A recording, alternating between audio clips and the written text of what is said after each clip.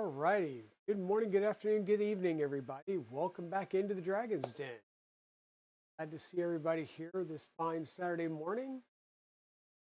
Physics, 2, Shrimp Father. Get all the names here. Welcome on in, everybody. Doing well. Got my first cup started, so you guys are finally starting to.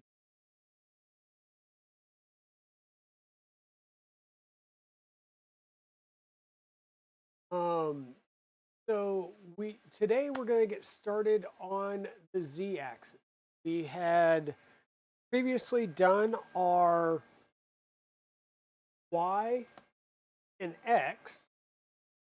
Just starting to get heavy. So got our Y rail and our X plate all mounted up. Everything good. We did get the wheels or the turn wheels added. They do work. So we've got that part done. And today we're going to start growing it up. We're going to go ahead and start building the Z-axis. Z-pillar will help us get our vertical Z going. Now, one thing that we've got is once we get there and we start to get this assembled, there's going to be a center channel. So let me go ahead and switch screens here. One of the first things we're going to wind up doing is taking these two C channels and putting them side by side like this. This is going to form our main center pillar. That means once we join these, there's a gap right down the middle. Okay? So there is a printed piece. I think I actually put stuff on top of the printed parts box. So bear with me one second here while I get these printed pieces out.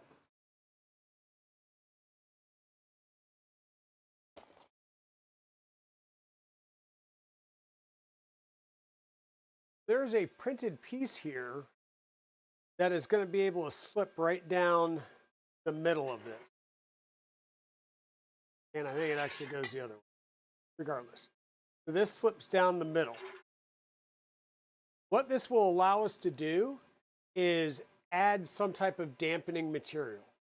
You can add lead weights like we use for counterweights on the black box, and that will add more mass to this pillar. Or you can do things like an epoxy granite mix, which if you do that, it basically almost like a paste of ground up granite and epoxy. But that not only adds mass, but it's a density issue, so it reduces vibration. So there are options that we can do here. You can even go so much as to not even use this at all, because if you see, it doesn't go down all the way.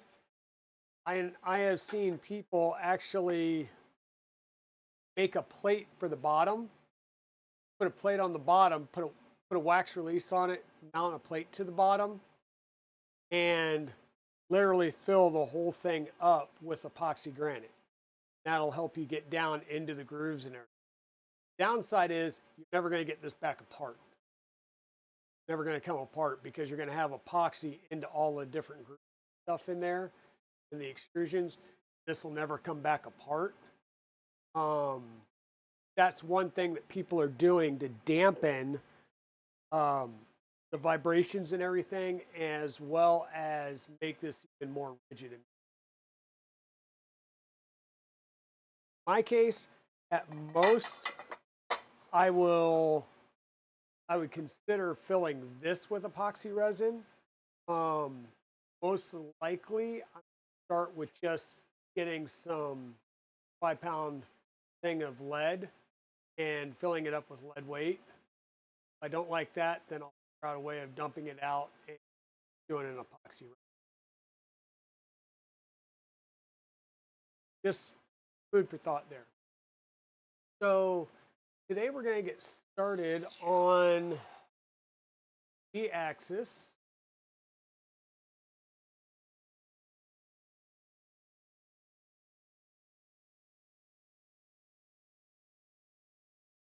So we're going to get started on the z-axis.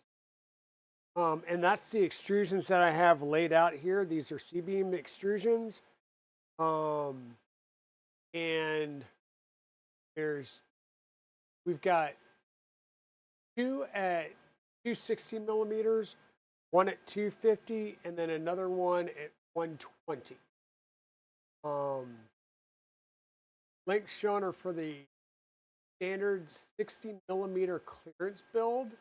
The 120 millimeter clearance build will have an A and B that's another 60 millimeters. I would really like that, but that's something that you do down the road. This standard kit, and it also tells us the ways of building this, either with the FMJ, the full metal jacket plates, or using printed parts. LDO kit comes with the full metal jacket plate. And also you notice that we're using CNC milled aluminum plates for the connection of the X and Y. You'll see it on the axis. Okay. In the base Milo, those would be printed parts. So the way that it would be is you would build Milo using all printed parts, extrusions, and then Milo to mill your X and Y joiner plate, Z-axis, FMJs. FMJs you probably have to see. But you would mill a lot of these parts yourself and replace them. Basically means mill them, disassemble your machine, rebuild the machine. But I've seen it done where people have started off building CNCs, like they'll take a Genmitsu 3018, use that to mill side plates mill a lot of parts out of like 3/4 inch plywood, like good Baltic birch plywood.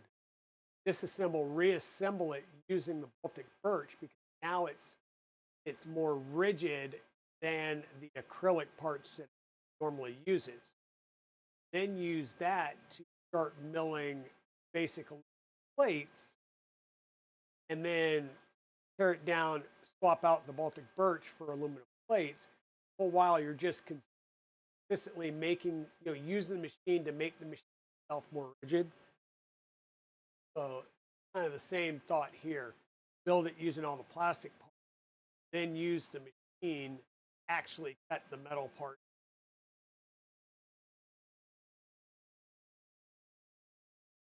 Nice thing here with the LDO kit, you get all the metal plates. But it does say if you're going to go with the FMJ, to click here, there is a FMJ assembly guide that we're going to go through. This just gives you an idea of what all your plastic parts would look like, building everything up. And to see that in your whole D gantry setup here, you've just got these two plastic plates on each side.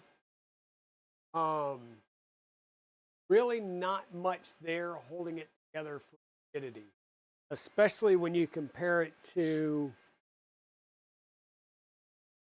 a 6 mil thick aluminum plate that joins the entire side. So definitely worth getting at least. It's going to really help in the rigidity of your cutter. So with that, let's jump over to the FMJ. Once again, it starts off, it talks about sourcing your FMJ. Self-sourcing FMJ should be laser cut from mild steel. Give you the best bang for your Can be used to extend your Z clearance with maximum workpiece, work holding height that is able to move the column. If using FMJ to extend your clearances, you'll need to increase the length of the A and B extrusion.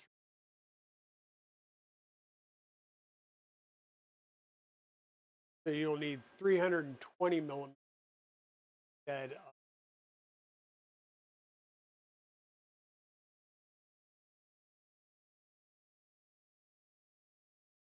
lines are up on the repository, blah, blah, blah. Identifying the extrusions. Once again, we've got our 4 extrusions out already. I'm going to start with our A and B are the main column extrusion. Okay. Install the Z rails with only the lower carriages installed onto the extrusion. And those rails go on this middle size extrusion. Now, we've got one of our carriages we had already lubricated from a previous step where we needed to use. So we still need to pop this one off and lubricate it and open this one up. And so let's go ahead and do that now. I'm going to set this C extrusion aside again, and we'll come back to it in just a second as we go to mount our rails. Now we're going to get into lube time.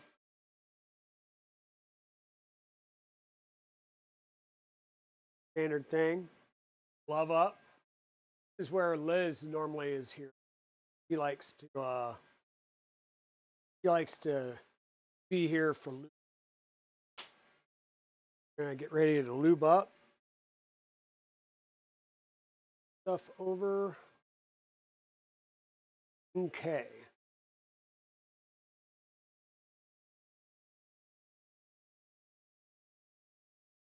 Go ahead and remove the stoppers, flip this upside down.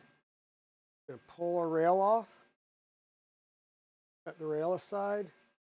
And just like before, we're gonna put beads of grease right on the ball bearings and then just use our finger to press it in, move the balls around, and then we'll add another blob of grease. Let's see if I can do this without adding the extra tip on.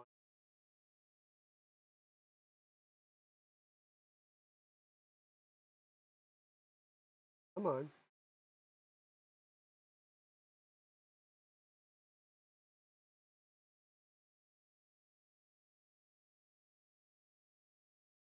On this rail here where it's the bearings are pretty large. This is an HG15 rail. This is a larger rail. You can get away with doing a thick bead right here and using the main nozzle of the syringe versus using the little needle attachment. This is great if you're doing smaller bearings like MGN 12 or definitely on a 7, MGN 9, because the rails are smaller, the bearings are smaller.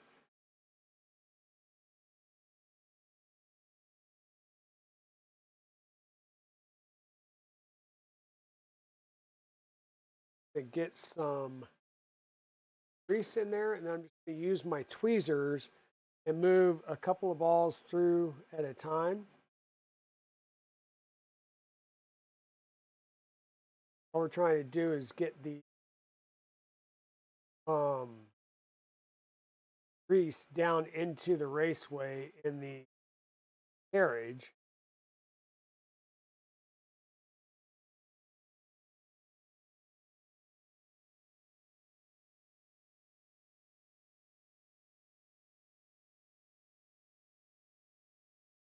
Will make it easier for our ball bearings to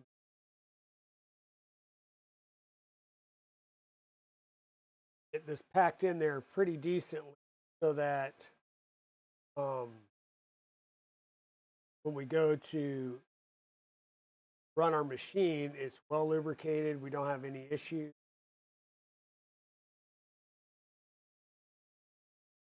And I know I have my newfangled mini grease gun.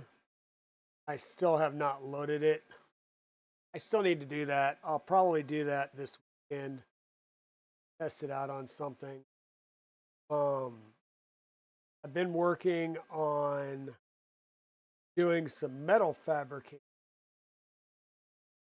So I've got some 6 mil plate that I have cut down to size and drilled for mounting casters to black stack. My black stack extrusions have arrived, and let me tell you, the size of the box that Sumi sent these extrusions, asinine. It's like, where are we at on the camera? The box is like this tall, this wide, right? Big square box or big cube rectangular box. And there's, I don't know, there was what?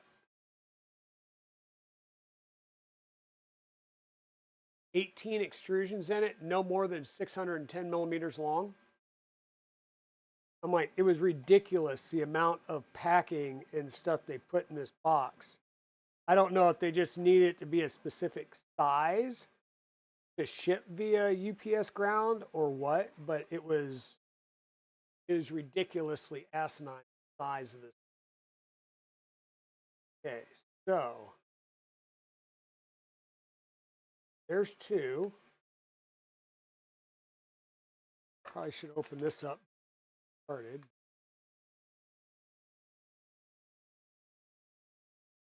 Not gonna open that.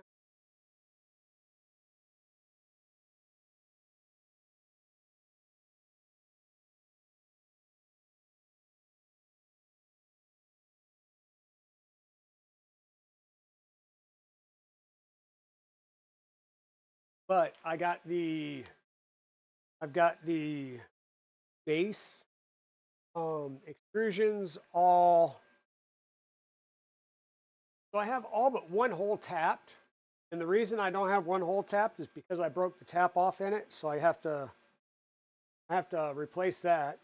I've got new replacements coming in. I got to figure out how to get the tap out.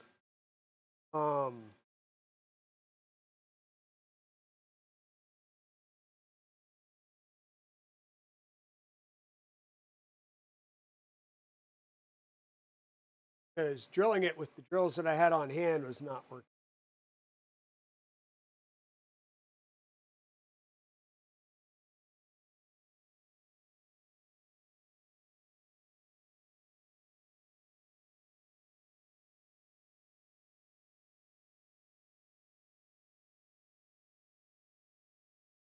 Did order a bunch of new M5 taps.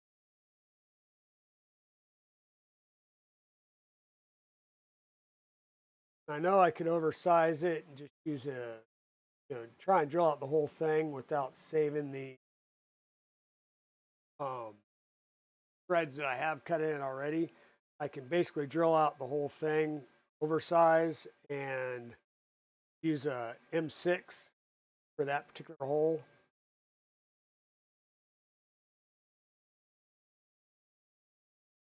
Feels like sacrilege doing that on Umi rails though.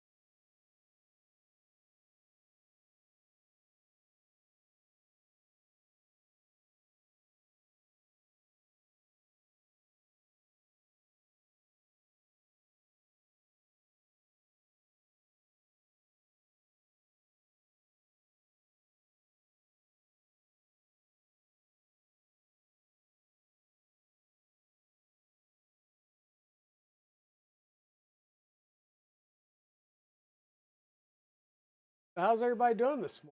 Got quiet in here.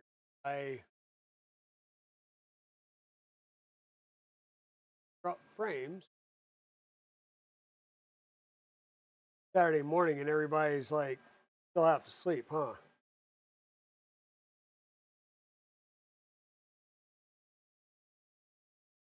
Huh. Knocked the ball out. Been bad.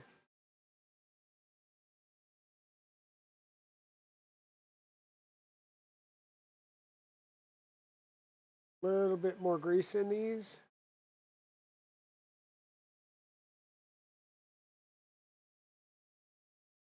And these do have working grease zerks. So we will be able to add grease later on after the build as we're using it for maintenance without needing to take things apart, take the carriages off to replace them. So, yeah, focus on that. I've got, the only thing I can think of is I've got a burnt out tool head board because I went through and re-verified solder joints on the lights that I soldered up for Dragon behind me, and I did see some joints that there were some connections that shouldn't be there. There were some shorts. So I fixed that, and still no bueno. I swapped them out with a completely new set of lights that were pre-made, so somebody else's solder joints, not mine, and still no working. So the only thing I can think of is I may have blown the RGB port on my SB2209, and I may need to just swap that out. Now, good thing that I've got, I don't know, 4 Nighthawk boards. So in the near future, I will be swapping out my my CAN bus boards for USB-based Nighthawk boards. Just 4 reasons. Say it that way. Mainly because every time I've had to do a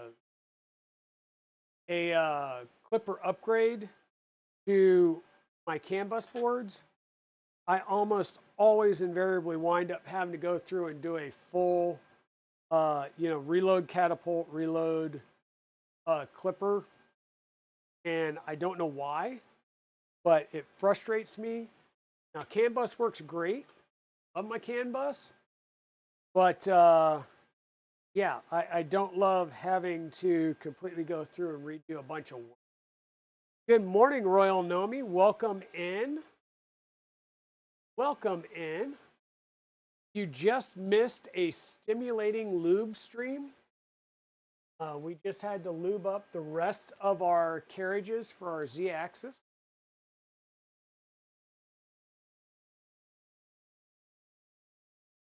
Chatting about me doing some machining work yesterday.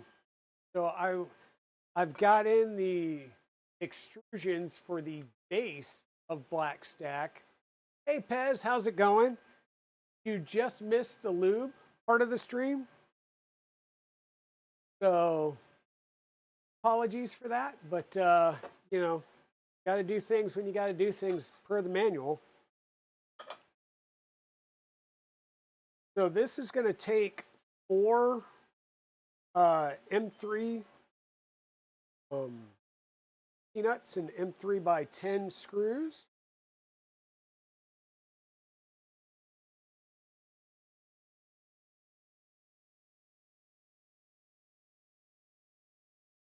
Yes, hope everybody is awake and surviving the storms and the heat.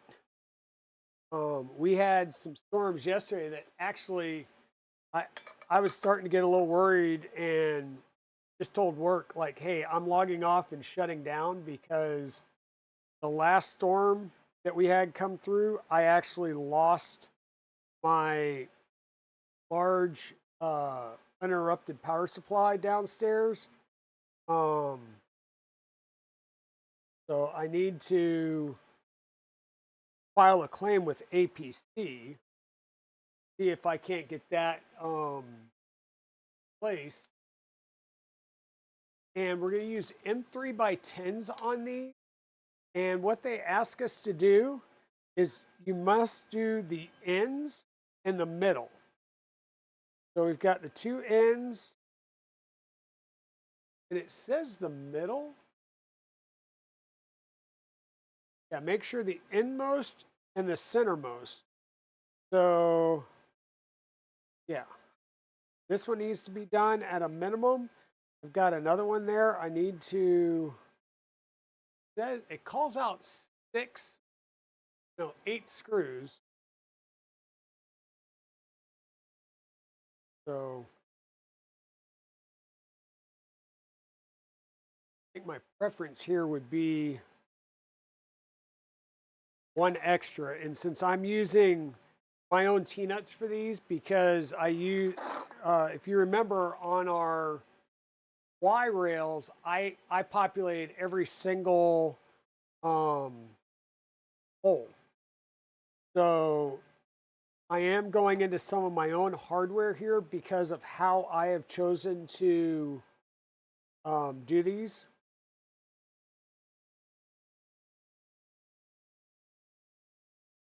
So just know that. See me going over and grabbing screws out of my drawer over here versus out of a bag. It's because I have made concessions to add more hardware than is minimally required by the documentation. And we are going to put some of our Loctite in here. So once again, let me get my little dish for my Loctite. It's just the lid of a condiment to-go container.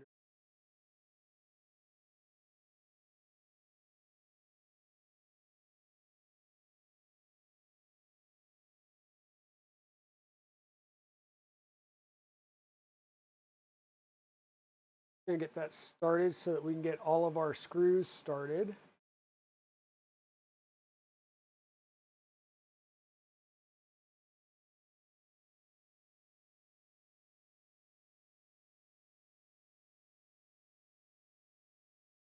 Folks, if you like what you see, please feel free to use any of my affiliate links, tip, cheer, bits, subs, the whole 9 yards. Every little bit helps to support the channel and keep me getting new projects in to build. Some of the new projects that we have on deck, we're working on the Rook 2020 build with our Tugboat 3D printing friends. And that's been going on Tuesdays and Thursdays. Once that's done, we've got, let's see, we've got a Talon Claw build in the works. I've got the parts, I just finished printing the parts for a positron kit, which hasn't shipped yet, but will be coming in. I've printed out all the parts to do a teardown and rebuild of my V0 from a 0.1 to a 0.2. And then we also have the Rat Rig V-Core 4 downstairs. All of the parts for that has arrived to include the panel kit. So we are good to get that started here soon. That printer does come with all the printed parts from the factory. So we're good. How long is this build? So we've done 2 build sessions on this already, Nomi. And we're doing pretty good. I want to say we've got a couple more uh, just on the, I'll say the physical build of the machine, and then we'll get into setting up the software and everything, which that is where people have had issues and problems is in the software side and getting things configured up. We may make it go burr here in the shop, but we will not cut anything up here in this room. I've got carpet floors up here, so this is not a good area in which to run a machine that makes lots and lots and lots of small little chips that go everywhere. So we will not be cutting anything up here. We may actually do what we refer to as an air cut or a dry cut, which is basically set the machine up with a program and let it run that program with no bit in place. That way we can see it and make sure that the machine itself is mechanically sound. But we're not going to actually fling chips up here in this room. My wife would.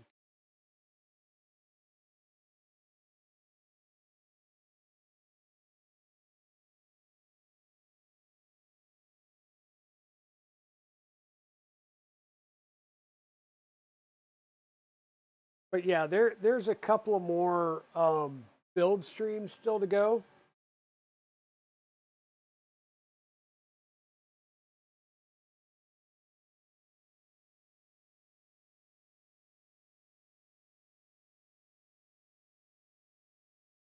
See how far we get today, and a lot of that depends on how long my back holds up.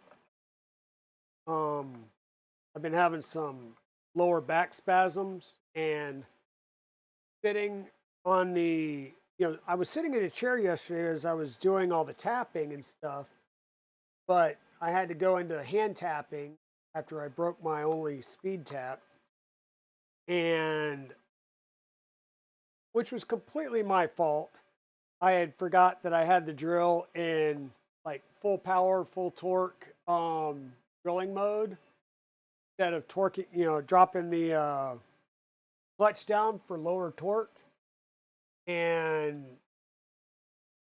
yeah, when you run a speed bit quick and fast into aluminum or steel or anything else, it's a drill tap is what I mean by a speed tap that you run in a drill.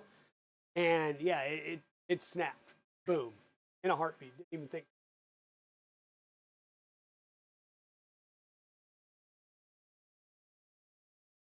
Okay, so I've got these in here.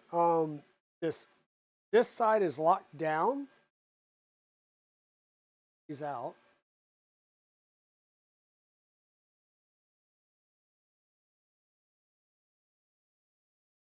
Okay, so this one's loose. This one's locked down. What we can do is get a carriage on this one, and we'll work to get this nice and straight along with the extrusion. And then what we'll do is use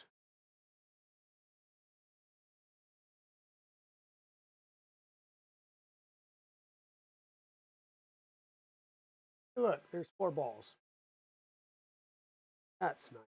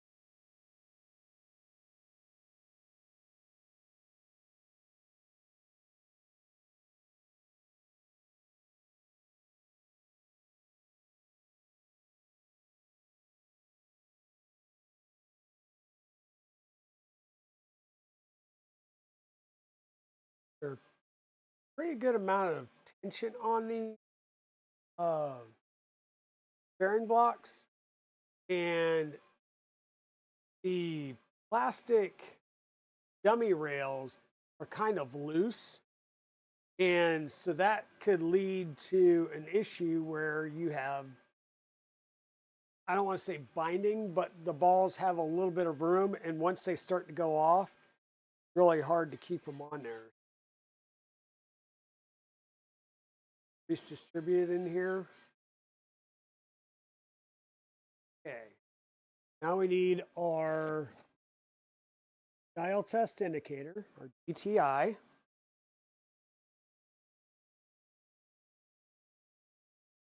Set this up.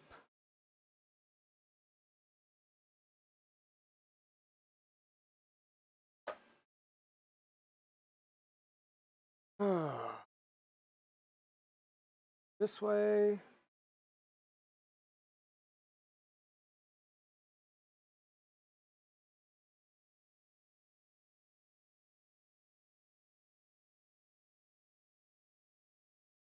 Hey, Phantom, how's it going, my friend?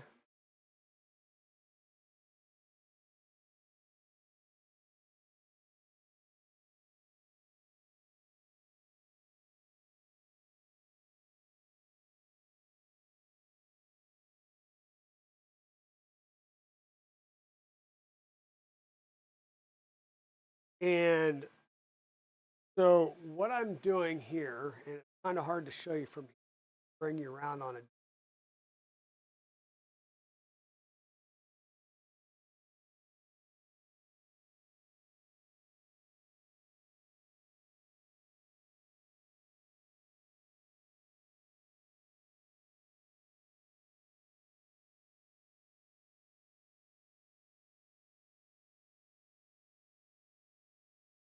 Um,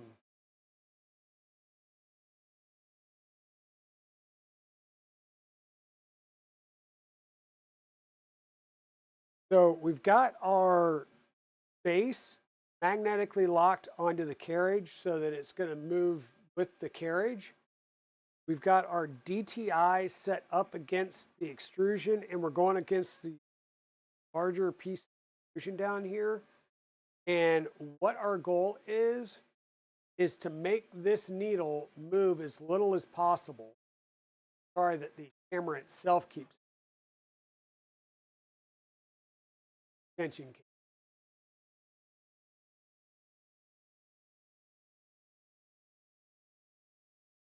So that's the goal, is to be able to move this without seeing this move appreciably.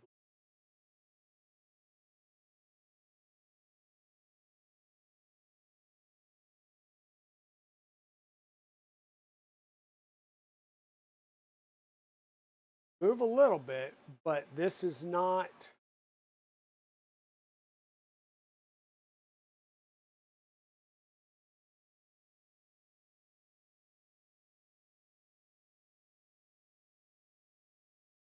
run off the rail over here. That looks like it did not move much at all. I am going to double check and make sure I'm making contact, which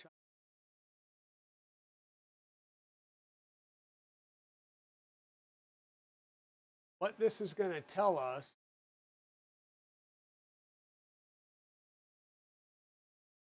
how straight our rail is to the extreme.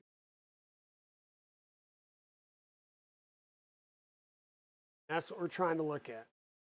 Now you want to make sure that you got very little adjustment on this. So let me back this off again. Bring it back down on there. Okay. Got very little adjustment on it. See how I'm making that move just a little bit by applying a little bit more tension. Apply a little bit of preload. Right? Now we're going to try and move it again and see if it still stays solid or not.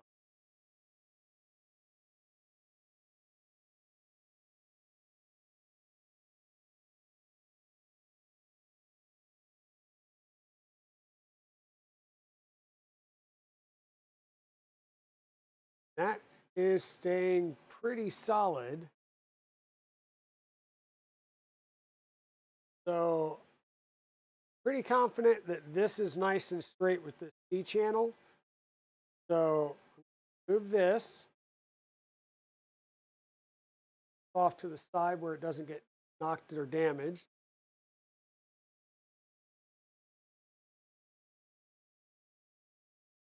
Uh-oh.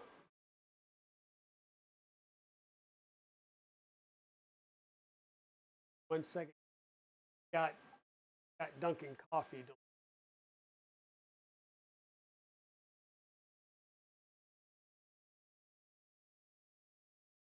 I'm not going to say this out loud, but here's the note that came with it.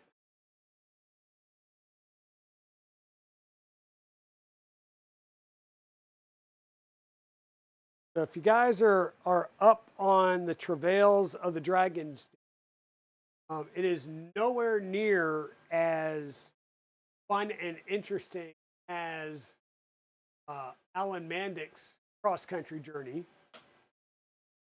But yeah, we had an issue with our car at Rocky Mountain Rep Fest. The engine created new holes that should not be there. The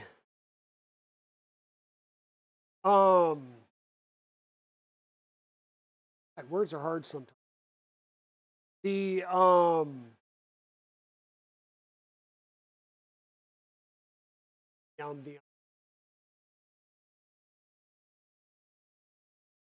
we got back from Midwest Rep Fest, and was it Midwest?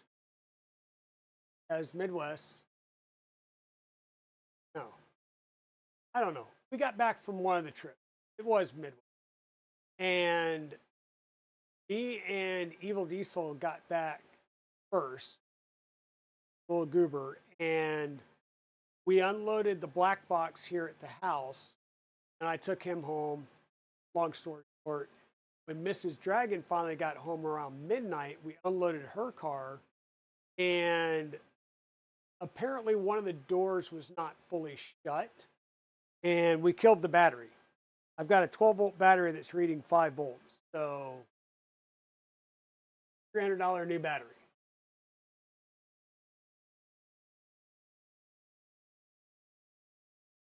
So yeah, I think she is finally like looking and seeing what she can find as alternative modes of transportation. Okay, so we got one rail and I put a stopper in it. We got a carriage on it, and this lets me know this is my rail that was locked down.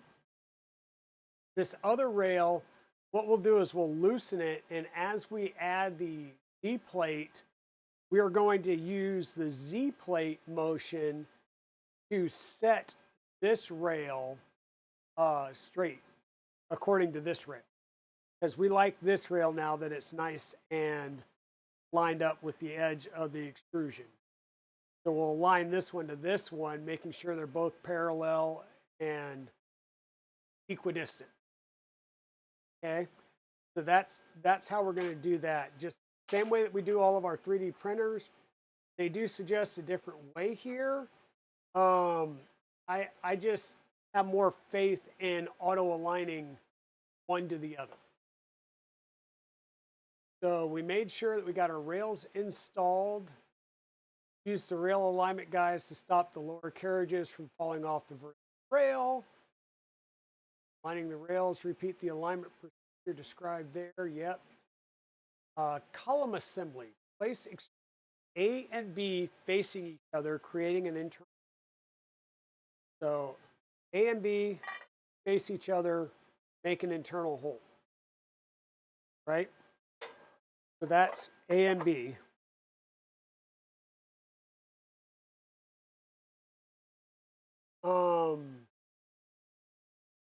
Where the ballast box will be installed later. Calm down, cowboy. Place extrusion D at the top of the column, channel facing outwards away from extrusion A and so Short one is D. We're going to place this at the top of the column at the same height with its extrusion opening out this way. Okay. Then we're going to grab C, which is the one that we just put a rail on.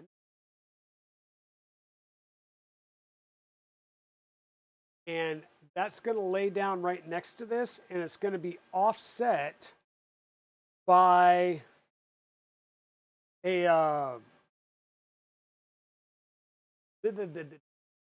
going to be offset by 10 millimeters from the bottom. Now, I've got a rail on one side. That rail, or the carriage, sticks out past the side of the rail. So we need to do something about that. And that something could literally just be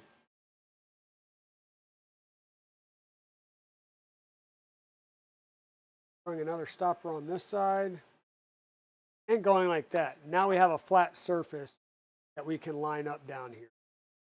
Get all this stuff down. And we're going to need a 10 millimeter gap right here.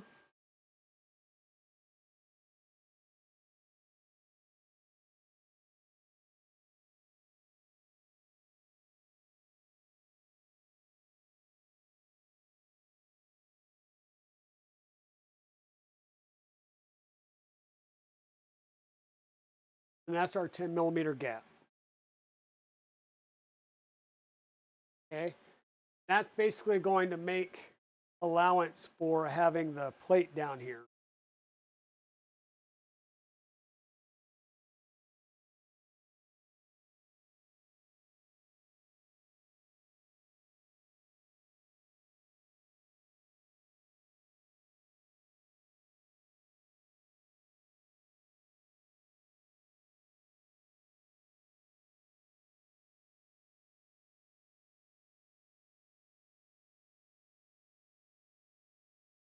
Place it. I thought it was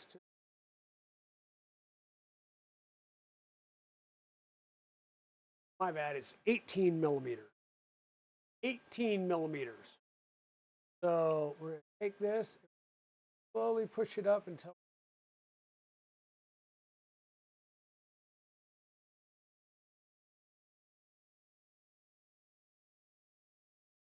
boom. The 18 millimeters. So once again, our base plate here will fit in there and be flush across the bottom. And that looks very nice just from that slight placement there. So I'll move this back out of the way. And that's how our pillar is going to sit. 18 millimeter distance. Oops. So we got an 18 millimeter gap. Tops are flush all the way across. 18 millimeter gap between the C and the C extrusion here. Now we have the FMJ installed. This is great. We need 68 M5 by 10 screws, button head type. Means we're going to need 68 T-nuts in. This is where it gets fun. A length of the M5 button head cap screws. So if you're using the 6 millimeter plate FMJ, which we are, then the 10 millimeter screws are what we're going to need. If you're using some other type of plate, like if you had steel cut, it doesn't have to be as thick. It's probably 3 millimeters. You're going to size your screws based on that. Put your screw in, and you're looking for 4 to 6 millimeters hanging out the back, be able to fit in the channel and get good connection. So we're going to take our FMJ plate, and we're going to use this, and we're going to start lining up our T-nuts, right? And as you can see, there's a lot of T-nuts here. The good news is this row and this row are in the same place. So I can move it over here, set my T-nuts in this side, and then pull the plate out and set my T-nuts on the other side, and that will give me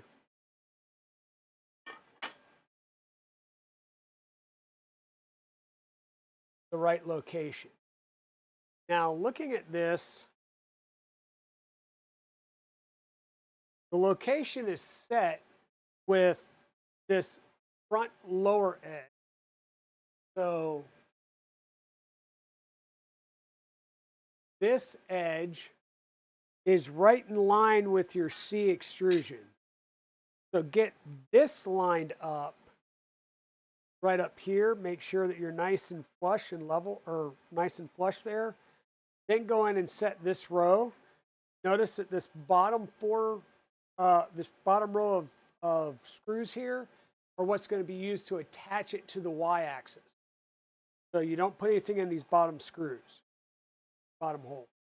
But we'll set up our first column of our T-nuts.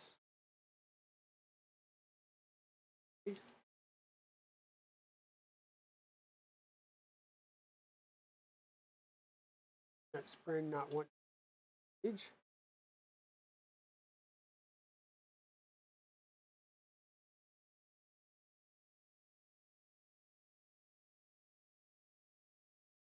That just might be a bad T-nut.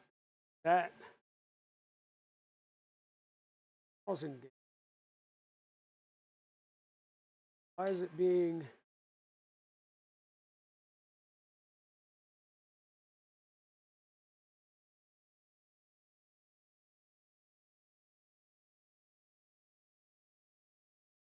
There we go. Did move that slightly, so make sure and keep everything lined up here, but I'll do that again here in a second.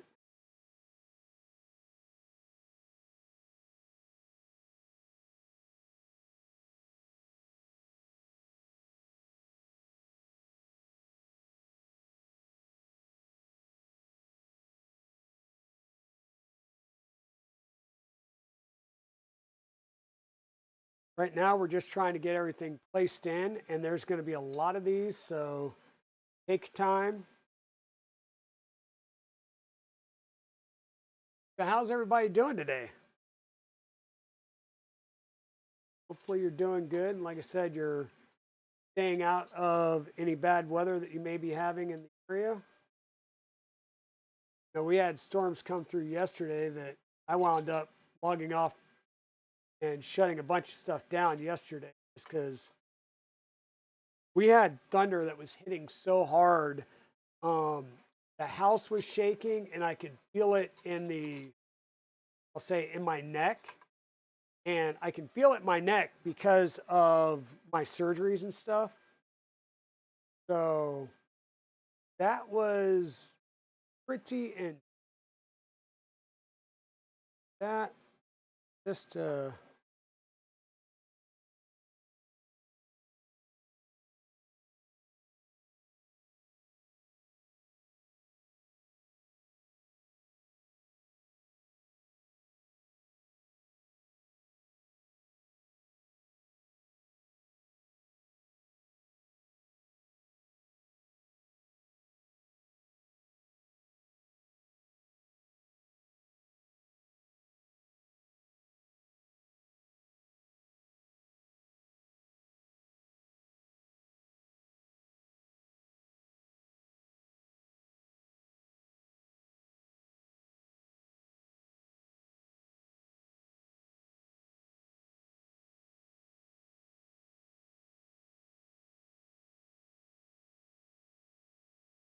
really, you only need to get these, I'll say, close, because once you get them in there close, you'll be able to adjust once we start putting the plates together.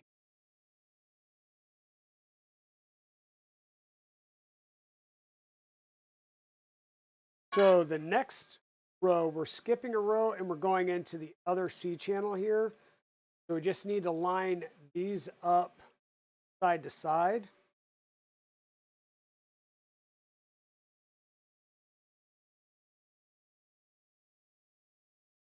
And not put them in the spot I just said not to put them.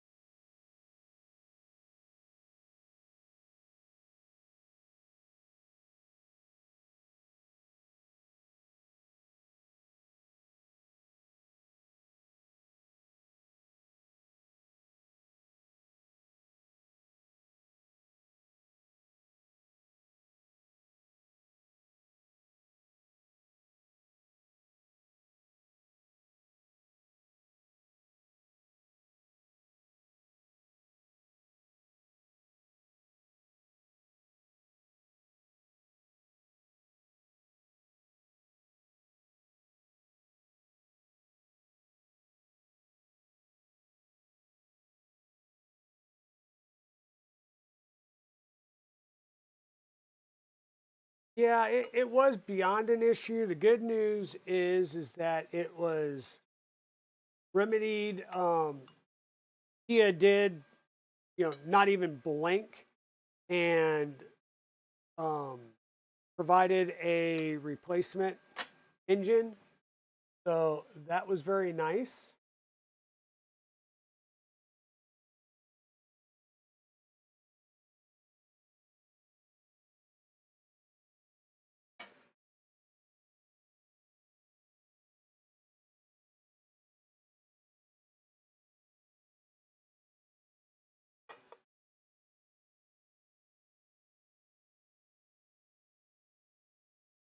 Apparently, my brain and my eyes are still not engaging. Morning.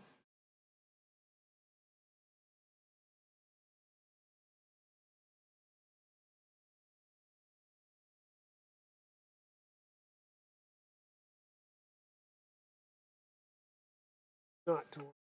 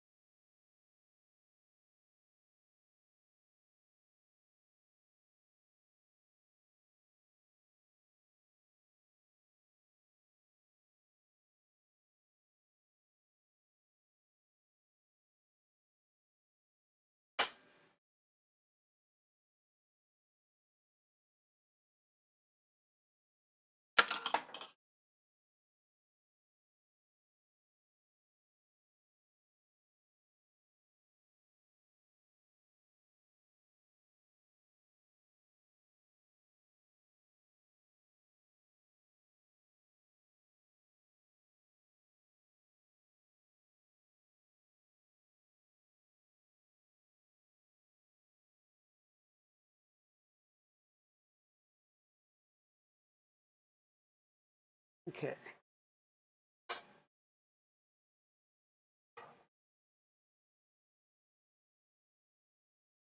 This one.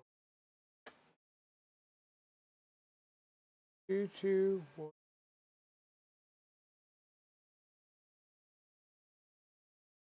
Okay.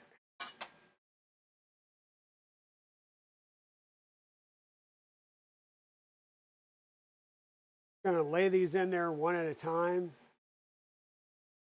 Get them close. Then we'll make the adjustments.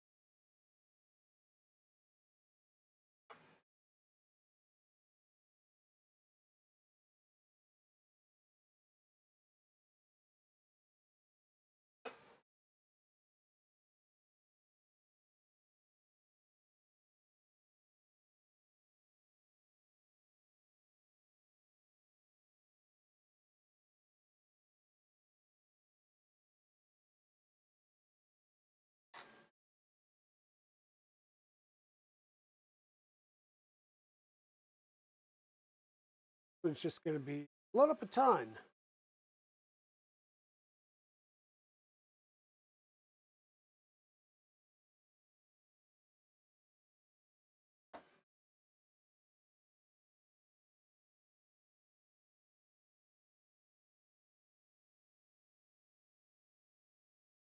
Going to be a cold breakfast, Pez?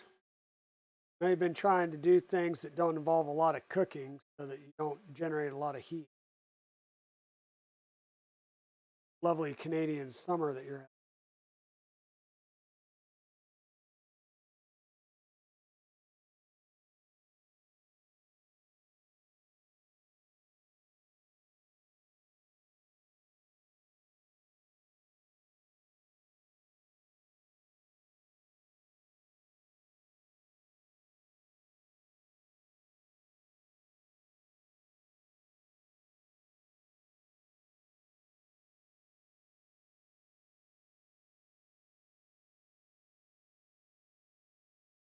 trying to get things loaded, and we'll come in and work on getting them properly spaced here.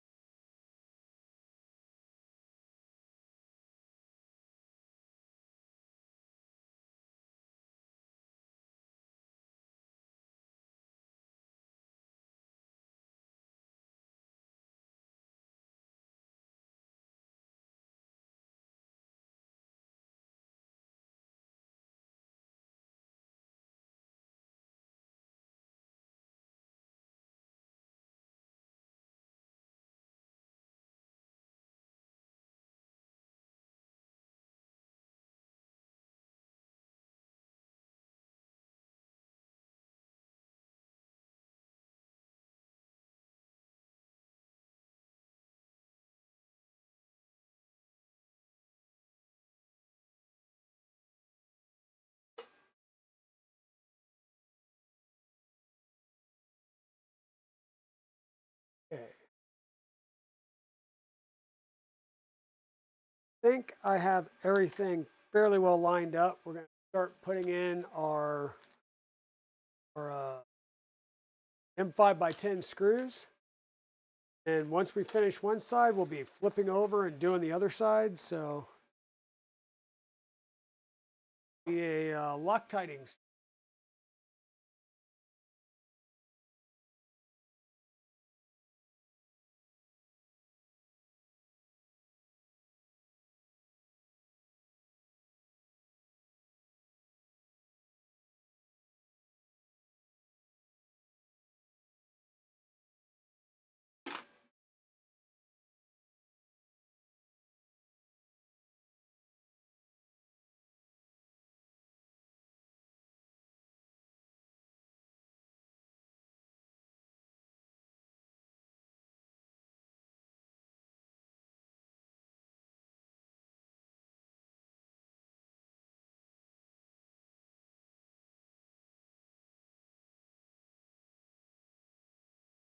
We will make sure that we've got these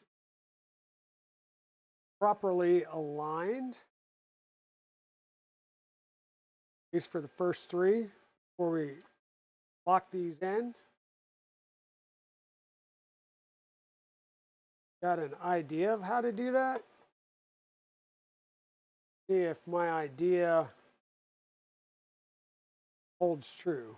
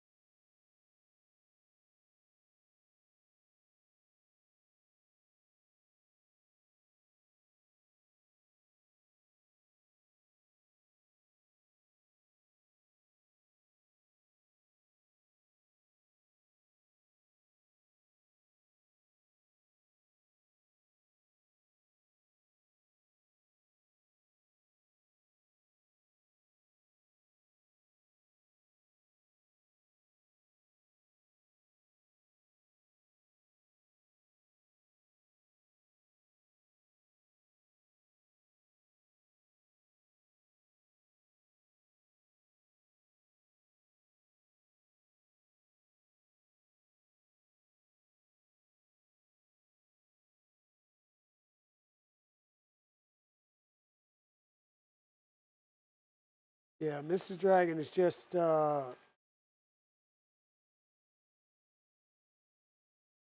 say she's kind of hit her limit, and she's to the point where she wants to start looking now. So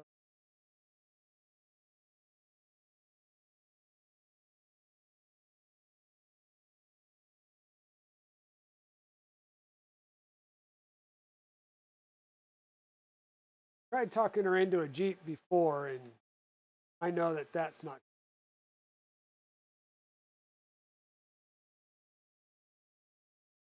probably a bit of bad for my wallet there, but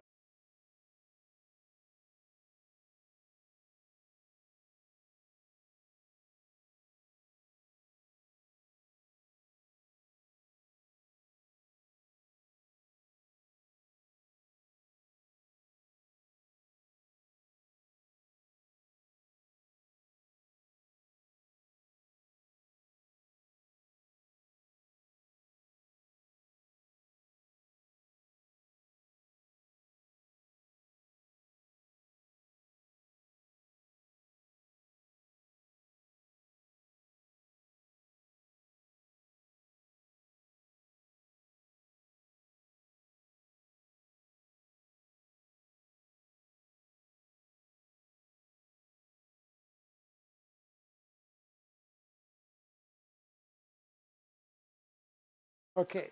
So right now I've got loosely locked in the first three rails, right?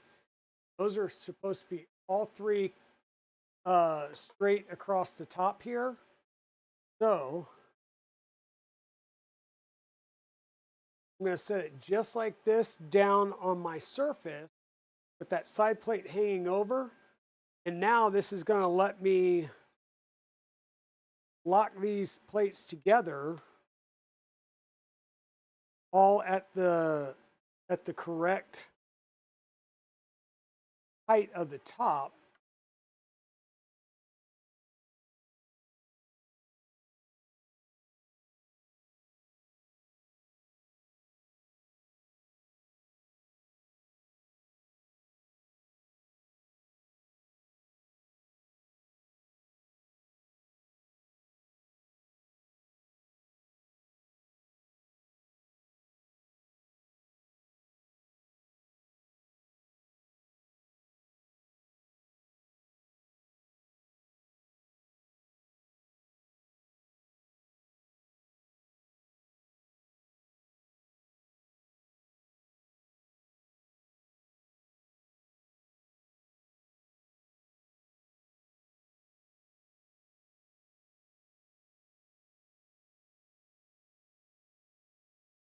That gives me a very nice clean top edge there.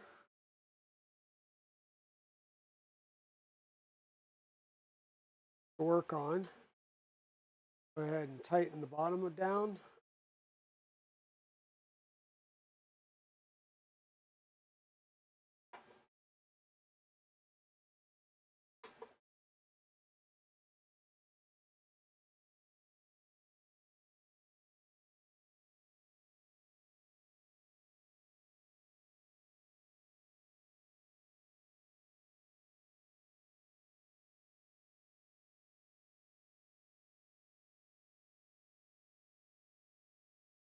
Make sure that gap's good, and we'll lock down the, not lock,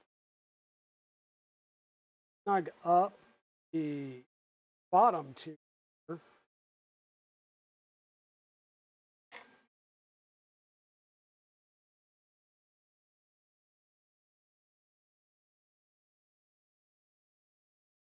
That should keep us from sliding up and down.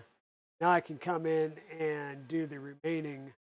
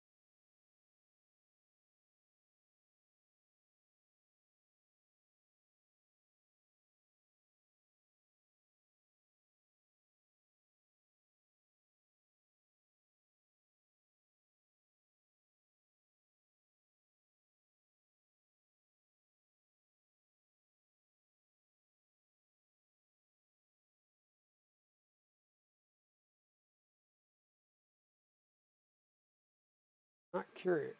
Curious. I've got 243 blue, and then the other tube I got 2 blue.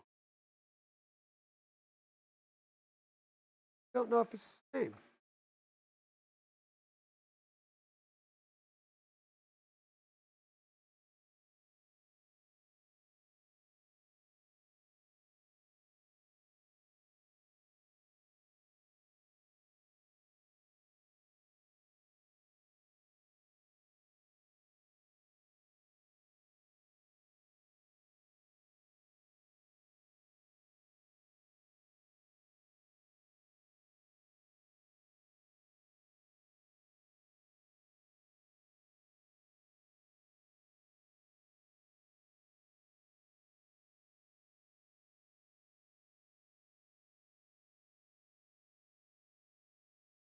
Oh yeah, Joe Mike, there's a lot of bolts here. A lot of bolts.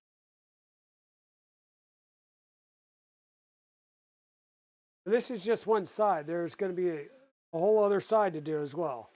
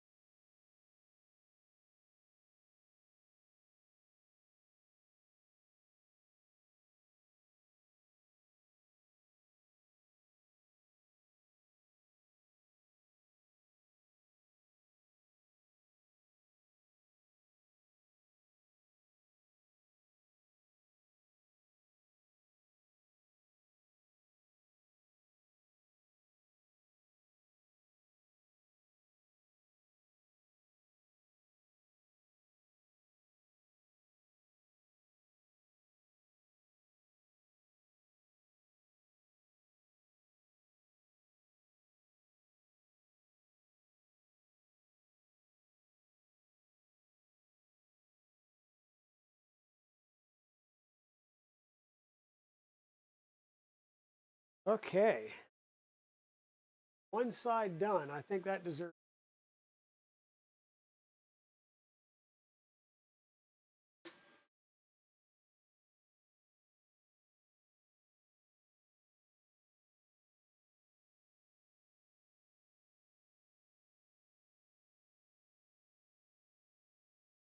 Bolt the FMGA plate to the using the M5 by 10 screws. Yep. And the bottom 4 holes, 1, 2, 3, 4, will remain open. That's what we use to do the thing. Be safe, lock it, vibrate an immense amount when in use. Fasteners are bound to back out. Don't be afraid to add a little bit of medium strength Loctite to all your screws. Do not use red Loctite. You will have a bad day if you ever have to do anything. If using spring T-nuts for assembly, long, okay. Turn your half assembled column over and repeat with the other FMJ plate. Prepare to line the second FMJ up with the first. Then loosely bolt the second FMJ into place, then push the base of the FMJs against the own flat surface. They are both flush. Tighten the second FMJ while this position, plates stay aligned. Okay. So we're going to take this and we're going to flip it over.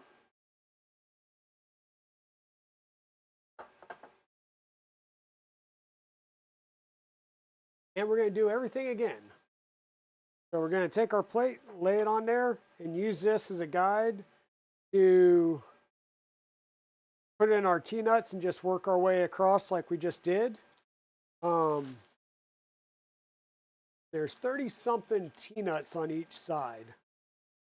Means 30-something screws also.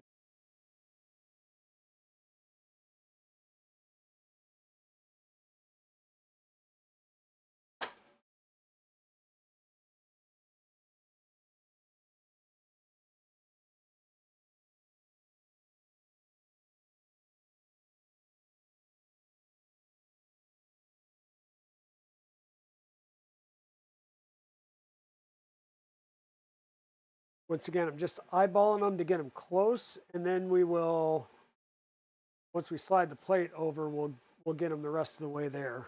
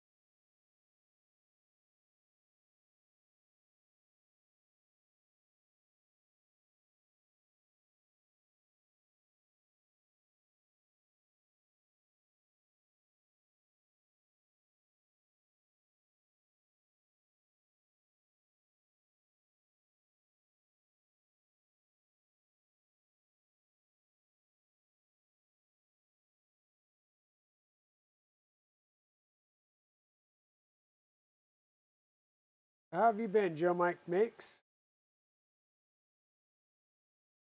Man or two since I've seen you.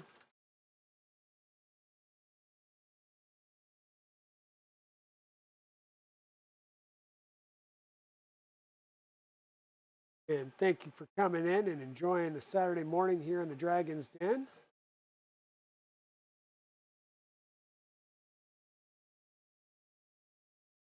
Mentioned before, we like our coffee, so if you're a coffee drinker, feel free to step away and refresh your cup if you need to. Not, well, just refresh whatever beverage of choice you have today. To be here for a little while. The plan today is to get the Z-axis done and basically in place.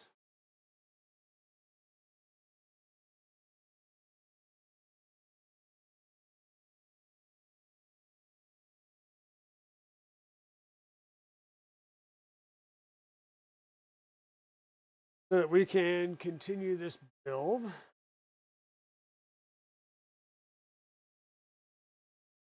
Yep, there you go, Mr. Wizix. The coffee. Got your coffee? Awesome. Yeah, good day for coffee if you're inside. If you're outside, you might want to have a hot beverage. You might want a different beverage. But it depends too. Like me and Diesel, we would drink, you know, we're out there in the desert doing our thing with the military, and we'd be drinking coffee, and everybody's like, "Oh my God, why are you drinking coffee? It's so hot." And it's like, because it still actually quenches your thirst and cools you down because it is so hot outside.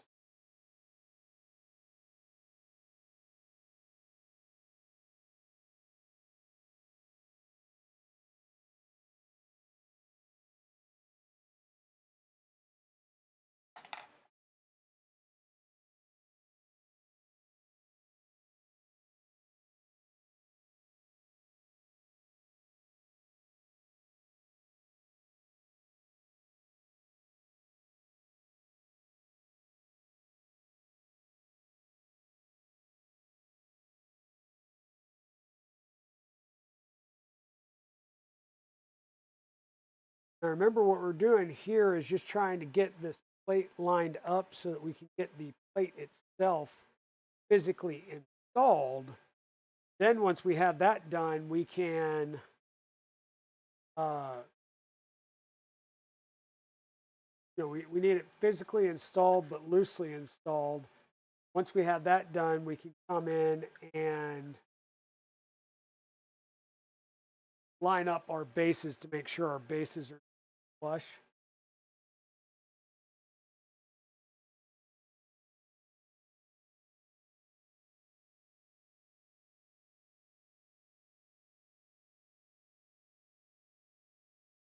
Trying to do right here is get the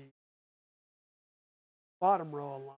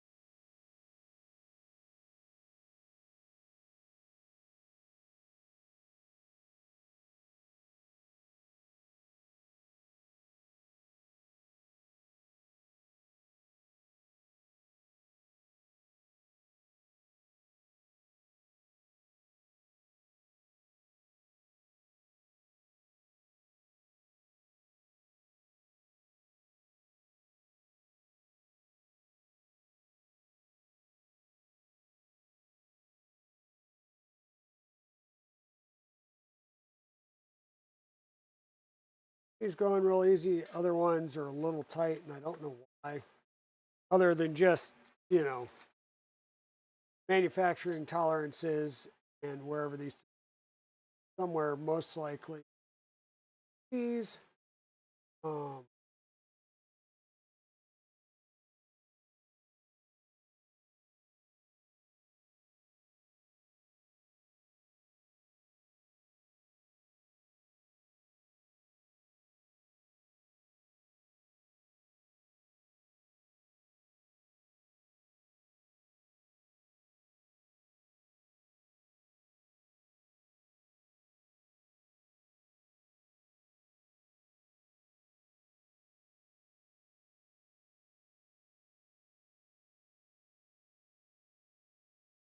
hey, Quantum Knight, how's it going?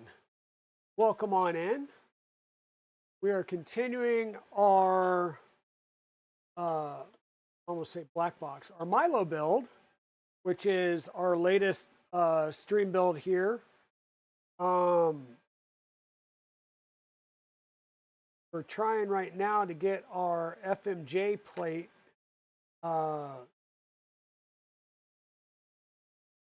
peanuts in place and lined up. There's about 32 or 34 these nuts and screws required on each side. So fun times. Especially when you get one of these things that just wants to be a pain.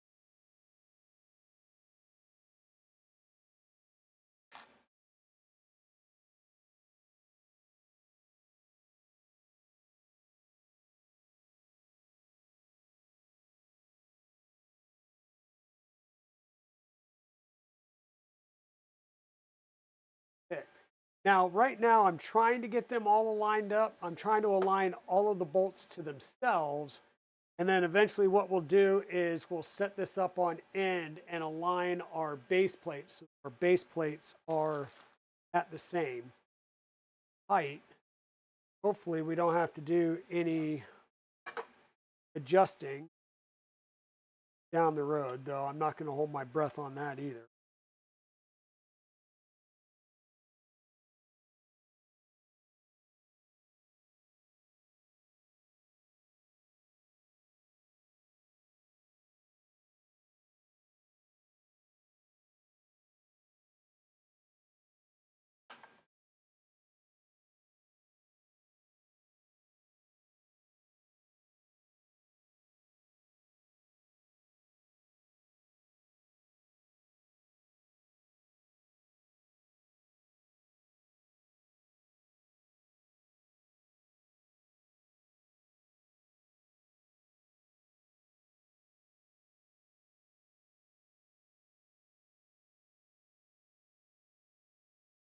These are going to be all M5 by 10 screws. And this is really going to make these 4 C channels with this 6mm aluminum plate on each side. Going to turn this into one big massive, nicely tied together, which will be really sweet.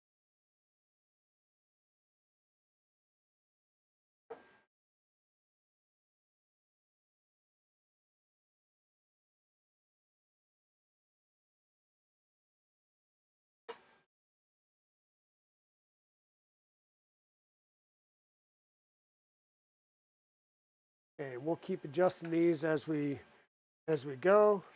Once again, let's do our Loctite.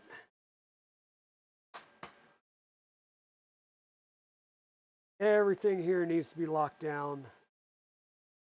Do not want this stuff coming loose. There's a lot of vibrations on this machine.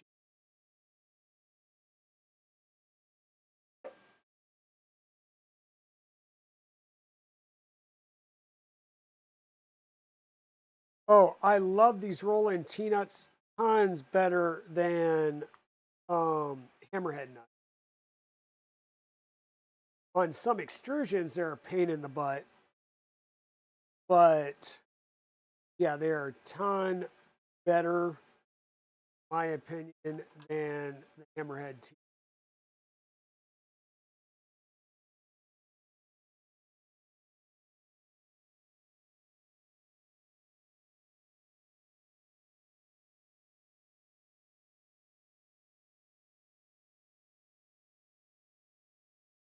I'm just dipping the ends of each screw in some medium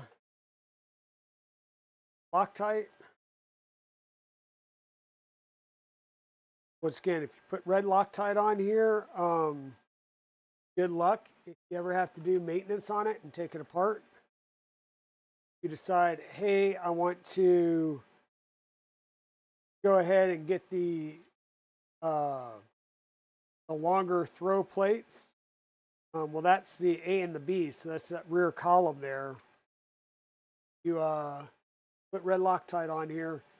Might want to just buy the stuff for a whole new column because you're not going to get it out really. And you're probably going to bend some.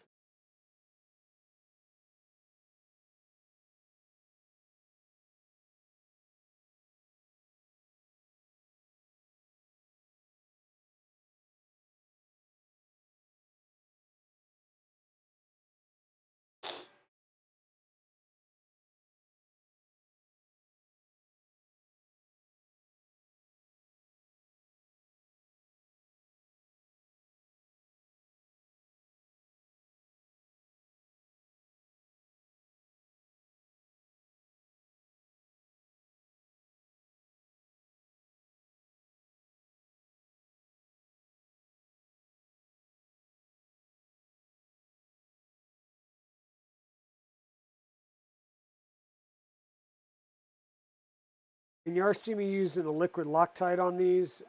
This is I'll say a metal on metal, so I don't need to be as precise. If I'm doing, this through some plastic, it's really not supposed to be attached to plastic. Maybe times when you need to go through plastic, doing the paste stick works a lot better. In that case, can get through the plastic and then add the paste. That way it's at the fastener edge.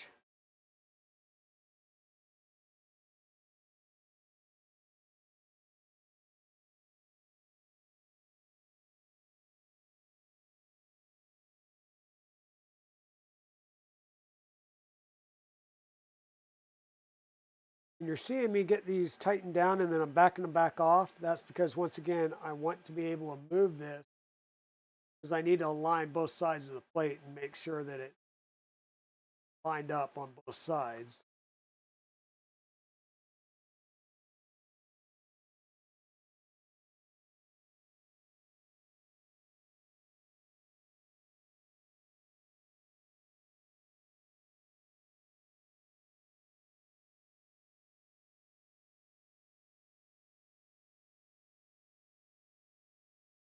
But I can tell you, trying to move this many T-nuts in extrusions is going to be seriously.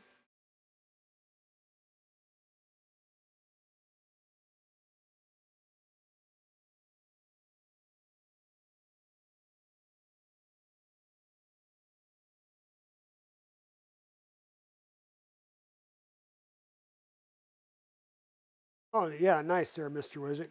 I'm helping Tugboat 3D through their first quote unquote scratch build of a Rook 2020. And I'm finding so many things that I take for granted. Like, he was asking me last night, like, hey, were there supposed to be wires in this kit? And I was like, oh no. Didn't even think about, like, hey, we need to add wires because, outside of the motor wires, there's no wires in a kit, And in my case, I'm reusing. I basically took apart a Mark One standard Rook, and I'm using it to build a Rook 2020 Mark II. So for the most part, my wires are good. I've got a couple that I'm going to have to replace with extensions. Um, but I'm used to doing that, and I've got loads and loads of wire and JST connectors and crimpers and stuff like that that I didn't even think about because they've only assembled an Ender 3 or an A1 Mini. I'm like, okay, gonna need, these are umbilicals and there's nothing going in a cable chain, so you can get away with some silicone wire. Yes, some of these can be 24 gauge, but we're just going to do everything in power would take 18. Everything else will take 20. Just, minimum amount for now. So they're not having to go out and buy a whole bunch because I don't know if they're going to get into building 3D printers or not. Their charter for their 501c3 is to go into schools and teach the next generation um, about 3D design and 3D printing. So that's why we decided a Rook 2020 would be perfect because it's open air, so you're only going to be printing PLA or PETG, which is safe to have in schools, right? And it's easy and portable. So the problem with their A1 is they're like, well, when we do the A1, you've got the multi-material combo, and it's just a whole lot of extra to carry around, right? With the Rook 2020, we're doing the underslung power supply. So you literally have a power cable and filament, full roller. That's it, right? Um, I've also we're going to be putting on a display because that way, if you've got files preloaded, you don't even need to have like Wi-Fi or a network connection or anything like that, which is great for shows. Chris too can tell you this because at Murph, I just as I was unpacking, I took the Rook 2020 and sat it over on the KB3D booth. Once they figured out where they were setting up all of their stuff, and they had the Rook 2020 up, they came over and said, "Do you have filament for this?" I said, "What color you want?" Of course, I gave them orange. And they went over, and on my Rook 2020 Mark 1, I've got a Orbiter 2 with filament sensor. So as soon as the filament goes in the tool head, it trips the sensor. It has a macro that it runs because it's a button push, right? The ball moves over and triggers a moment switch. That moment switch, just like an end stop, now is a button push for a macro, and it just starts loading the filament. And it starts off just just loading the filament through the gear of the extruder, and then it waits for it to heat up, and then it does its, it loads and purges a bit. The same thing goes for when you're done. So at the end of the show, it has a button at the top. You push the unload button, and it unloads the filament. Boom, done. If you need to, doing prints, so they got filament loaded, they went on the menu, they said print, figured out which file they wanted to print, which in this case is Chameleons from Toys for Tots a couple of years ago. And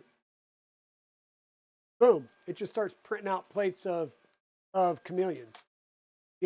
At the end of the plate, or the end of the print, you clear the plate and you start your next set. Okay, so how do we want to do this? 1, 2, 3 box are just a tad bit short. My known flat surface is going to be this. The problem is how do I get it to stay straight? Because there's a lot of mass here. Do that. Looking with my 1, 2, 3 blocks.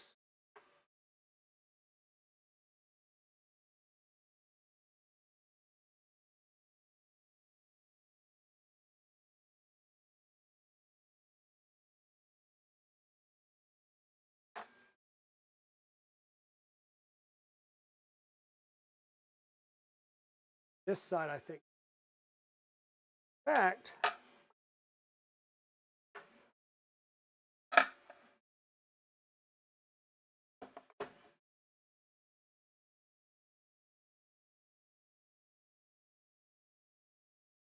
sitting on a 1, 2, 3 block. The issue I have is this side, I think, needs to go down ever so slightly.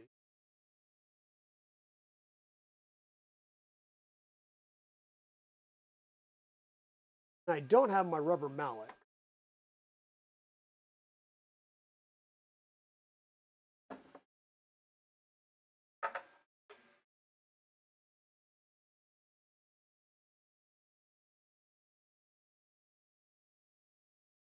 But the bottom needs to come toward, or the bottom needs to come down a little bit more on this one, because it's leaning towards me some. So I need this whole side to drop down a bit.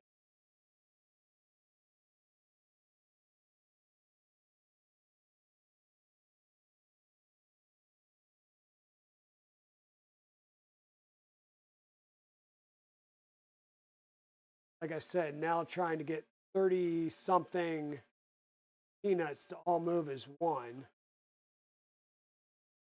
Going to be, especially since I know a couple of tighten their channels.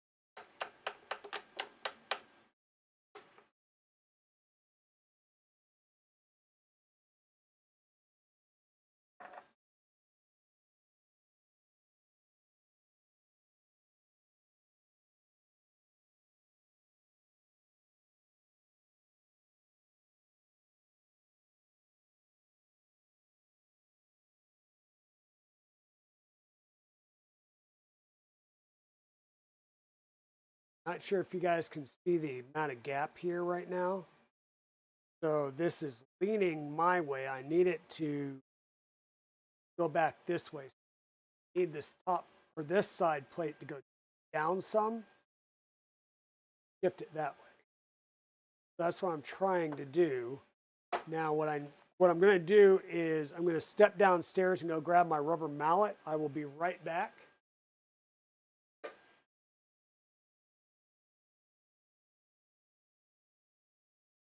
So the 1, 2, 3 blocks with a clamp across is going to make sure that I'm parallel, like this way.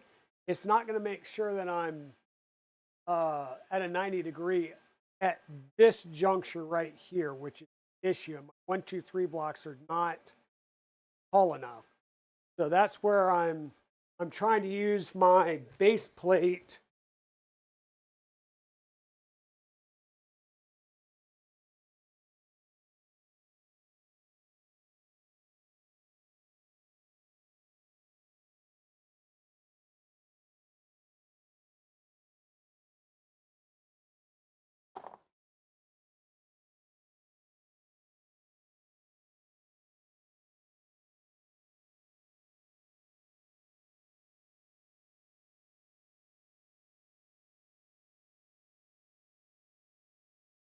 And where the 3-pound sledge would be great, I think somebody would scoff at me using a 3-pound sledge to try and knock that into place.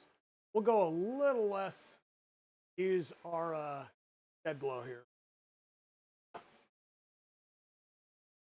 Just need to hit the plate itself.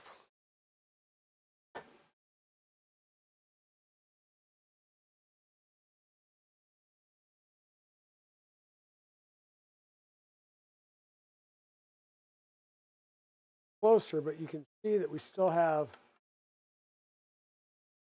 gap. So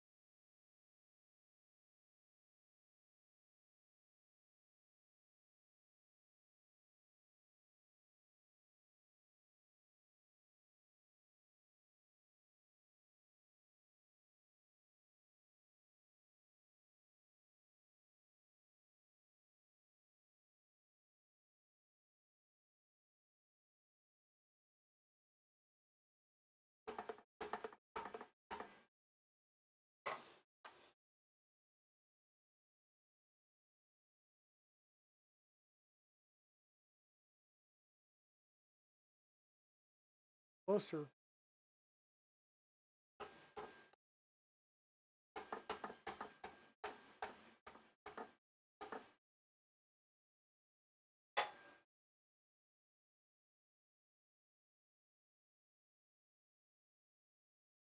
We're getting there.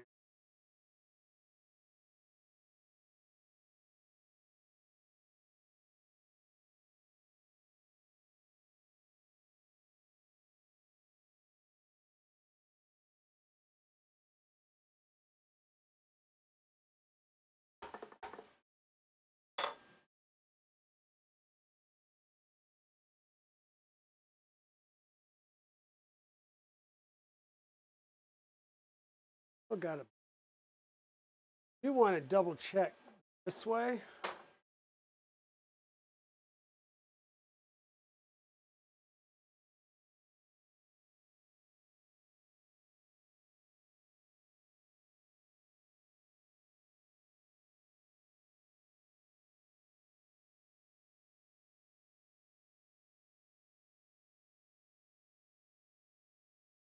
Definitely still a gap.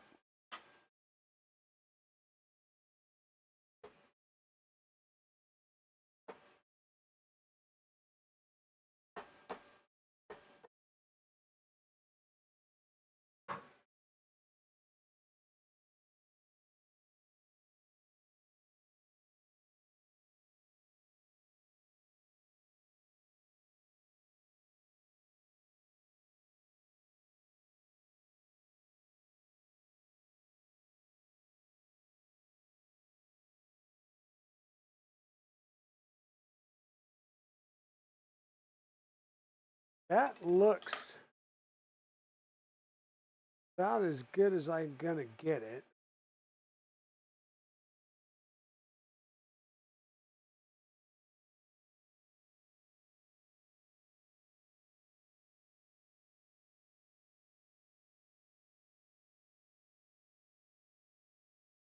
Go ahead and lock this together.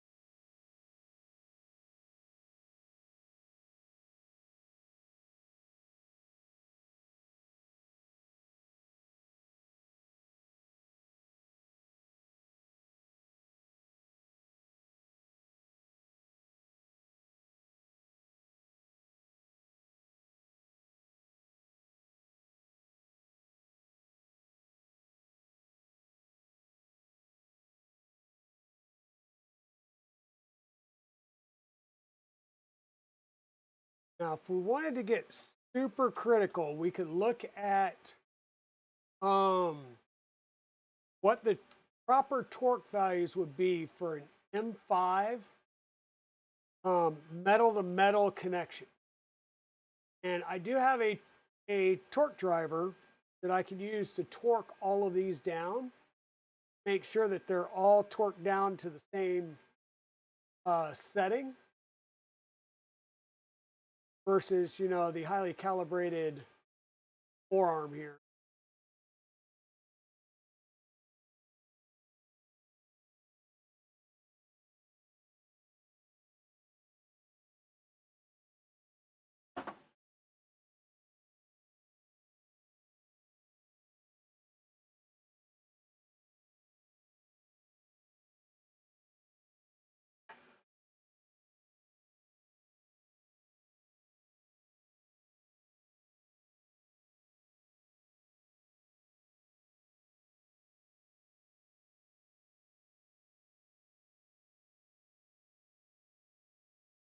Okay.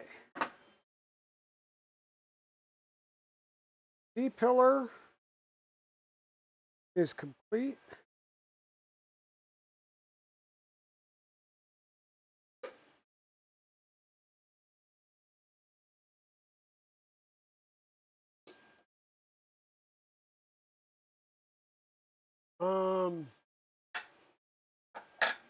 Now, if I had, these are 1, 2, 3 blocks. What's the other one? The 3, 4, 5 blocks. Then that would have worked to be able to go across the bottom here and stuff. Tried to make everything work that way.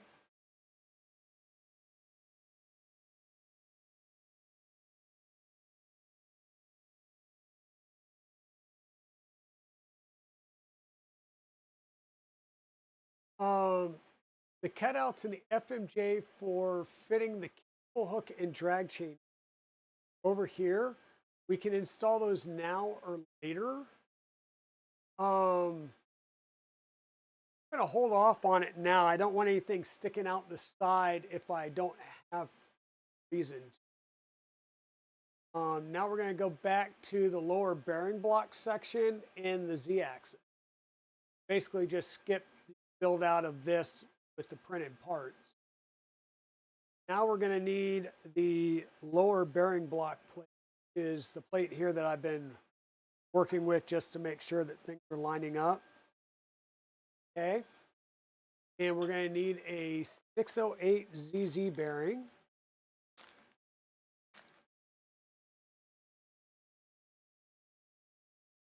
That's going to press right down here in the block.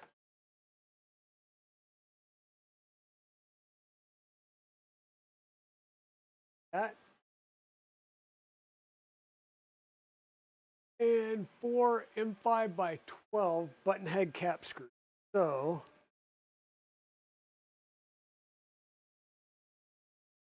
dig into our bag of goodies. 5 by 12, those are wafer heads.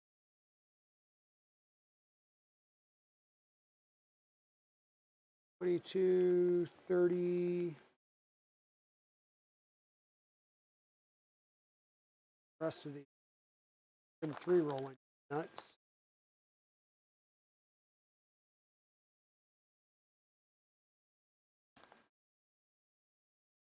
Five by 12 button heads.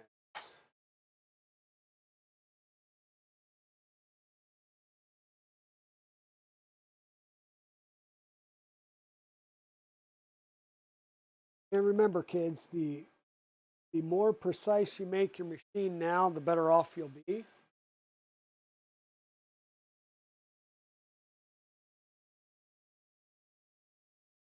Four of these.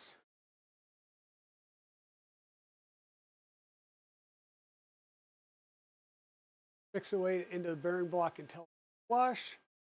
Then use M5 by 12 button head screws to attach the bearing block to the bottom of C. So once again, we're going to use 5 by 12s. These are going to go in.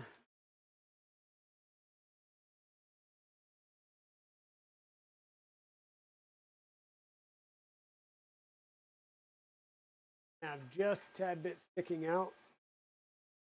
I'd really like to do thread locker on these, but I guess I can use the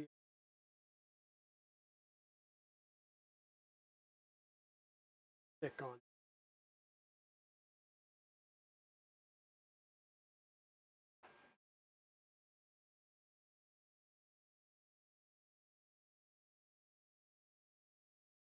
Just as you want to drag your threads through there so you get it into the threads and not like glooped onto the outside, so that you can push this in, hopefully without contacting the sides of your extrusion.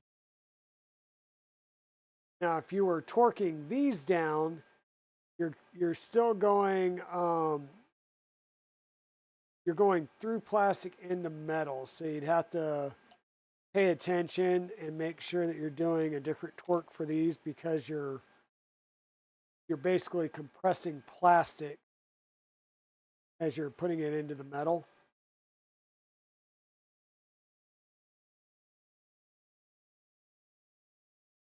Now, the way I got around that on black box was I printed everything out of polycarbonate CF, and polycarbonate is resistant. So I was able to be a little less, say, particular about the way I did my a little less particular about the way I was doing my Loctite.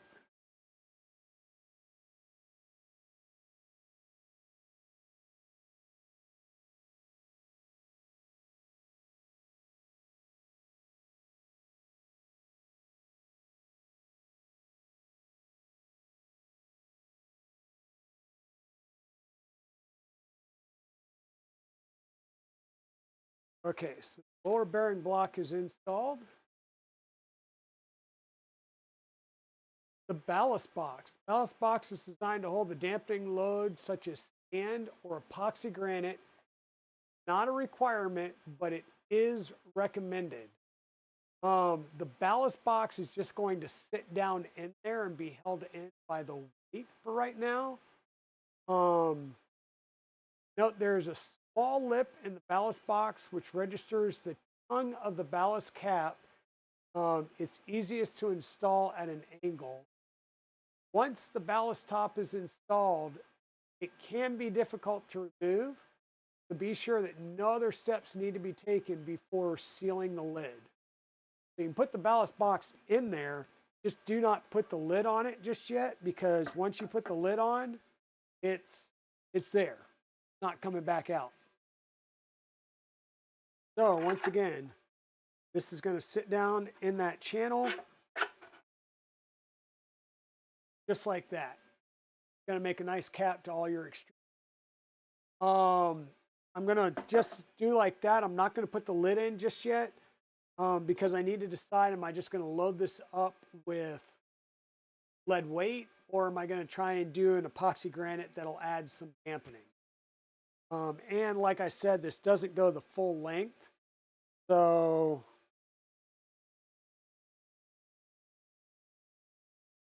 there's about that much that's still available. And, you know, that you could have added additional ballast to. I wonder if it's just a limit of how high they think people can print with a given machine, as to why they don't make this go down even further, because I would like to see this go like full channel, even if it's a double box or something. I don't know. I would really like to see that go full channel.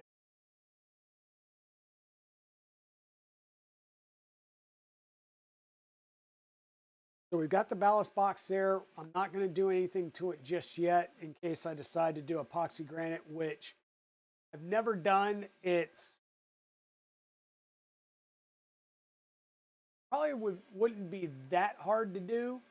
It would just be something that I would need to get the materials and try out.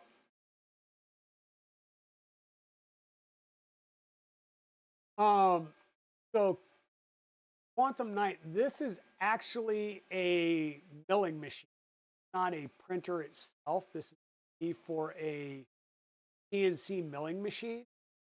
And I'll give you guys kind of a sneak peek. So there is there's also going to be a base that this whole thing's going to sit on, but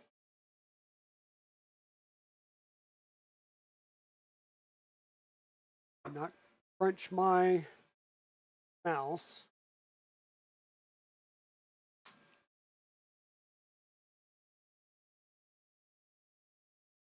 So this is your y-axis. This is your x table. Like I said, these are moving very, very nicely by hand. So that means everything's lined up and parallel. And then this becomes the z-axis that will mount right here. And it's not going down because I currently have some strips in here and I'm going to have to cut them so that this clears, or just take them out for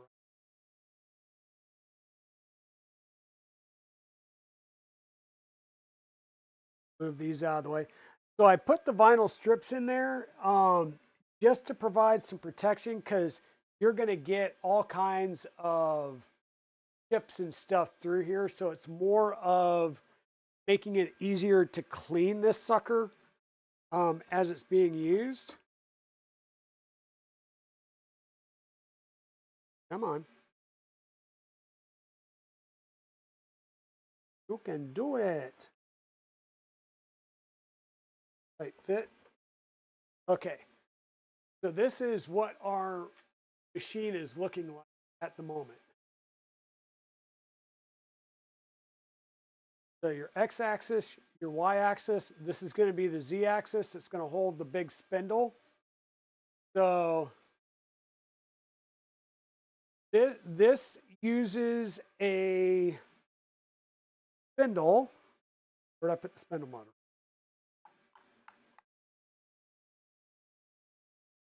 So we're going to do visualization time. Okay.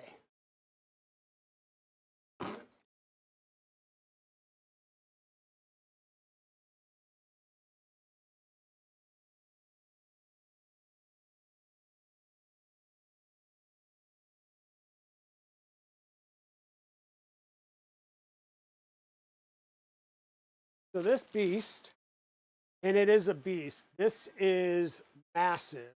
Kind of hard. I mean, here's my arm, here's the spindle. But this is a 110 volt, 2.2 kilowatt, 20 amp spindle. So this beast is going to ride right in here and be moving up and down. That's why you need to add the ballast and stuff in here. Add the, and why we need all these plates and rigidity. Take this and move it up and down. This is what holds your cutters, and you're going to have, end mills, drillers. You can put in like slitting saws and stuff like that to make splits in parts.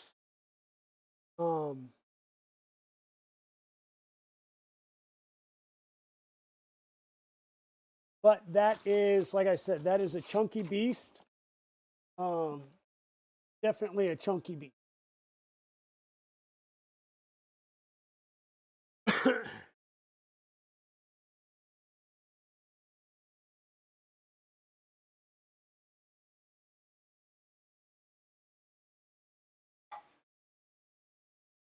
Yeah. So what we'll be able to do is we'll have a build surface that sits on here, so we won't damage our extrusion in our bed. But it's a milling machine that's computer controlled, so it's going to be very similar to how our 3D printers work, as far as that goes. But what we'll be able to do is like cut out. So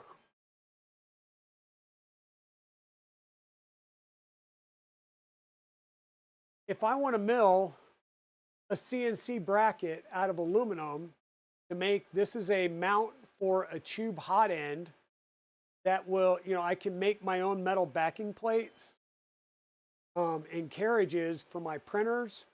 I would be able to do things like this. So this is for a specific extruder. Well, maybe I want to do a different extruder. If I have the CAD file, I can go and mill this out myself out of aluminum stock. And some people have cut steel on these.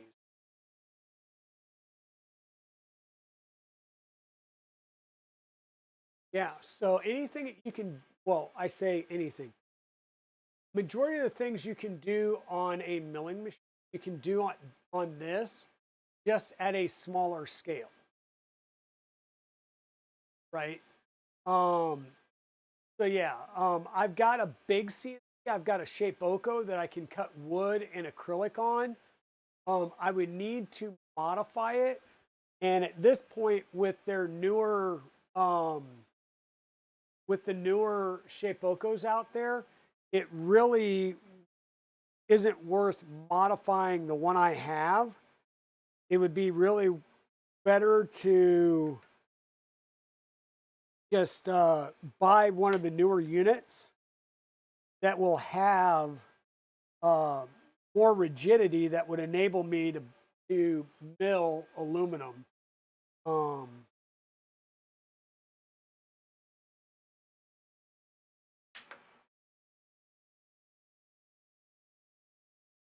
Yeah, and because this is flinging metal, right? We're going to be flinging aluminum on this. That's what I'm saying is it would get down in all of the slots. So all of the slots in this channel, I put slot covers on. I'm going to put slot covers on both of these side channels as well. So anything that could collect a chip, I'm going to try and cover up just so it makes cleanup easier. And then we're also going to build a CASA enclosure. I think Josh Murrah has been building one of those as a beta tester from a kit from LDO Motors. This is an LDO Motors kit, by the way. I'm not sure if I'm going to do the kit or if I'm going to self-source because, well, quite honestly, I have all the extrusions already here. I just need to cut them to length and stuff. And I'm gonna build an enclosure that goes around this, and it'll sit on a workbench out in the garage. And that way, it won't throw chips all over the garage. It'll be contained within the confines of that enclosure. And also, because you have a spindle that can go 20,000 plus revolutions per minute, the last thing you want is work holding to fail or a bit to break and a part starts going, across, because I have on my Shapeoko, I have busted a bit. I have had material that has broken free of the clamps, and I have had a piece of wood fly across and almost hit my wife in the shed while we were working on things. So definitely, safety first. Safety squints will not work with this. You need the safety glasses. That's why there's one in the kit. Want the safety glasses. You want your PP. You'll want to have an apron on. Not long sleeves, because any twirly bits, not gloves and long sleeves, but an apron that can at least help provide a little more protection than shirt and, skin and bone.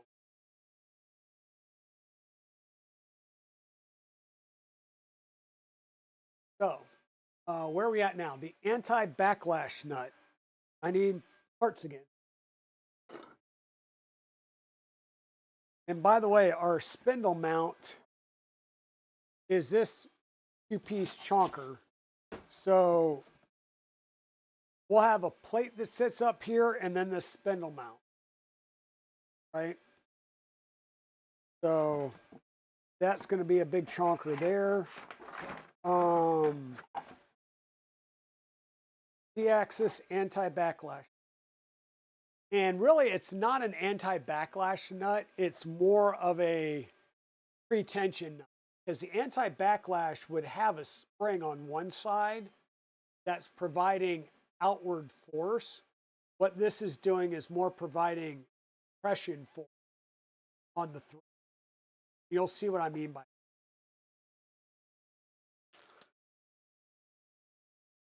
So what we're going to do is install our last two lead nut screws, because we've already done the heat sets here. I did those off stream. I think we all know how to do heat sets, and in this case it's 3mm long ones and then 5mm standard that come in the pack. There's two different sizes of 3mm or short and long lengths. Short ones are used on your cable chain. But I do this because I would do the M3s and then I'd have to wait for the iron to cool down so I can swap out the tip for the M5 and then get all the heat sets off. And we're going to connect these with M3 by 8 socket head cap screw.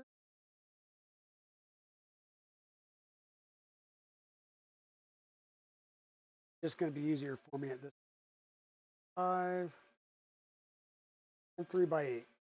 Oh, no, I'm not going to need the heats. Those can go.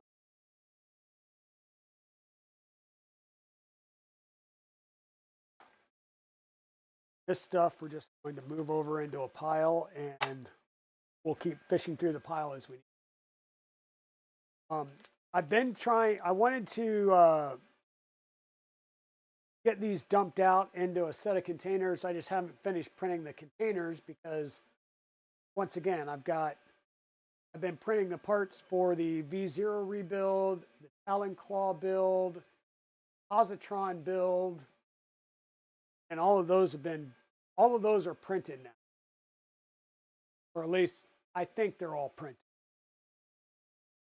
So what we're going to do is it tells us to loosely install these. I don't know if you can tell, but whenever you do the heat set inserts, it kind of bulges out the side a little bit. I don't know if you can hear. So what I'm going to do is clean this up real fast after I go down and get my drill, which is down in the garage from doing drilling tapping operation.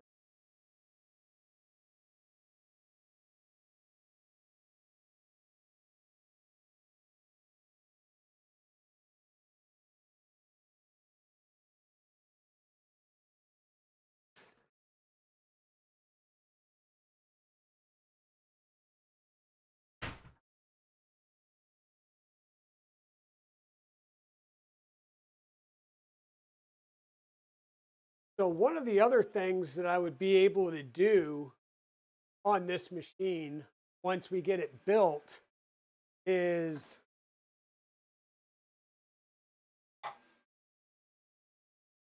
more precise versions of things like this. So we'll say that these are okay. They've all been made by hand. These are caster plates that we're going to use for black stack, which is the stand for my black box print. These screw holes were all laid out by hand and then drilled by hand because my drill press can't get fast enough to really.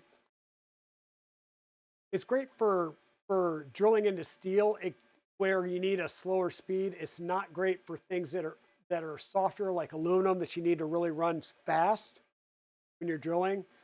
So I did hand drill these with my hand drill. And then these 4 holes we're going to be mounting casters to. And so these are not only just drilled, but I've also tapped these as well. So I cut these out on a bandsaw out of 6mm plate and made these all by hand. And they're all slightly different, but I would be able to make these extremely precise using this machine down the road. So that's the type of thing that you can do is any type of metal bracketry. You can even do three-dimensional things. But need that and my reamer. Oh.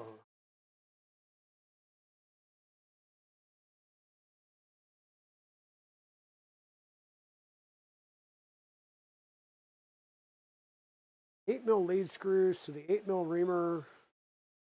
No. Got space. Probably. So all I'm going to do is use a reamer to clean that hole up just a tiny bit to make it easier to get my nuts in. Oh, that did not.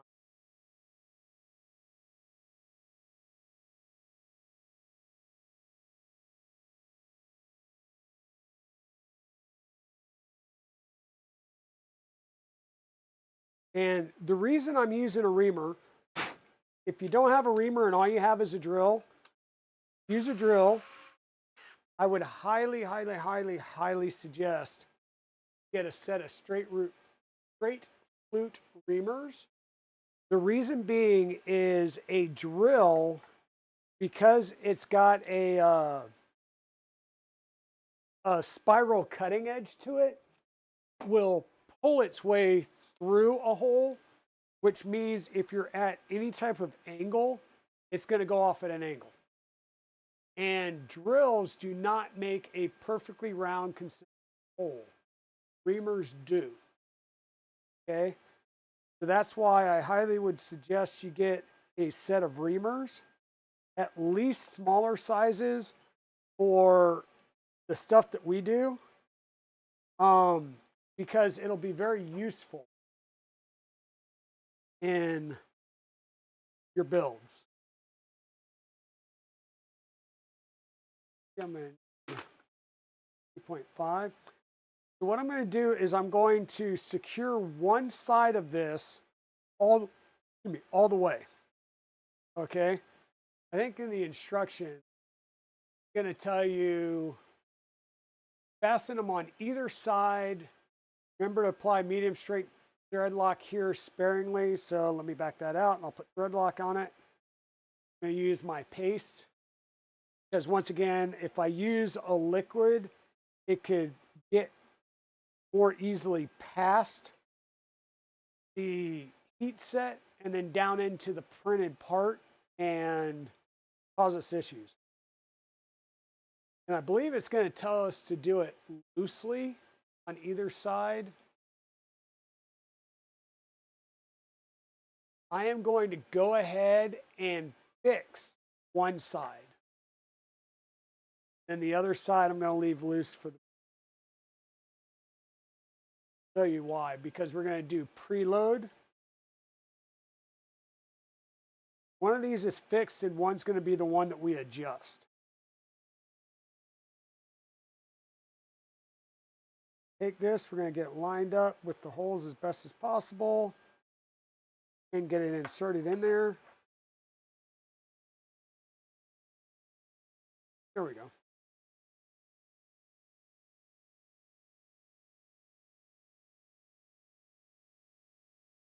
And I'm going to get these started, but I'm not going to crank these down. And there's a reason.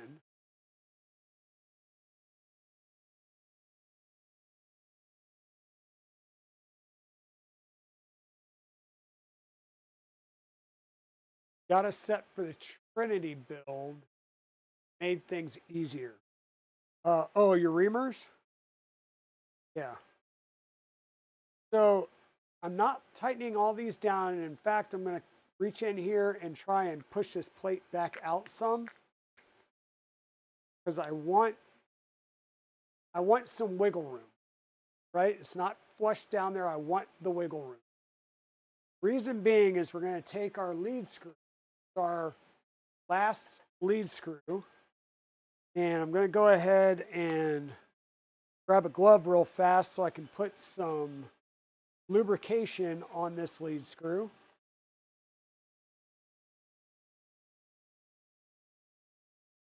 those of you that are paying attention, you'll notice there's something missing. The Mars 2 Pro was uh, procured for a limited time by Evil Diesel. He got in a big order and just needed the extra machine to be able to put out more products. So he's working on that. So all I'm going to do here is I'm going to put a dollop on my finger.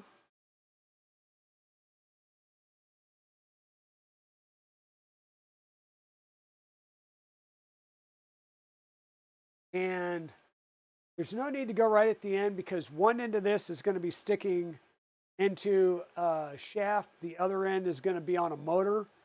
So I don't need to go all the way down at the end, but I do need to get some lubrication on it. Just going to try and get it in some of the first threads.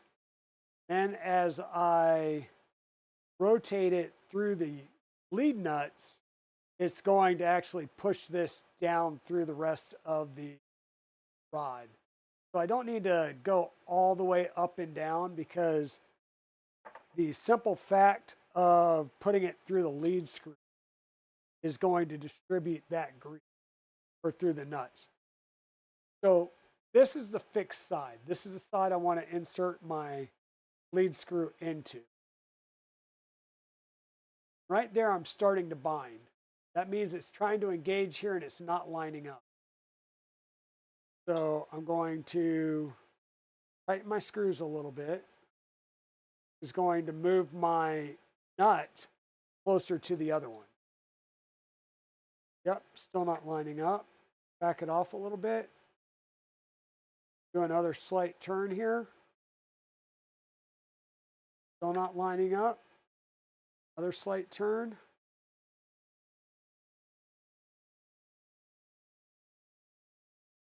Still not lining up. And so what we're doing here is we're changing the distance between the two until it's close enough that the lead screw will line up. Basically meaning that these two are now in a, the threading of the nuts are spaced so that it matches the thread pitch of the lead screw.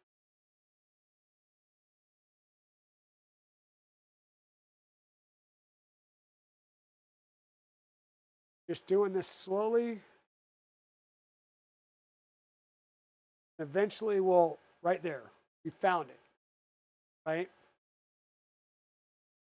But there's some play. We don't want the play, so that's what we mean by preloads. Now, we're going to add a little bit more so that we can still turn it by hand, but there's no play. You can see how that grease is getting squished out. And we'll just, probably should have kept my glove on. I'll just take that grease and continue to let it redistribute through this lead screw as I wind it down.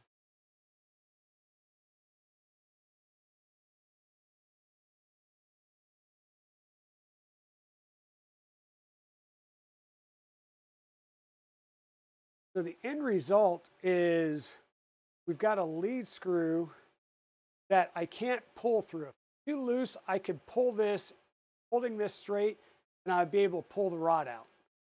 I can still move it by hand relatively easily, but I don't have any play. And the screw is not dropping out, right? In our 3D printers, we want to kind of have it so our screw is almost dropping out.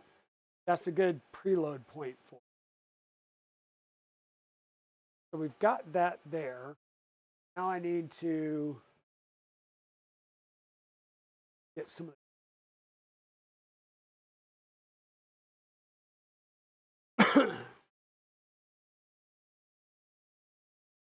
tap that back up.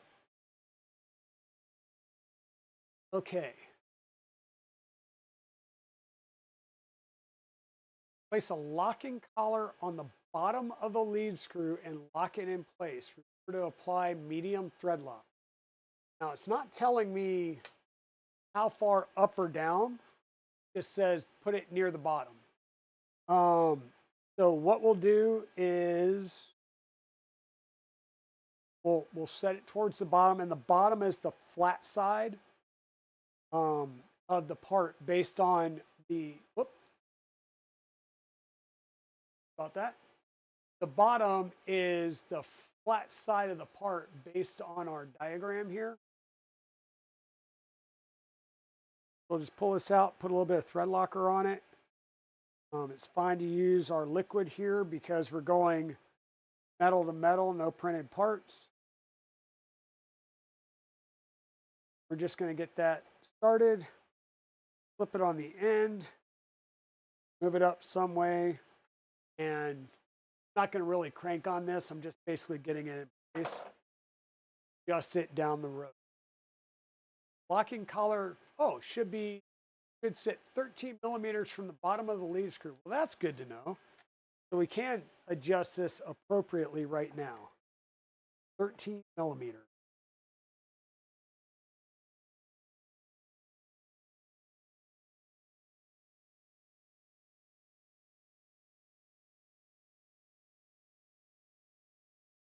And this is a clamping locking collar, and I really like those a lot better than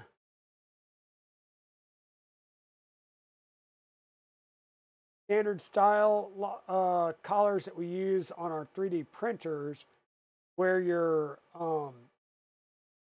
locking it down with a set screw, because it's dependent,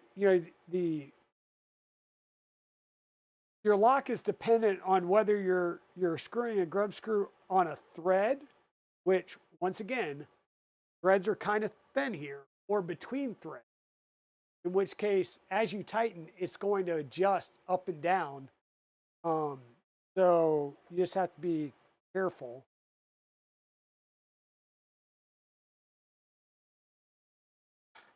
Okay, so we set that to 13 millimeters.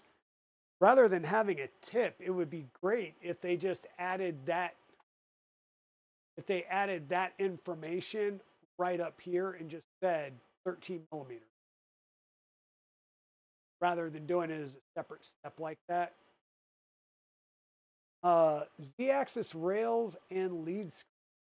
Install MGN 15250 rails with only the lower carriages installed onto the C extrusion. So we have to have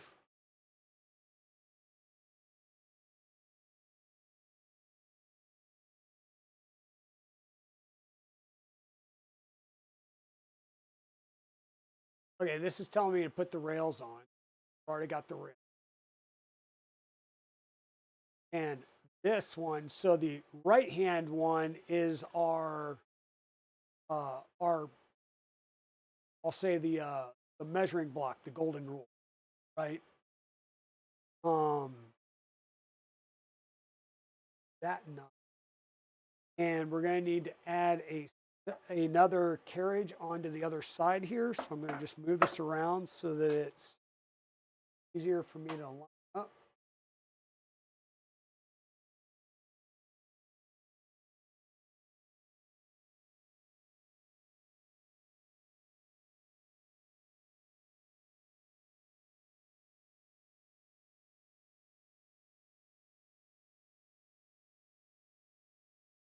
Well, as I move this on, wiggling this end, that is to provide some additional compressive force as I'm moving the carriage on so that I don't lose any balls like I did last time.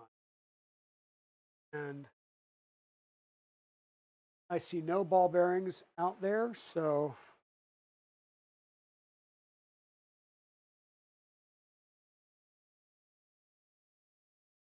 I'm going to get that in there and see if we have any excess EP2 grease that came out, and I'll wipe any excess off the side of the rail. getting grease on like the side and the top face of your rail, it's useless. Um, where it needs to be is in these channels. Everything else gets swept off by the wipes to keep the rails clean and keep debris from getting in your bearings. So just a heads up there. If you have a bunch of grease on the face of the rail or on the side of the rail, clean it up because all it's going to do is catch junk. And then what you can do is with a light oil, like 3-in-1 PTFE oil or a gun oil or a sewing machine oil, a very light oil, is get some on your rag and wipe down your rails. That's just to ensure that there is a thin coat of oil on them to keep them from rusting.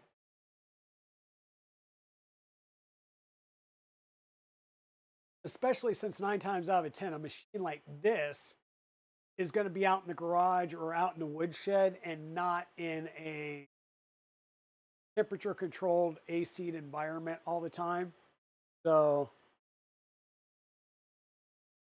we've got the 2 carriages on here, and I brought them all the way down to the end because I know it's coming next. So aligning the rails, repeat. Here we've got that on there, the locking collar. Place the lead screw with the locking collar at the bottom into the bearing at the bottom of the Z-axis. The curved surface of the anti-backlash nut should face up. That should face up, meaning this round over piece is going to face the top of the machine. So it's going to go in this way, but we need it with the Z facing the back. So we need our 2 M5 nuts facing up because that's where we're going to mount it to the carriage. So this is going to slide down in here and line up in our nut just like that. And the reason we have to get these 2 on is you'll notice it's going to get captured by the plate between the 2 sets of rail carriages. So that's just something to be aware of. This is going to tell us to install the upper rail carriage onto the rails above the anti-backlash. I'm going to hold off on that just a second.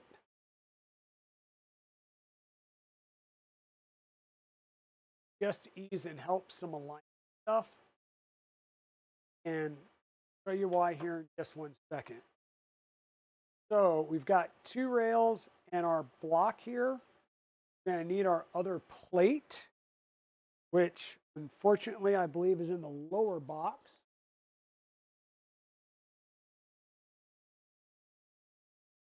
Move some stuff around to make room.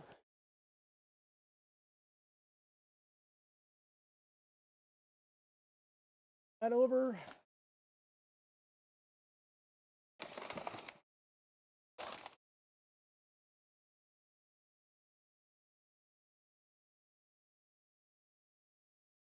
It machine.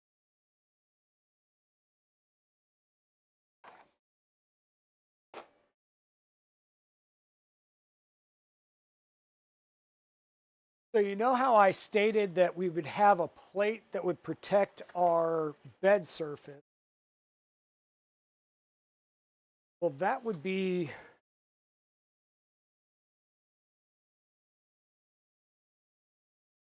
this plate, which is pre-tapped and drilled and tapped so that you can fix your things on this, like your tool setter, your vise, and your hold down clamps for holding your material as you're doing operations on it.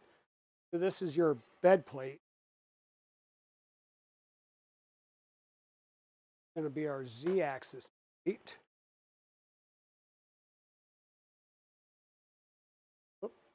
maybe. Yes, that is the Z-axis. Nothing else but this.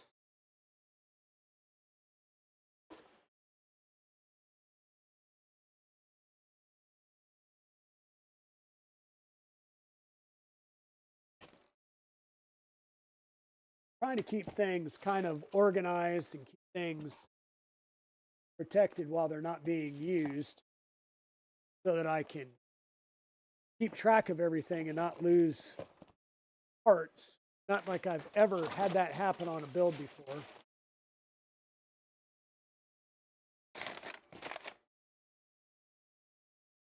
The joys of doing multiple builds in one shot or at the same time. So we've got our plate here, and looking at our diagram and looking at our plate is not symmetrical. So this side is completely flat. This side has the counter bores, and also you'll see there's block here, a block here, but there's open gap down here. Based on the diagram, that open gap is towards the bottom of the machine. And the two center holes here are what we're going to use to connect to this bearing block. So I'm going to get that lined up. And this is going in with two M5 by 16 button head screws. 5 by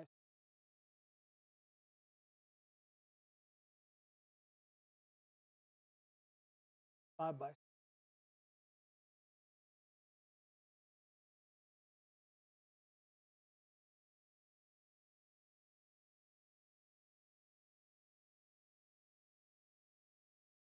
This is metal going into heat set inserts in a plastic part. So I will use my paste here. Load some onto the threads.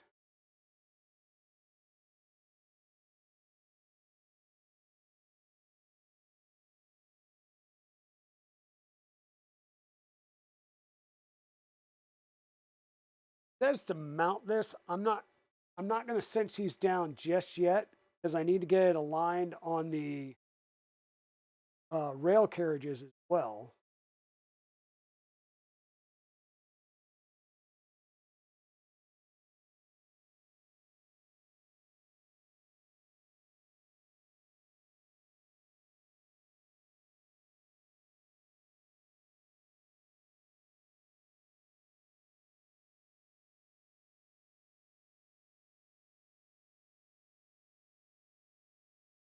Now we're going to do the rail carriages using M3 by 5 socket head. 3 by.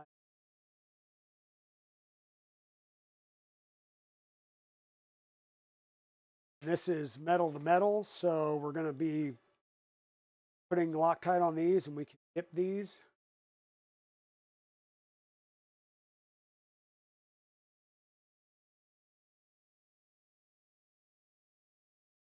Hey, Glendon, how's it going, friendo? Welcome in.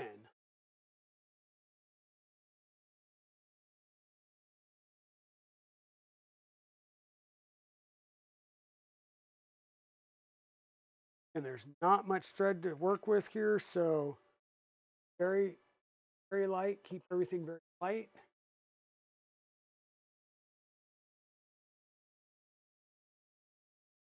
Do a crossing pattern.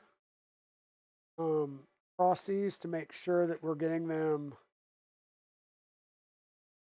properly.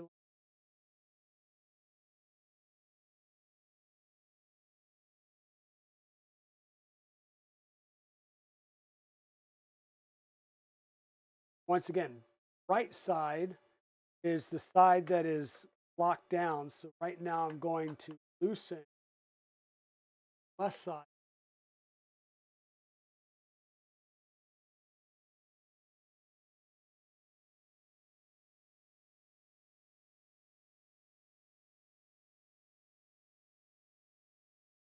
there. That's going to help everything align up.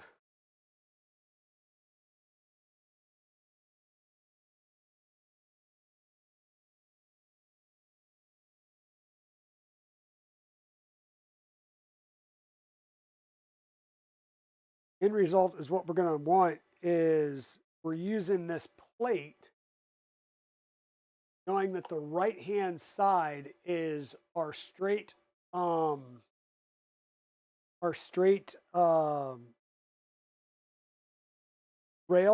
that we're keying off.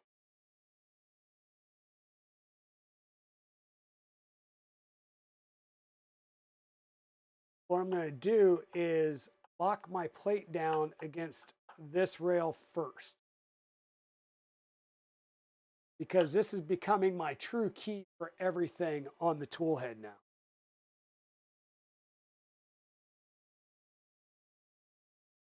Now with that done, and the left side carriage just loosely in place for the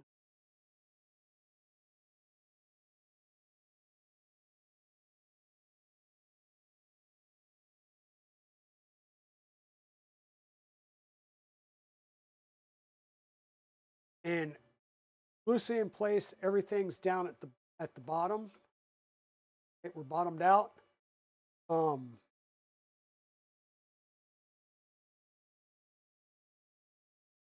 Bottomed out.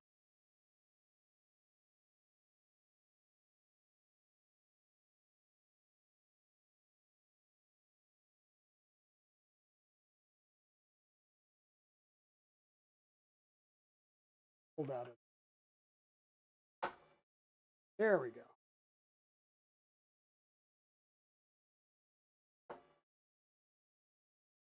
Down at the bottom, at the end of the rail. So go ahead and now lock the left lower rail in place.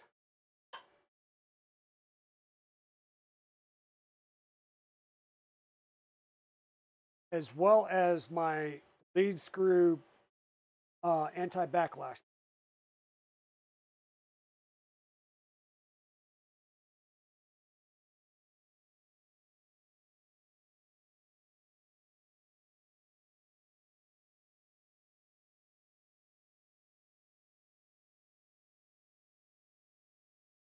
This should now align everything at the base of the plate, because both of my carriages are I'll say buried to bottom.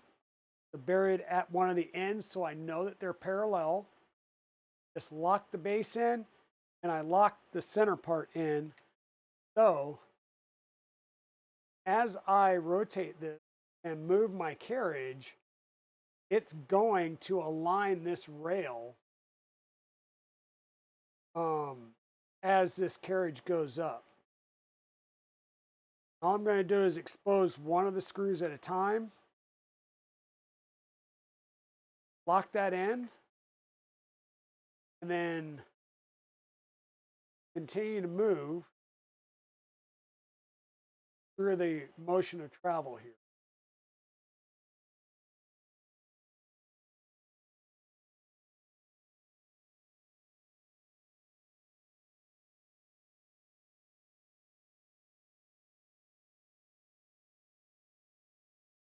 Just expose the next nut, next bolt. I'm going to go ahead, snug that down.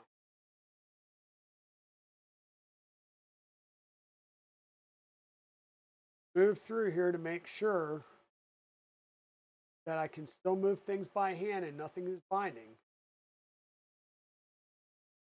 Hey, Pez Liz, glad to see you're still hanging in there. Hey, and nothing's binding, we're still moving good by hand. Keep going up and up. And I'm getting the lower part of the rail done this fashion. Then I'll add the top rails and make sure and adjust the top half as well. Hopefully everything is good and aligned at that point. I like doing this the rails as an alignment, basically.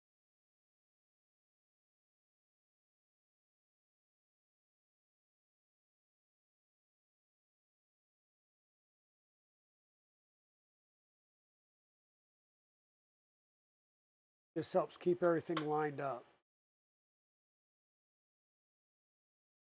Now, the bit that we're not getting figured out here is whether or not the rails are at the same height through the full length of travel. But that's the only issue that we're going to have here.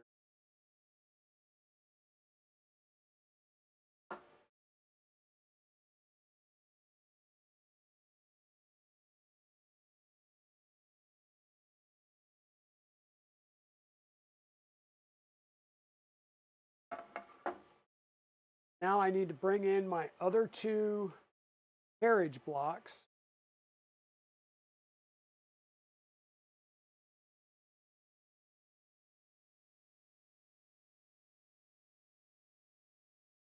Flow.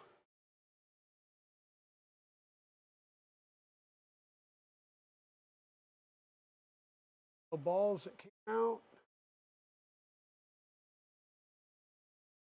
No bearing out of that one. Oh, crap.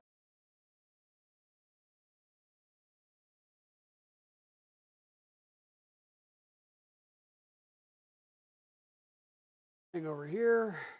All going in the same way because I hear that, you know, having all of your carriages in the same directional orientation, meaning you can read the writing, makes them go better. OCD.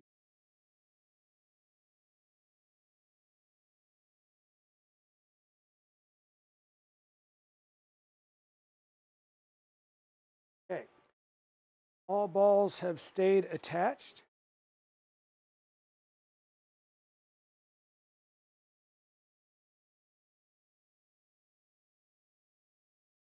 Ad break in progress. So for those of you that are not subbed, you're seeing an ad and you're probably not hearing my voice.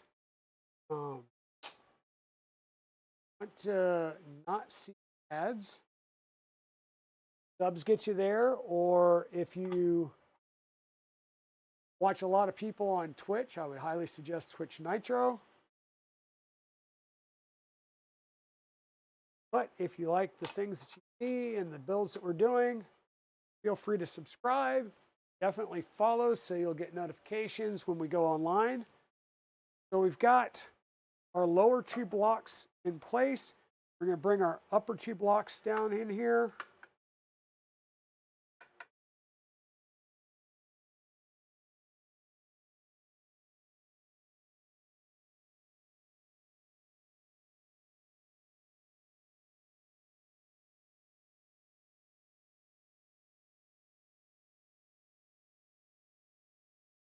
Other two blocks in here and get them lined up. Get them screwed in once again with our M3x5s and our Loctite. Remember, Loctite is our friend on this build. I have a lot of things moving really fast, and they are going to be moving at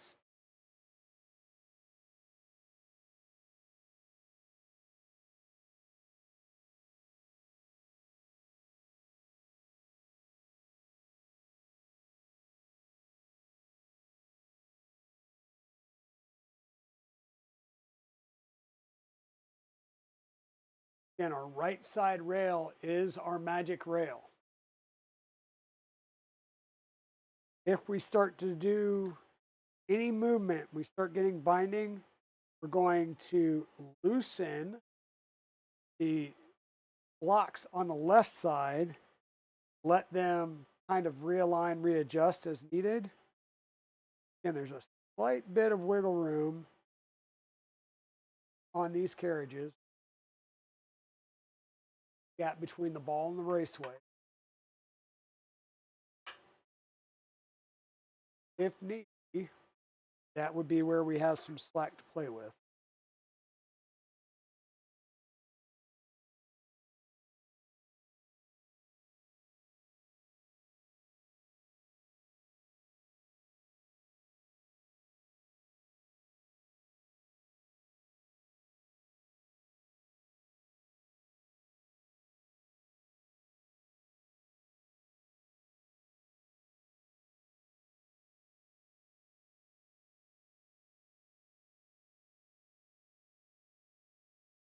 So I hate to get this started already, but Liz, what is our countdown for 3D Printopia? Hey, Retro TV Maker, welcome on in. Digital Dragon is doing just fine. We are working on our Z-axis for our Milo build, and we're making good progress.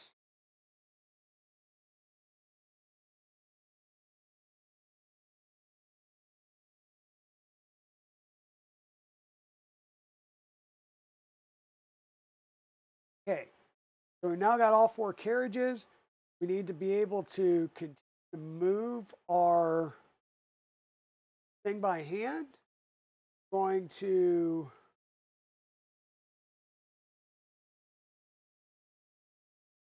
lock in our top 2 M3 bolts as we move this by hand.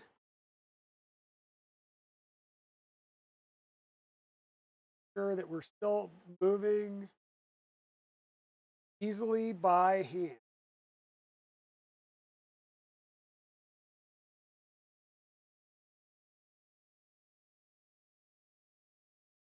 There we have it.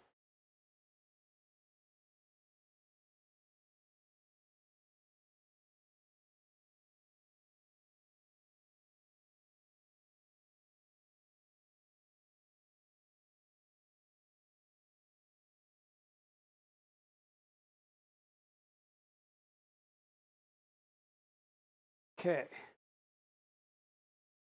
My M5 by 3s put away. Lose those. That so it doesn't dry out. So we have our bearing blocks on there now, and we've got our D plate installed. We need to insert a 608 ZZ bearing. This is in the top motor mount. That would be this piece here. You'll notice we do have our heat sets here that tells us to put in. Already done that. It's going to be the last 2 of our 608 ZZ bearings. One's going to go on the top, one's going to go on the bottom.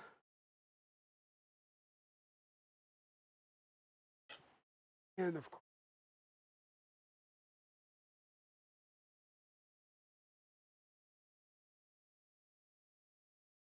don't like and Shira it if where you wind up busting your bearing or busting your part. But granted, this is glass filled ASA, so if I can bust this part by trying to put in a bearing, then we've got an issue.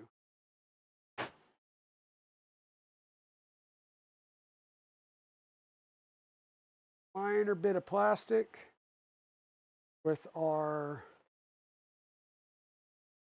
burring tool.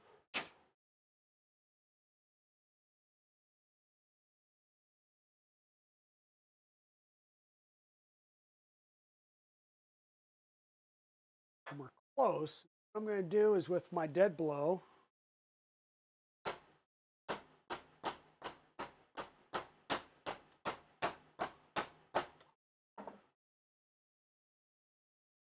ever so gently knock it in.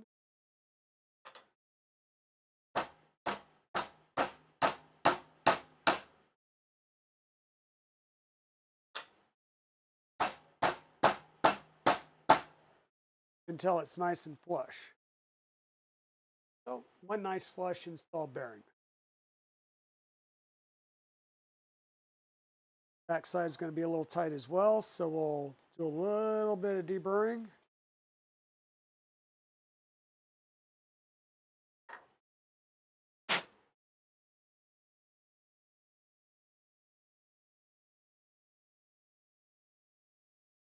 We'll flip it over and do the same thing.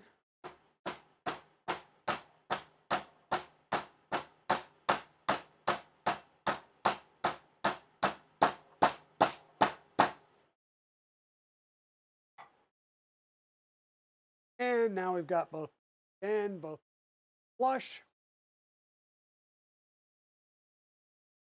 Sets in.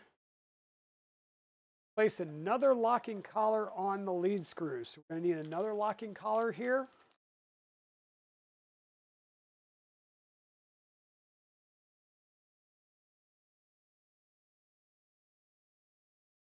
Because it's the locking collar, that means we got to put some, whatchamacallit, Loctite on our screw.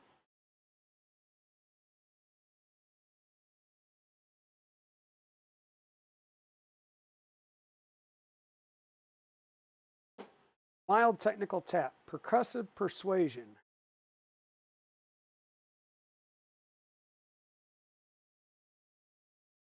Okay. Slide this on and just leave it loose for the time being. Did put some Loctite on it so it's prepared. Tighten the collar slightly so that it stays in place. If you drop it at this point, it will be a pain to fish out from behind the Z-mount plate. Very true. We're going to slightly tighten it so that we can't move it up and down by hand. There we go. Good tip. We're going to install this motor to the top of the C-beam using M5x12 button head. And the motor hangs out at the back underside. So motor is going to be hanging down here. So this is going to go on a lead screw.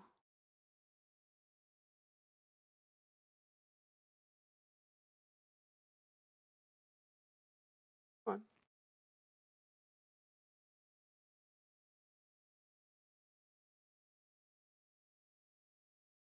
Not lined up. Oh.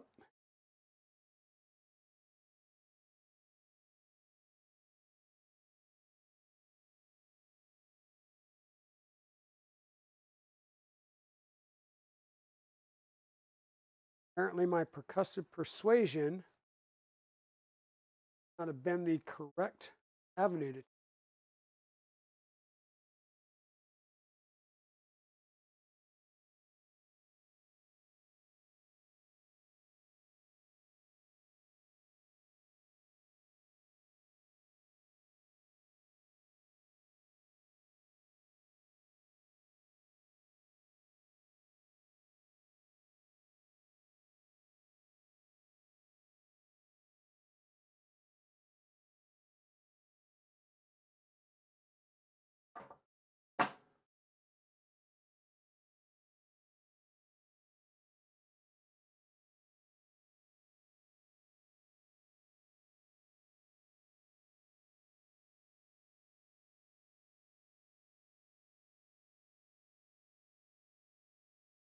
There we go. It's just very, very, just very, very. Okay.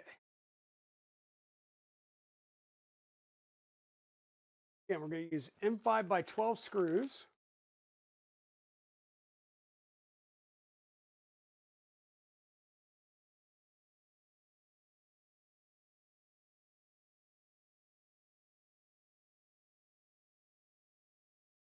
Five by 12. Do a little bit of Loctite on these using our paste sticks so that it doesn't get on our printed part as we go.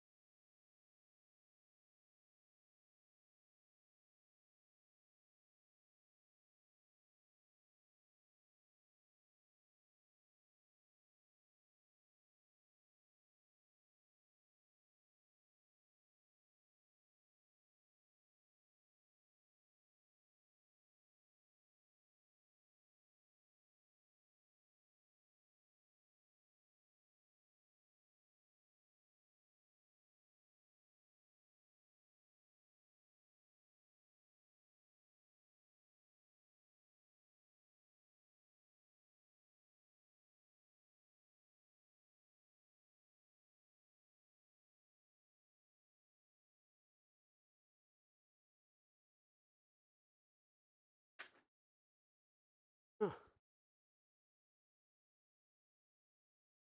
Okay, so motor mount is installed. Okay, we have a 242 pulley goes on top of the lead screw.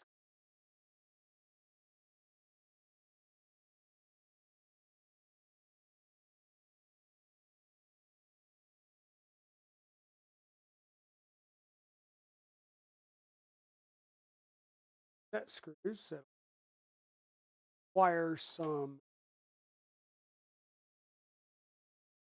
Loctite.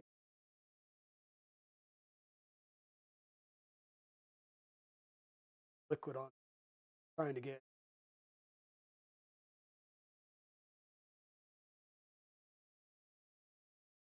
paste on without dropping them. Normally a pain.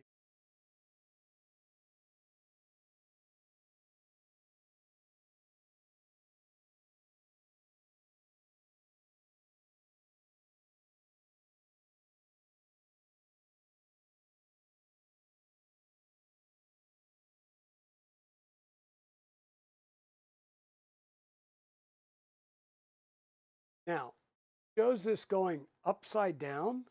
So set screws at the bottom, teeth at the top. And we're going to set it right down against the bearing.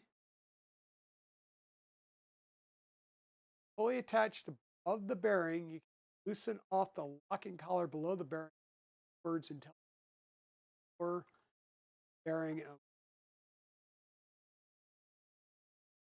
thread locker to the grub screw.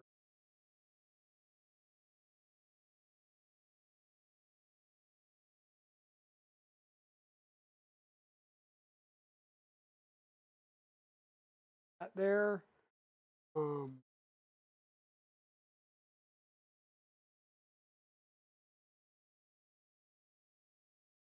Size for this grub screw. Loosen that up, slide it up. Like before, we'll do a little bit of pre-tension, so we're just going to hold it up against the bearing block. Tighten that up.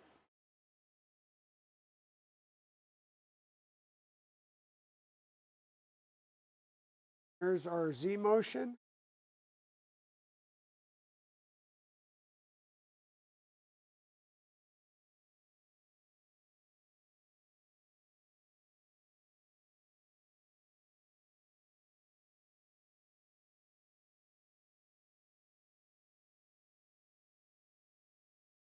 Up.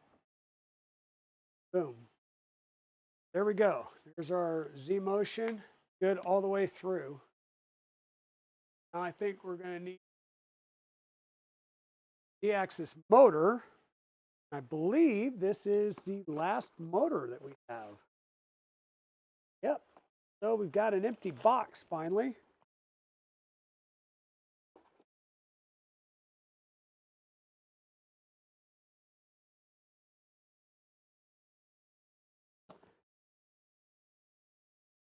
Our last motor. And like I said, these are chunky motors. These are NEMA 23s. This is still a 6-pin connector. It's just like every other pin, every other hole on the pin. So, huge chunky boy.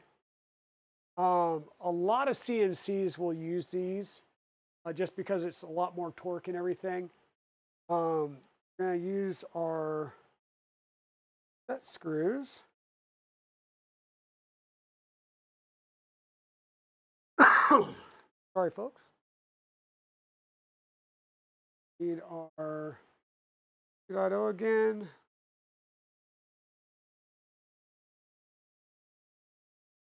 Side in. Started.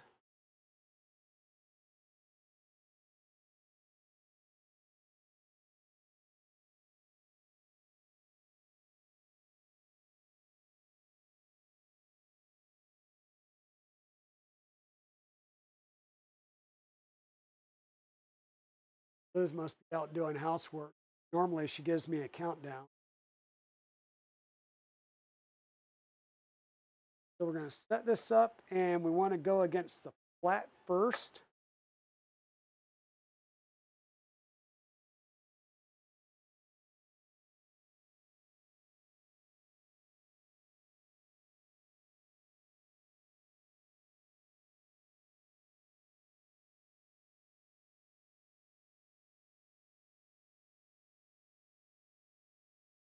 Just doing that one for now. I'll do the other one once we get it put installed. Installing the Z motor, attach your belt loosely around the lead screw pulley and then slide the Z motor up at an angle. Attach the Z motor with M5x20 socket head screws, M5 washers, and Nylux at the top. So we need M5x20. 12, 10.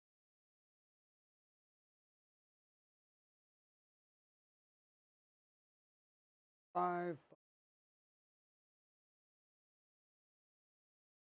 by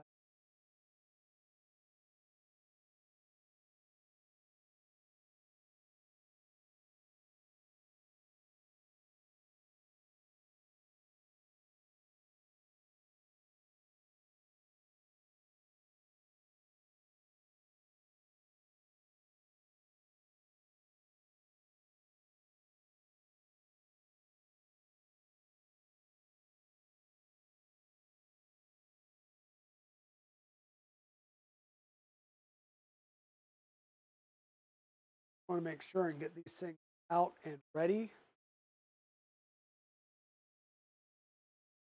Our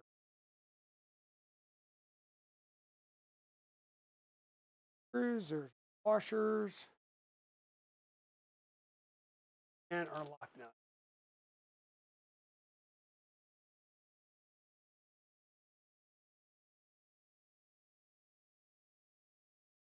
Okay, now that we've got that going, we're going to have our belt that's going to go around the top here. We're going to bring our motor in. Our motor wire needs to come straight out the back of the machine. We're going to get this up there in place like that.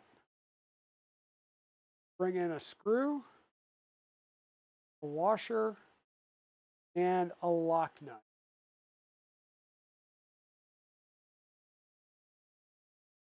Try and do this at all four corners. Get them started. That way it'll at least keep it from falling. I'm going to need all my hands and fingers to tighten these.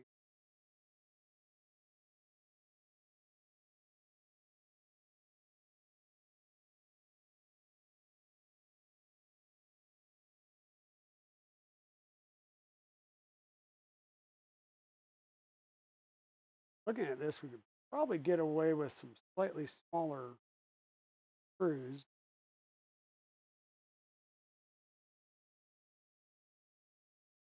It is what it is. Trying to get to these to actually tighten them up is going to be a blast too. M5 sockets.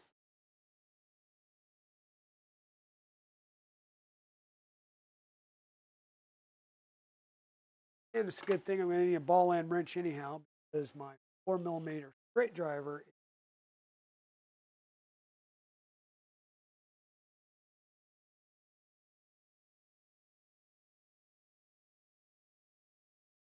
So, lock nut, tighten your screw. Not going to get it all the way tight. I just want to get it real close.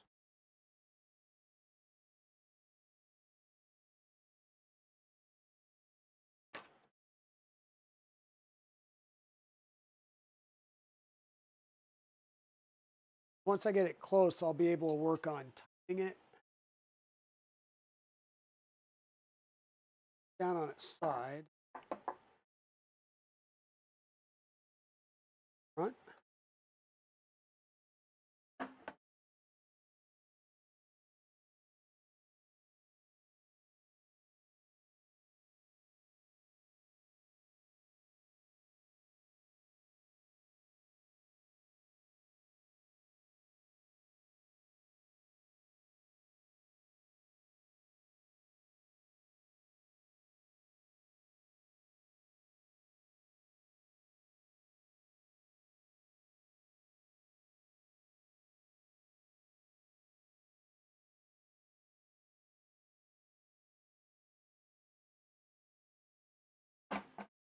Looking at going to be pretty interesting. Really needs to go up.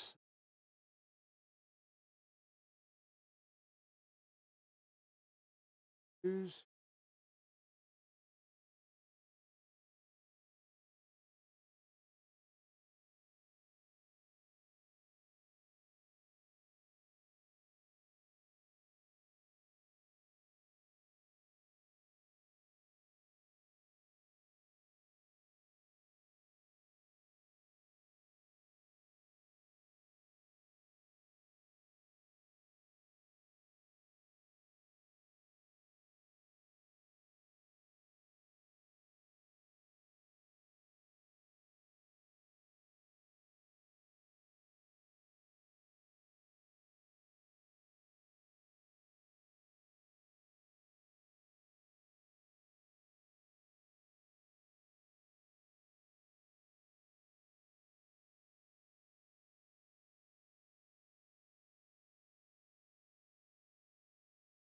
Fully aligned.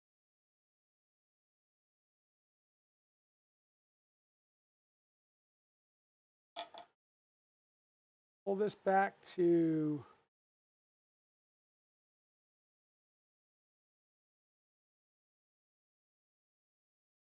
tension, and this is, like I said, where I need more hands.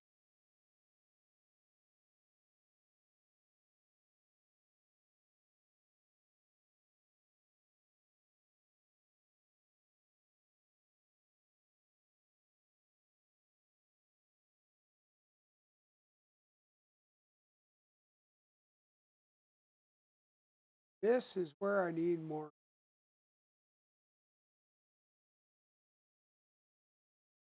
Side tighten.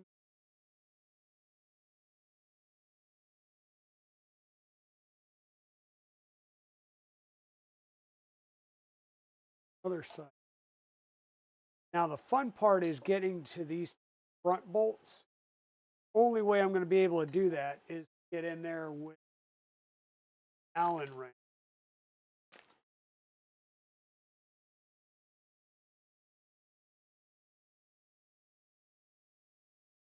Because nothing else I have is going to be short enough.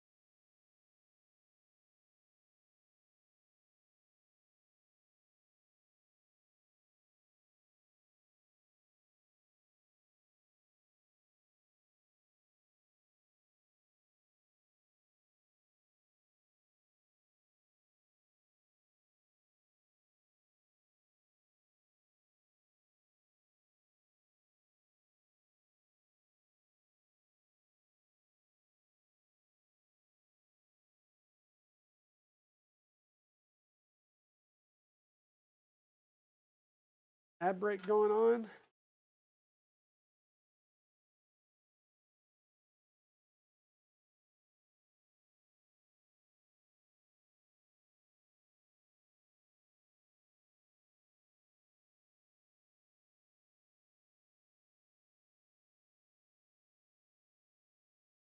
Really should have a proper wrench mean for the nylon nut.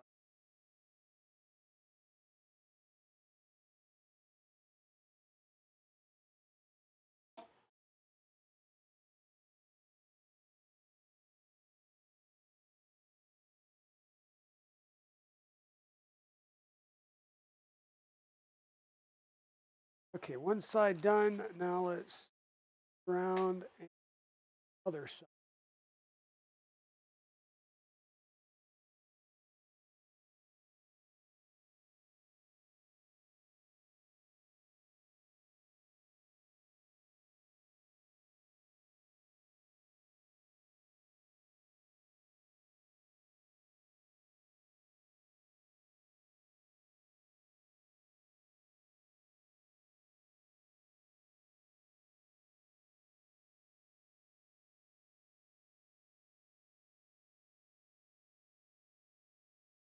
What do you guys think of this build so far? Definitely a robust machine that's a lot more robust than most of our 3D printers. Unless you just saw Luke Lab, the 3D printing nerd with Luke's lab out at Rapid TCT. Luke was showing off his StableBot Pro, which that is a beast of a machine.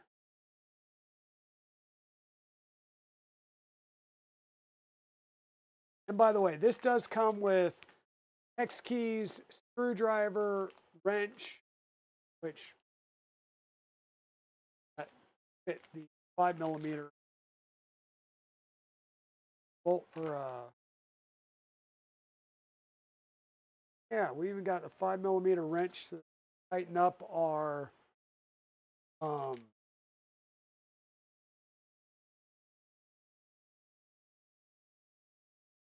X motor bolts here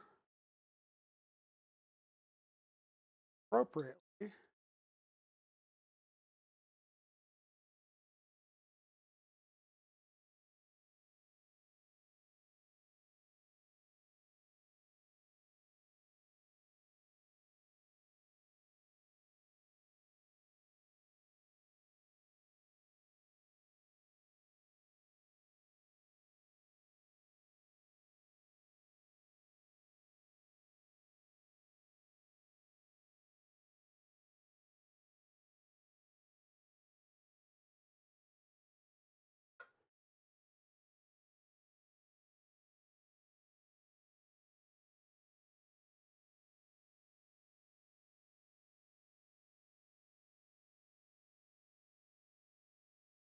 Dugga Dugga. Now that we got the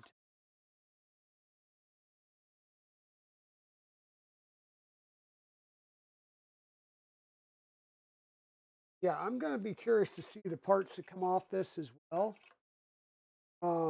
I know that doesn't sound like Builds has possibly cut anything. I don't think Nero has either, and I don't think Modbot's just to the cutting stage. His next stream is going to be doing a cut.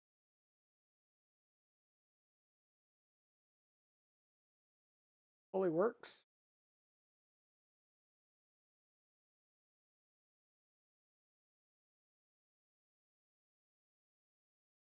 Before tightening the fasteners fully, make sure the tension is correct.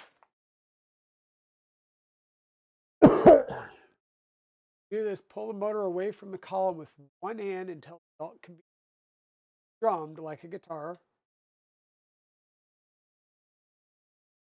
Faster. Z-axis reinforcement. 5x12 cap screw brackets. This is not needed. That is taken care of by our plate. You have FMJ on your axis.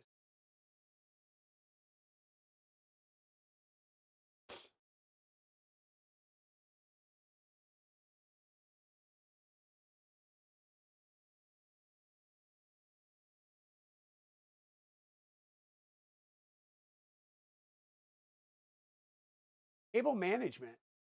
All the M3 heat set inserts into the drag chain mount. We have that.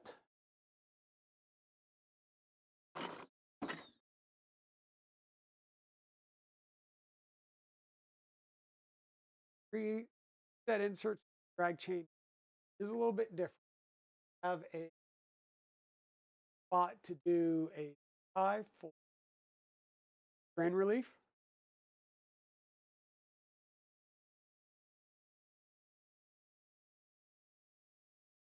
Install the Z chain and the cable direct hook 5x12 button head cap screws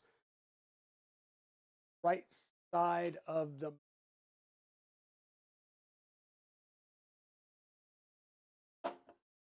this side and these gaps is all these go here. This wonder if they have swapped cable chain. Have another.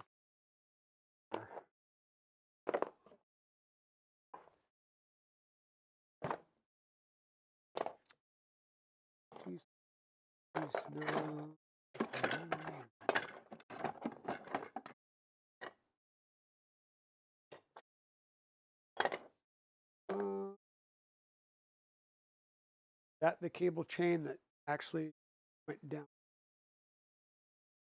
I think that's my problem is I put the wrong cable. So the one that I have on the axis, y-axis, swap that real fast.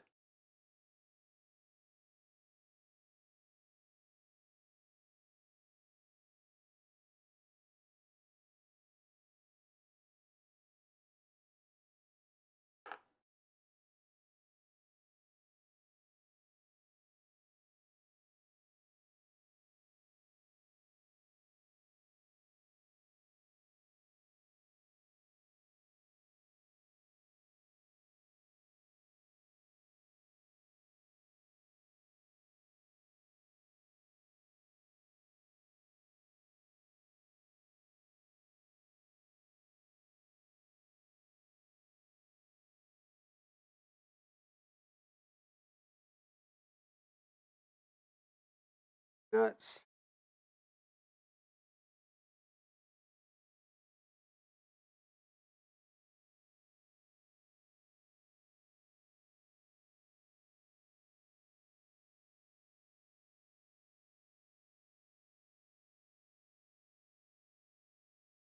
One in the front face it, the hole faces down. The one in the back,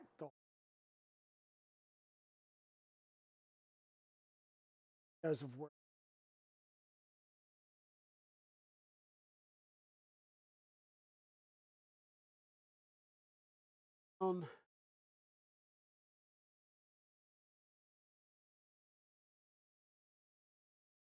Oh,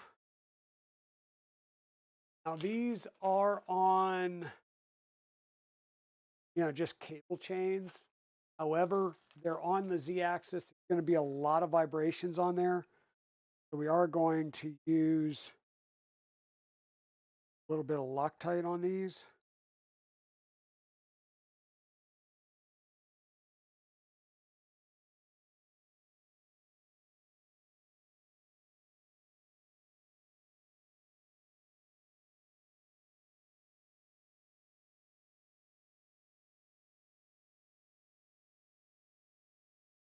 So that it's full. Catch that. Our other hook.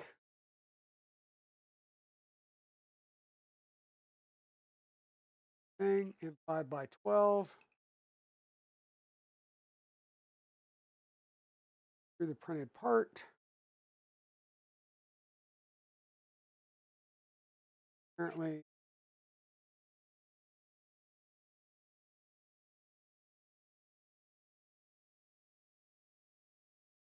that. And last couple of threads, we'll put just a thread locker on it.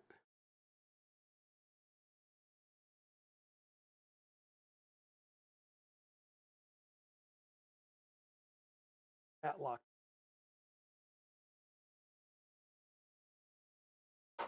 There's those two pieces. Joining the Y and Z axis.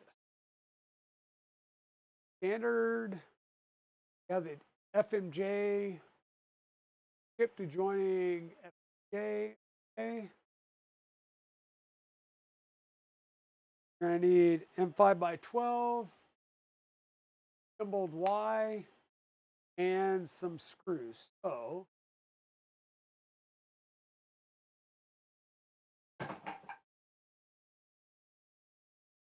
try and make some room here. Set this down on the floor real fast. Bring our XY up here on the table. We're going to need to go ahead and preload our nuts on either side. We're going to need 4 on each side.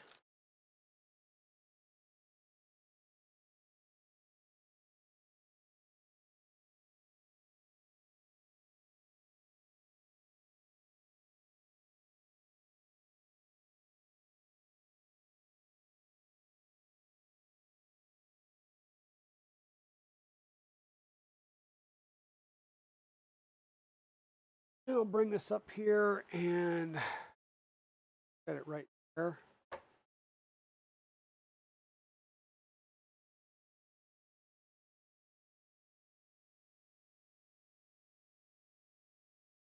Just trying to look at the hole pattern to kind of see where we're going to need the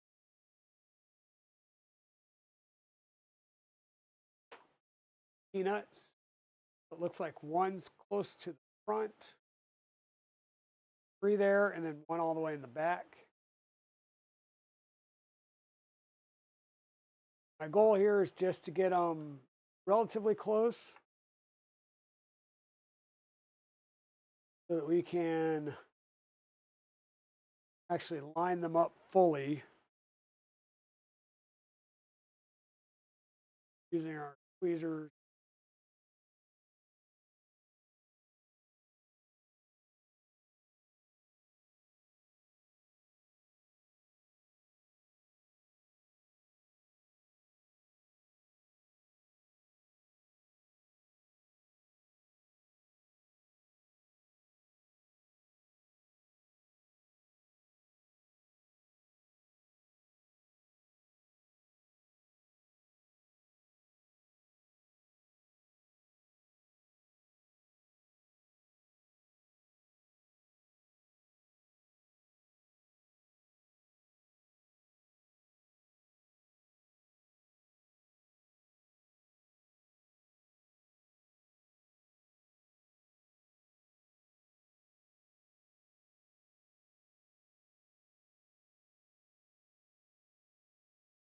Changing my Mark 1 eyeballs here.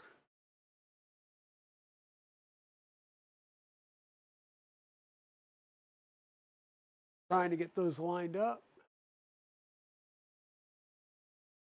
Make sure that the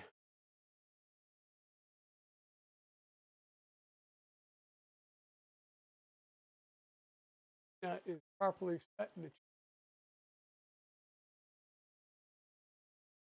And we're looking for close. Don't need perfect, we need close.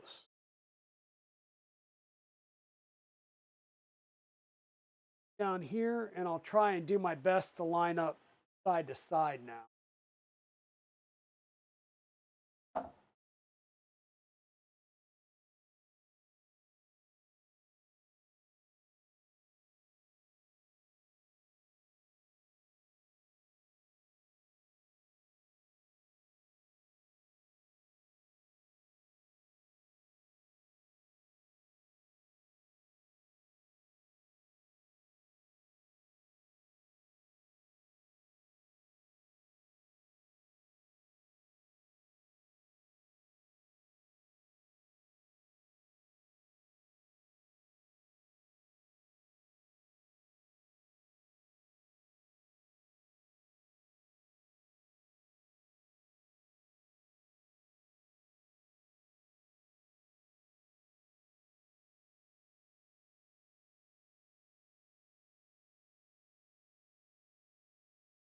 All I'm doing is just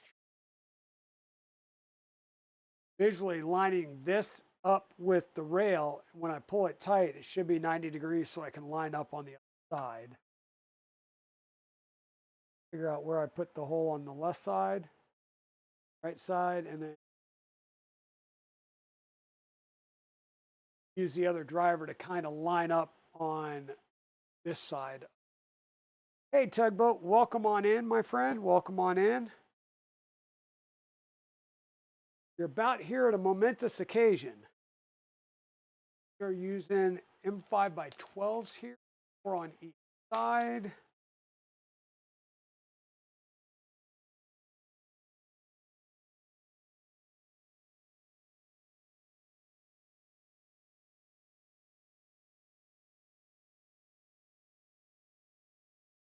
And, oh, hey, Geiger Counter, welcome on in. Welcome on in. Let me grab some coffee real.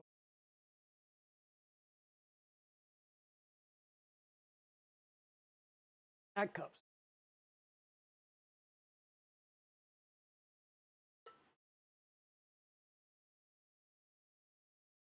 Always have spare.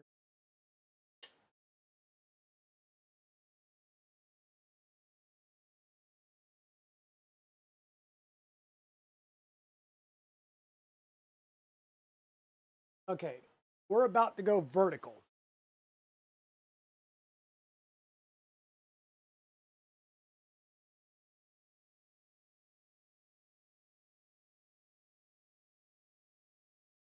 And before we do that, let me look at a couple of things. So we attach the C with 4 screws on each side.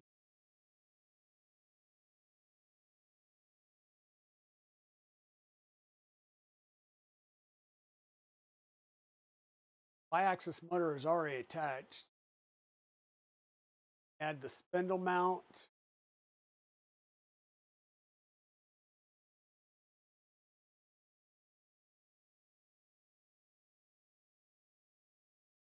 Arrangement.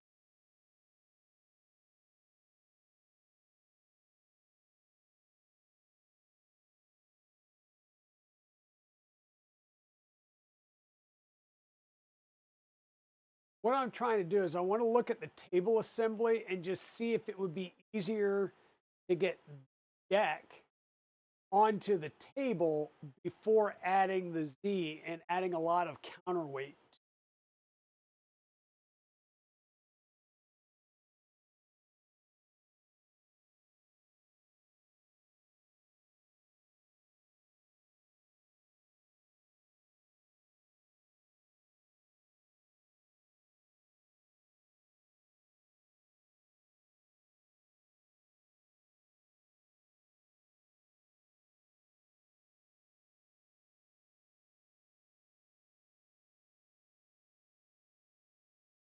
We'll add to the table.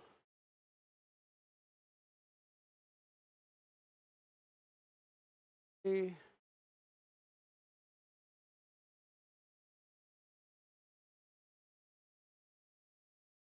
Here, finally, it got the deck table done. Now you're going to connect your Y and X to the table. Quite honestly, I think I'm going to leave. I'm going to leave the Z axis off of this. I will put it back on here just to kind of show everybody again. But I don't think I want to put this on and add the weight just yet. I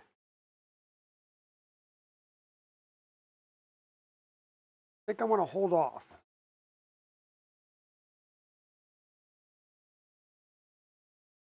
Keep it. You can do it.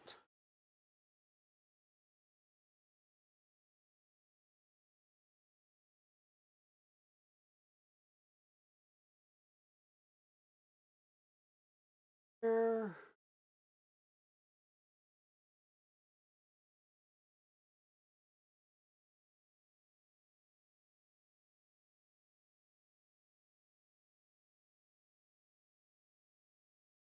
Okay, this feels like it's still tipped forward a bit. There we go.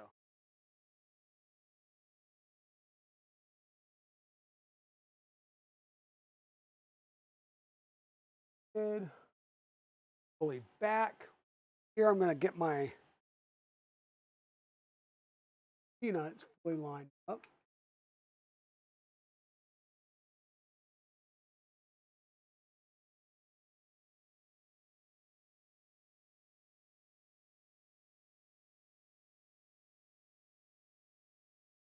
You know what? We might as well just do it.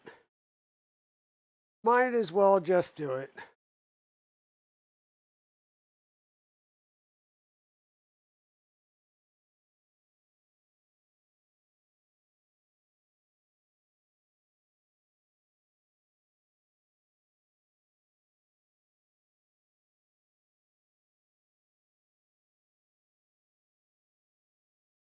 Line it up.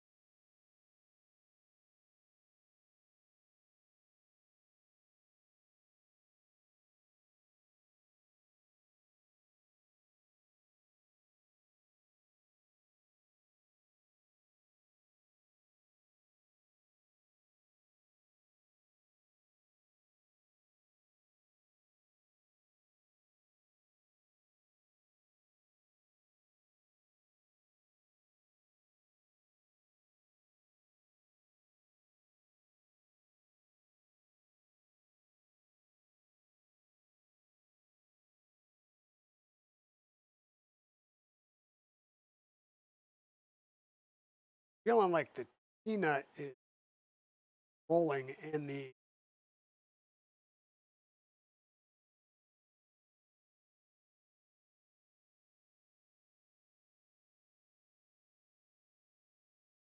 you know how a peanut can pop back out and then it not front facing, I'll say.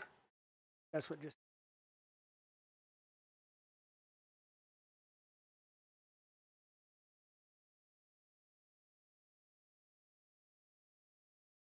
yep. That's exactly what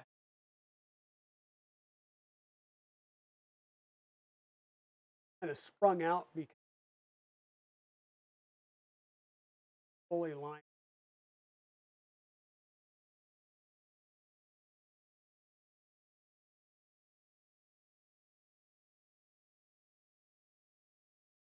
Okay.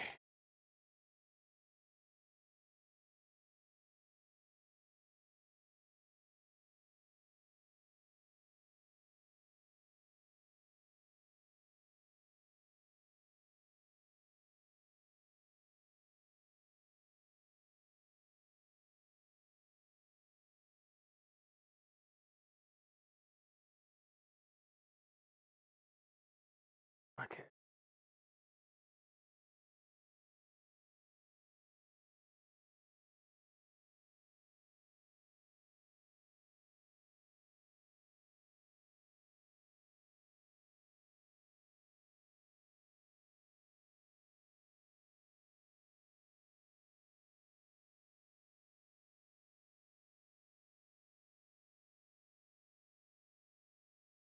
That one is crappy. One, it either sprung out again or it's crappy. You just need just it sprung out again. So it might just get. I don't want to deal with it.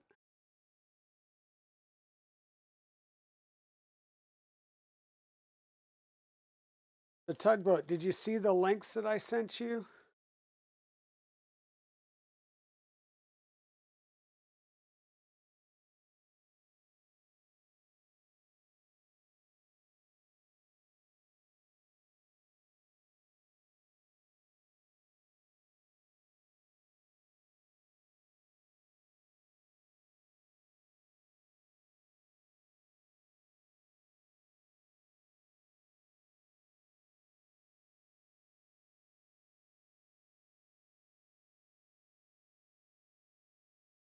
Oh,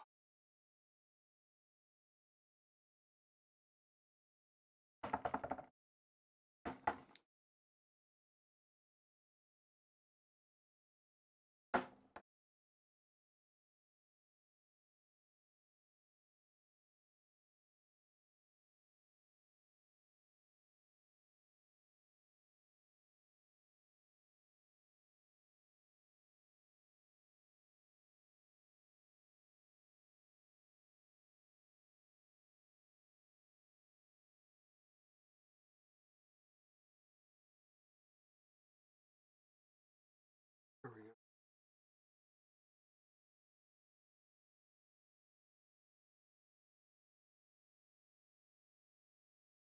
Back.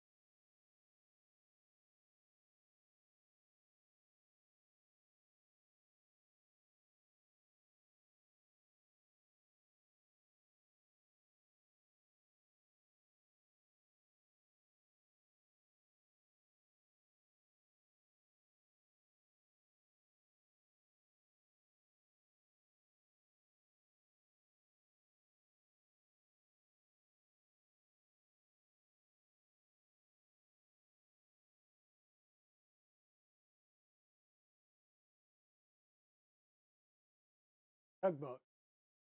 Hear me?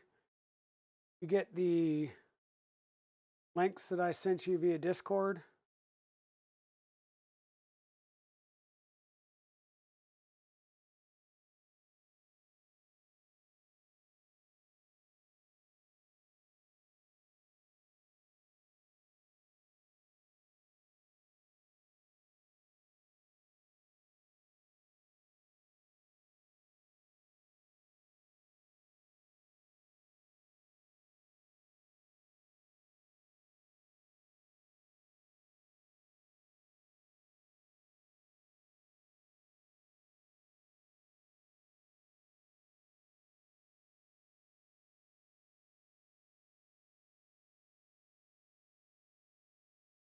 One side's done. Now I'm going to this up and around.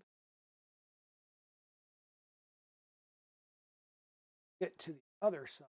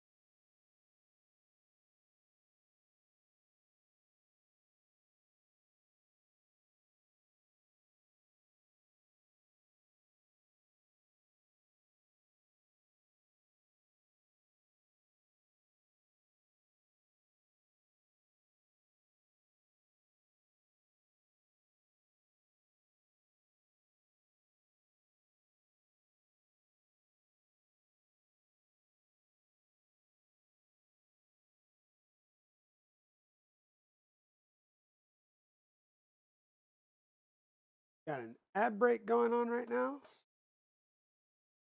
Those of you that are getting ads, all means, feel free to use a Nitro or a Amazon subscription. That will keep you from seeing ads.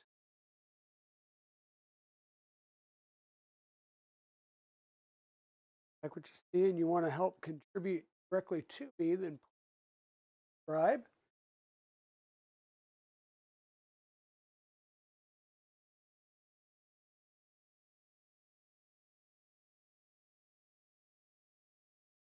Just line up.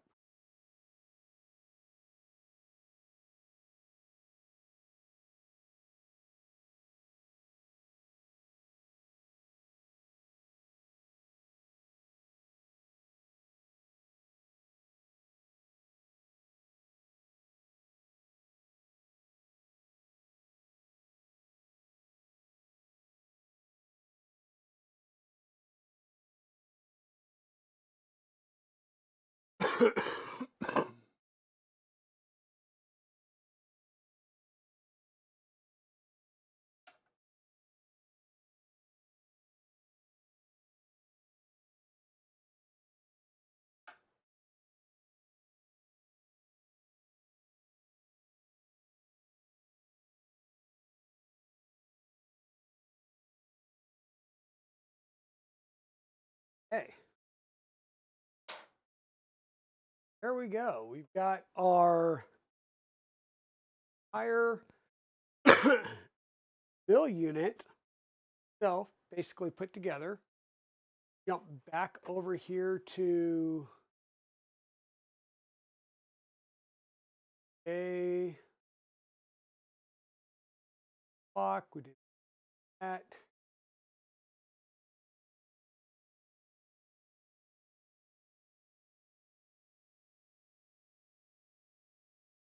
Plate.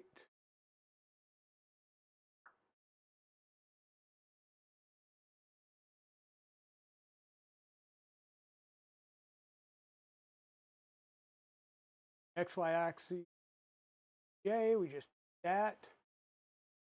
Attach the Y axis motor mount to the Z axis 5x12. Okay, so these are the top M5x12 screws that go in and will attach it to the Z axis. These will need to put in a couple of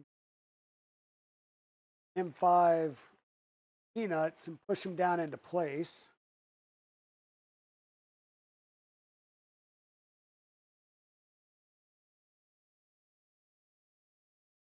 Our M5x12s, a couple of T-nuts.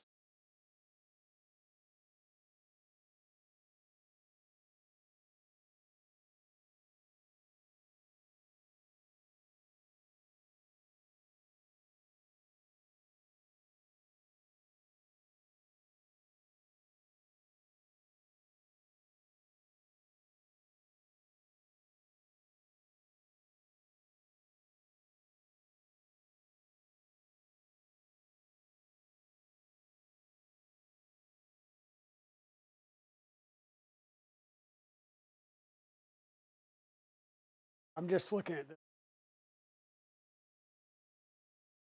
Must be differences in the printed parts.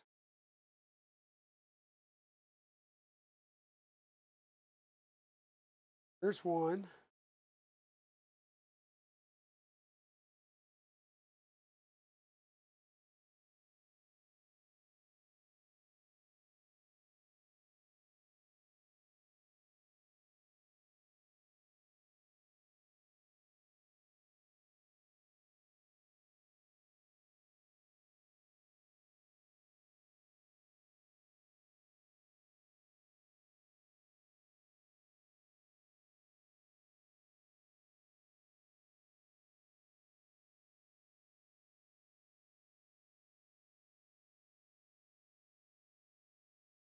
Down in place.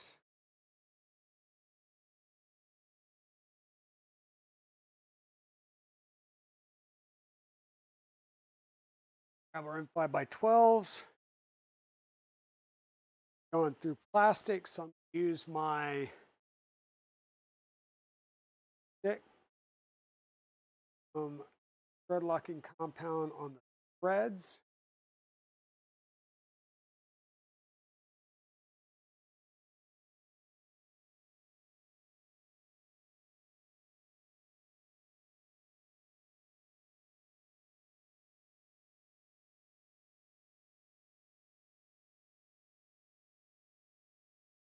One side.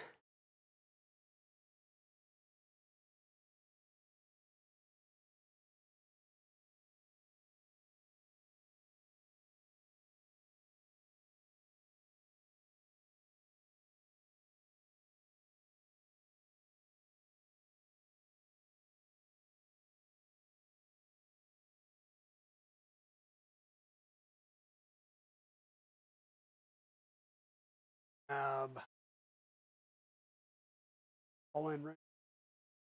Slight angle.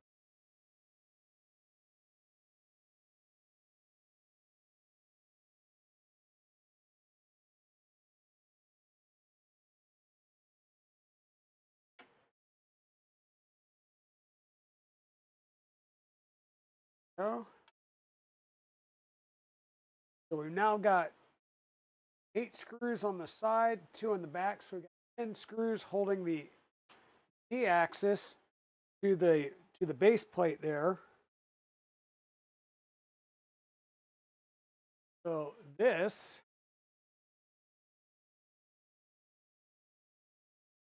need a hand.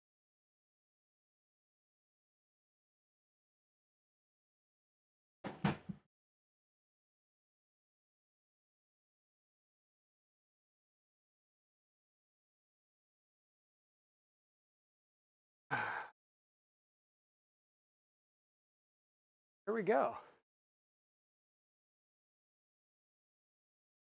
Sheet.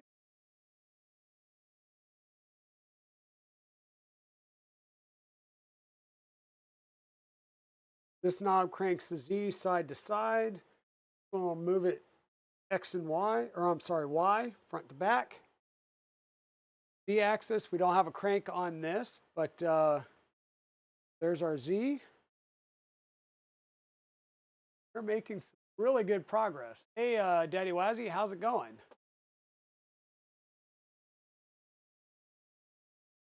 Let's see, the spindle mount.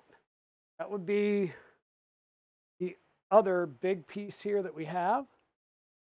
Folks, give me 1 second here. I'm going to grab myself a fat pill called a donut.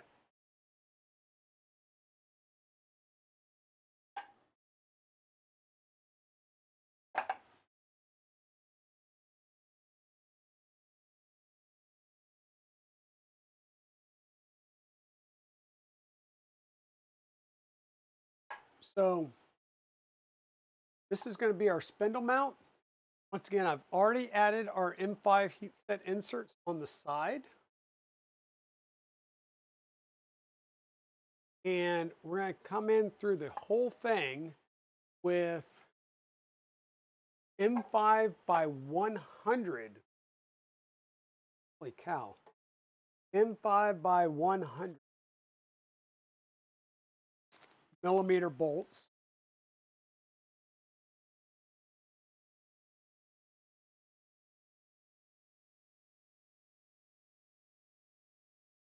Has some more of those M5 washers.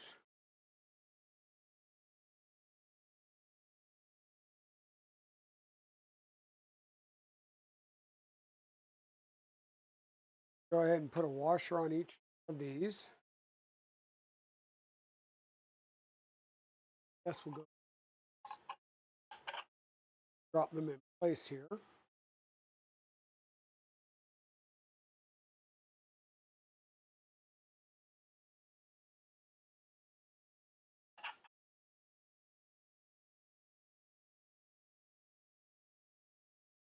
We're doing well. Mrs. Dragon is actually, she left me a note.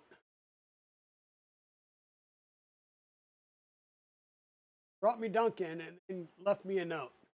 I'm trying not to say it out loud because we don't need her car to hear it somehow and go into protest mode. Had enough issues. Exactly. We're going to install the spindle mount. We're going to need 4 of our nylock nuts. So I'll go ahead and get 4 of these going, out and ready.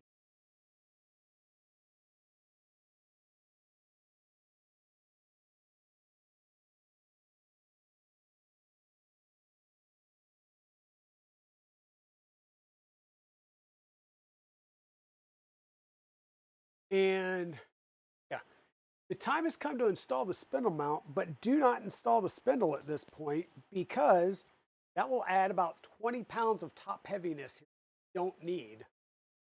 Want to make sure that our bolts are all the way through.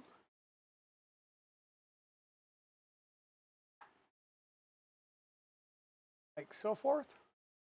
And we're going to line it up and we're going to go through the 4 holes in the gantry.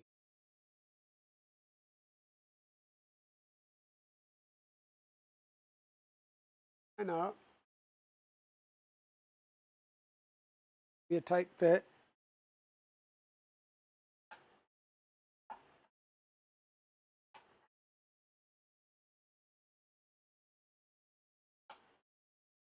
Okay. Once you have all 4 through, we're going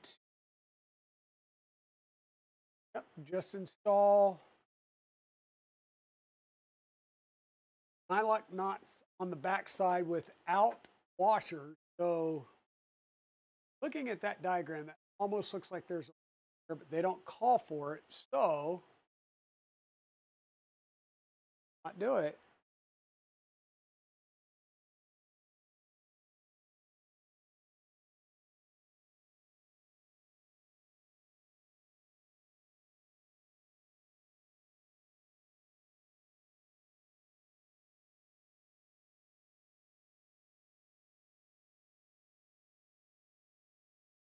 It says do not tighten these yet.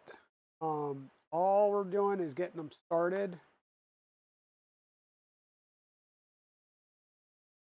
Because we're going to have to pull this open to set our thing down in there. Don't want to make it harder on her.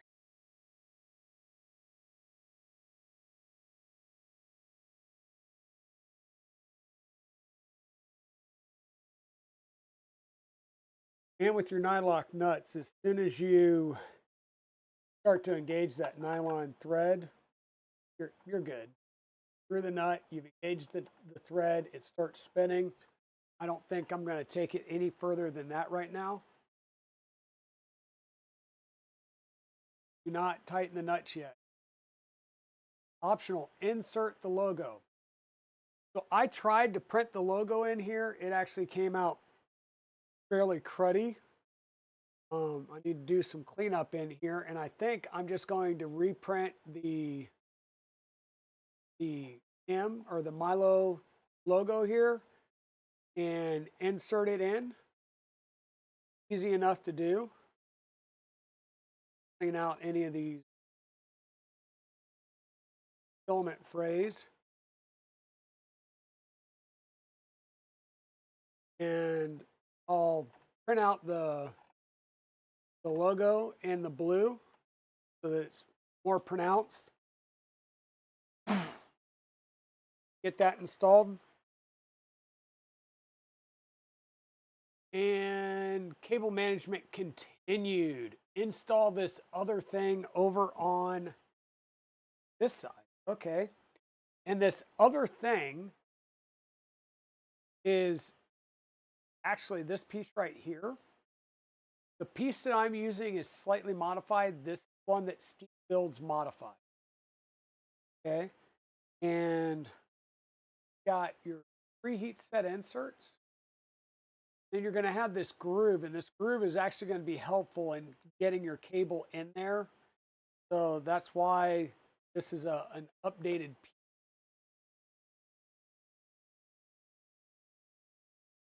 This is going to mount over here on the side.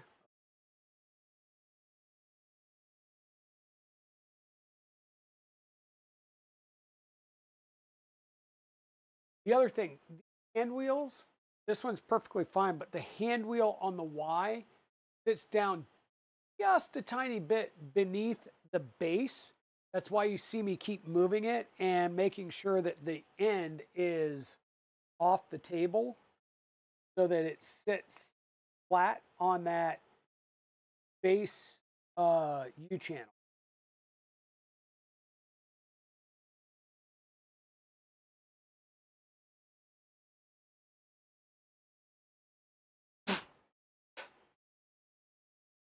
So we need to install this over here. We're going to install it with our M5x12s. Going into heat set inserts. Once again, it's on the spindle mount.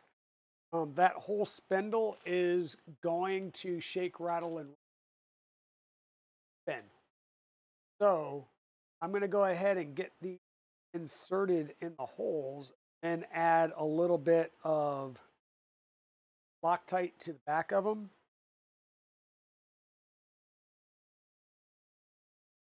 Or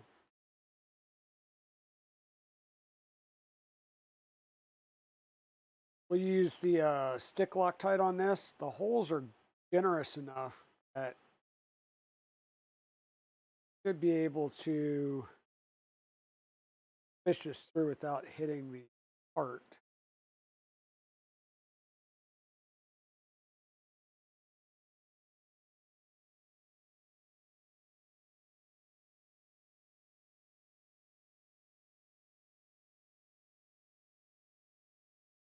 Yeah, how are you doing, Daddy Wazzy? Hope it's all well with you.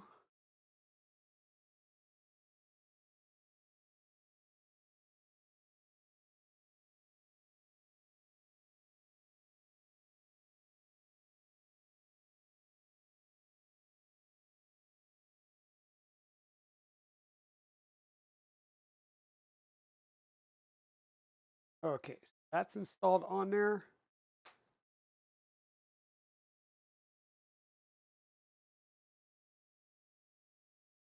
We do have this very loose. Still physically. Now we want to install our full chain. This side's the A, this side's the F. Pull this one off from swap these two parts out. So this one off, put it down here. Put the right pieces in the right places for that side. Our M3 flatheads, I think they're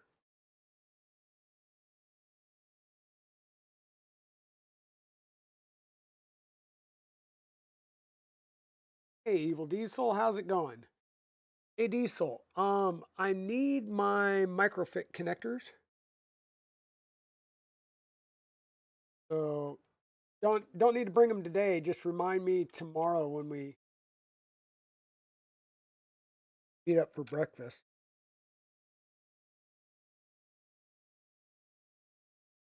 That one out. Ahead. Put them on the table, okay.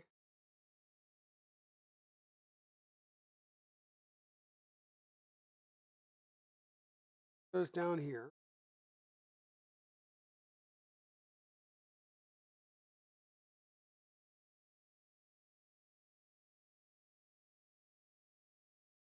I had apparently gotten my L-shaped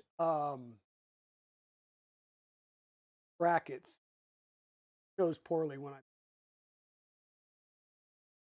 swapped those out earlier.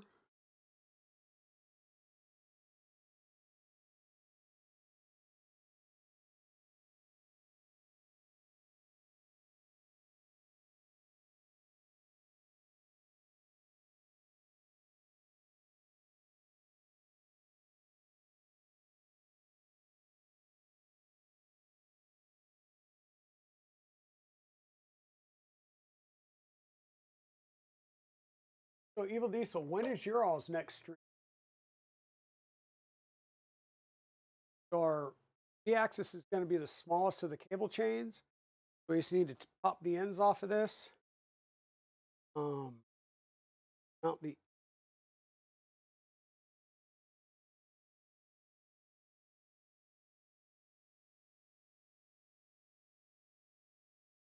I tend to refer to these as the innie and the outies. My preference.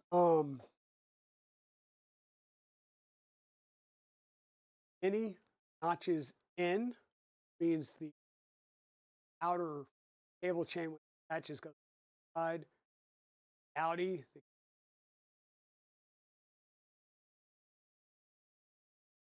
got our diagram. The outie goes at the bottom. Innie goes on that piece. And 3x6 flathead.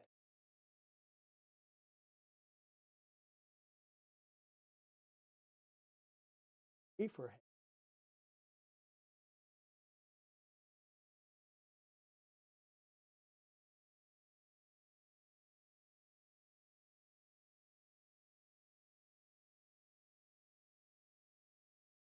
Oh, you guys streamed already. Okay.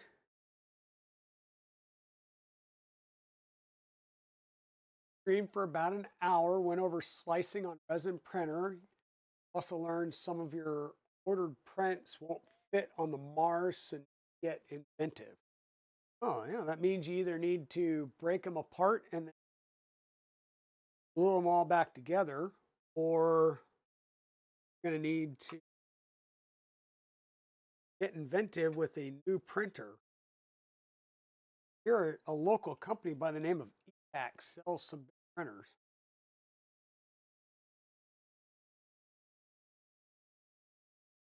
Maybe you can talk them into.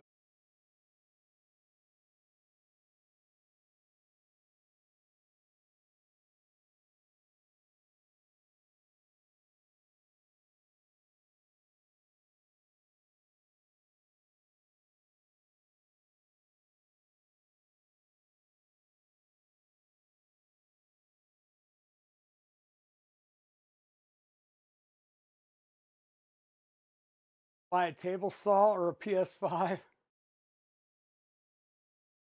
Oh,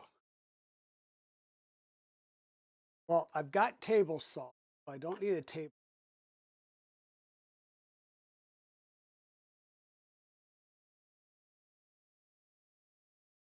So I don't need a table saw. Don't need a PS5 because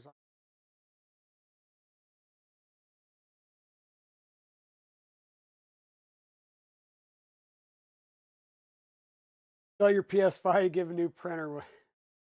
Yeah, I know. I know. Bad influence. Bad influence.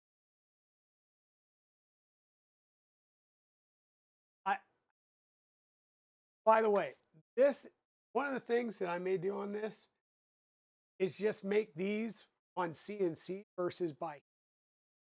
Because I'll tell you, some of my holes want. But yeah, entered it in line even. But these are the caster plates, 6 mil aluminum that I had on hand. So these are going to be the caster plate, black box. I drilled and tapped all of the ends. I've got. I need to drill for the blind holes. couple of them won't be so bad because they're on the ends, so it's 10 millimeters in. That's easy. I've got 8 holes I have to drill that have to be specifically measured over from face to face. So I've got to do the math on the CAD and stuff, figure it out. So that'll be fun. Clip the drag chain into place. Not. I will clip the drag chain into place when we do the cable run. Now it's go to the table assembly, which means this beast can now go on the floor and become a tripping hazard for a while we bring the table parts itself up here, start assembling the table. And yes, I do literally mean become a tripping hazard because I've got so much stuff up here. Evil Diesel's been up here. I've got so much stuff up here that it quickly becomes a tripping hazard up here. That. Parts are in here.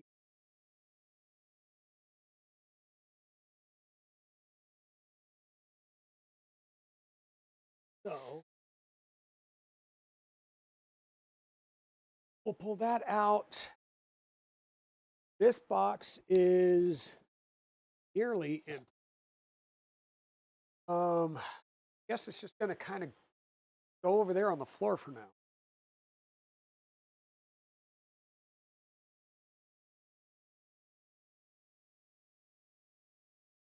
Where do I grab this thing? Oh, you're out of space. You're out of space. So Diesel, did you see all the boxes that were by the front door when you came over the other day? They're still in the front by the front door. That's the in fact more boxes showed up. The panel box or the panel got here yesterday, so we now have panels for the V core. Yeah, we'll need to start building the V core soon so that I can make space. Yeah, Christmas every day. That's what my wife keeps saying. Lay the 3 20/80 extrusions next to each other lengthways. Attach skirt front, skirt front A and skirt front B using M5x12 button head. Okay, so that would be these pieces, 20/80. Got 3 of these.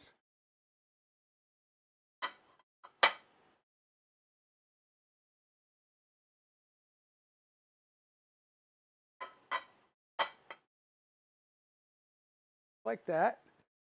And of course, I set it on the box with the parts in it. Now we're going to need the skirt front and see, we need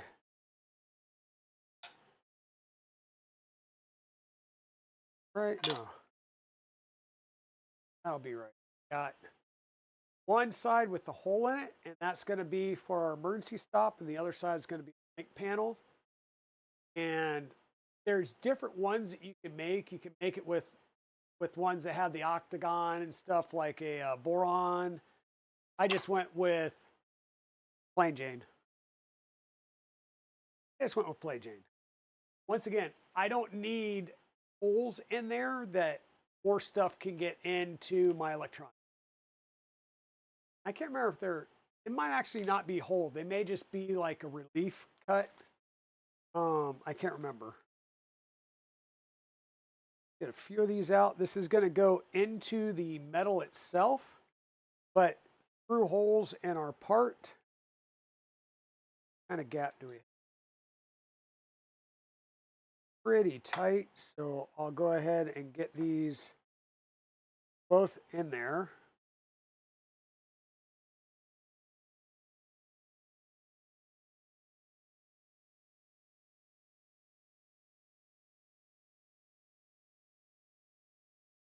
Thought of Loctite on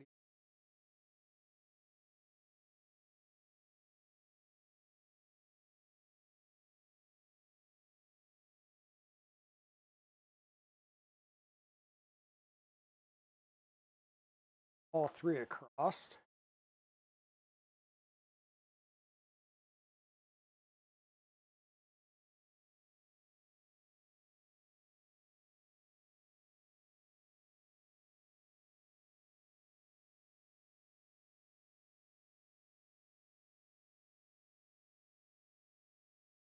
And I did not check if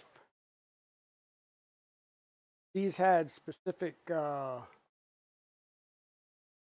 like holes that were pre-drilled or not, but it looks like we're going into the ends, not the middles. So each one is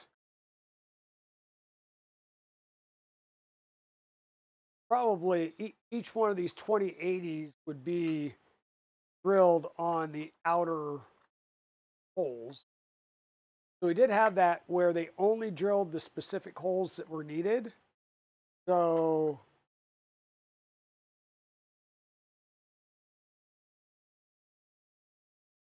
not sure if you saw how that bowed out. So I'm going to loosen all of these about a quarter turn. Hopefully my ends will come back together. And remind me not to crank these down all until I have both sides on here, and then we can crank them all down.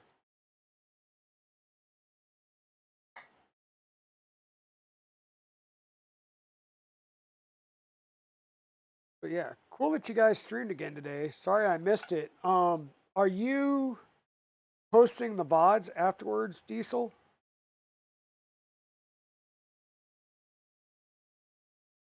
I'd love to check that out, especially if you're going over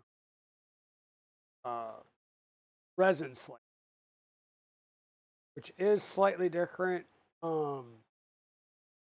There is a huge difference between slicing for resin printers and slicing for FDM printers, as well as parts placement. Right, we have a tendency of laying everything flat on our FDM printers, and that is, in a lot of ways, a no-go on a resin printer because of the, I'll say, the suction that's created between the print and the FEP.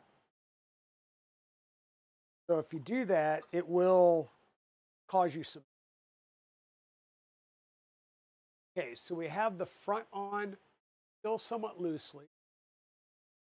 It's easiest to do this upside down. That's great. Attach the skirt A and B back using M5x12. It'd be good to continue to do. Grab down. It's at a slight angle, but it's still doable. Everything's lined up.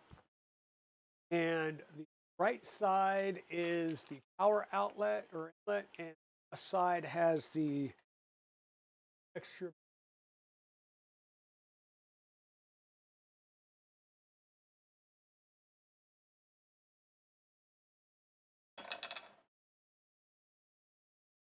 Yeah, you actually have to go in and publish. And because you're not affiliate yet, it only lasts on there for a short period of time. So if you want it to persist for any length of time, you'll want to either export over to YouTube like I do, or make a highlight. You can do a highlight of the whole video, Some of my oldest videos that are still up on my Twitch are highlights because I think they persist forever. I think. Or at least until you filled up all the allowable space thing.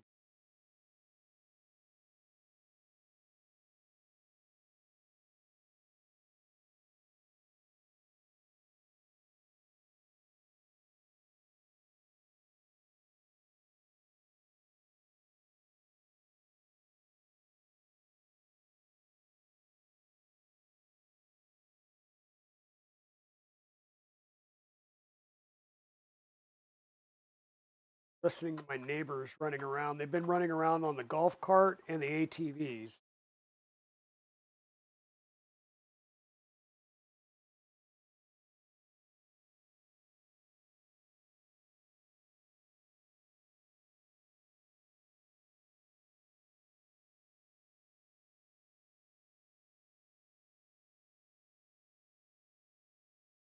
Yep.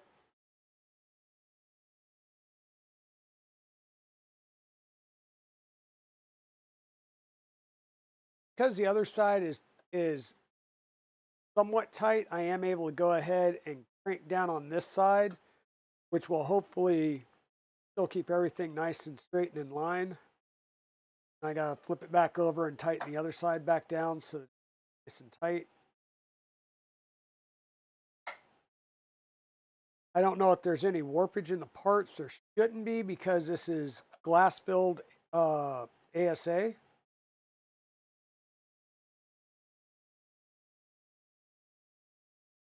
Once again, these parts for the Milo are Phaetus glass filled ASA for the blue, and I believe it's carbon filled, though it might be glass filled 25% for the black.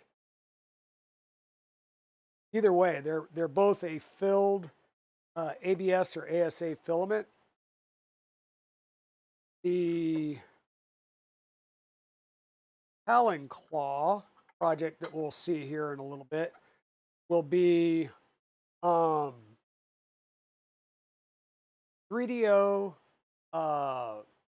ASA-CF blue and ASA Nano gray, as well as Polymaker ABS neon orange. And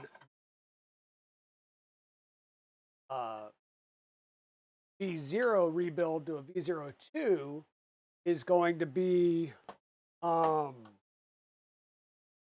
same 3DO ASA CF blue and 3DO ASA Nano gray is going to be that build.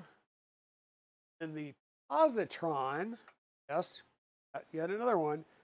Positron colors are the Polymaker ABS neon orange and KVP ABS British racing green.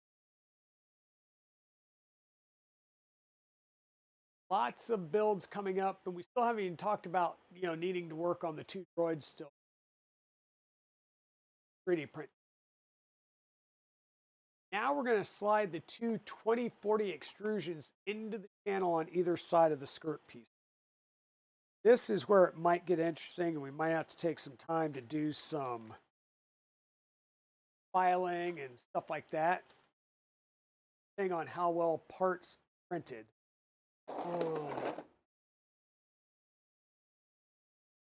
Yeah, pretty much another box, big box set.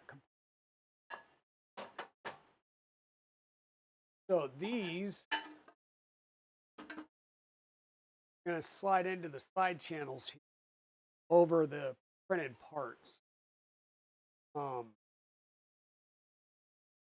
And once again, depending on how good your parts printed, what your tolerances are, this could go in very easily, or it could be a pain in the tuchus.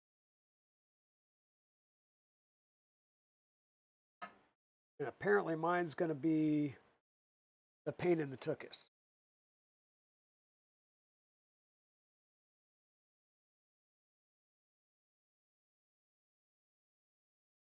Yeah, because mine is not lining up at all. Not that, whoop, well, no, that's on top. Whoop, whoop, whoop. Oh, that's going to be a long.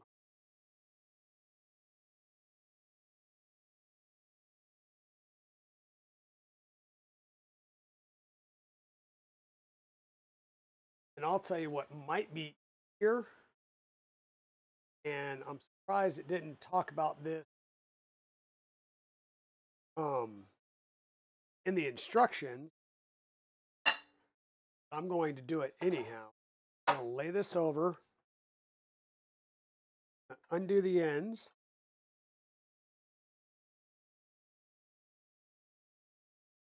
Because doing it this way, you basically have to run it from one end to another. That is a lot of material to push through an extrusion that may or may not be straight, may or may not have a twist in it. But yet you want a tight connection, so your tolerances are going to be pretty, pretty tight. So what I'm going to do is take this end off and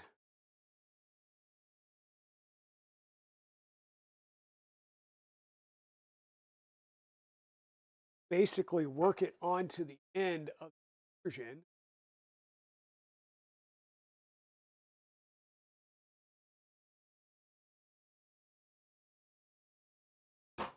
Like that.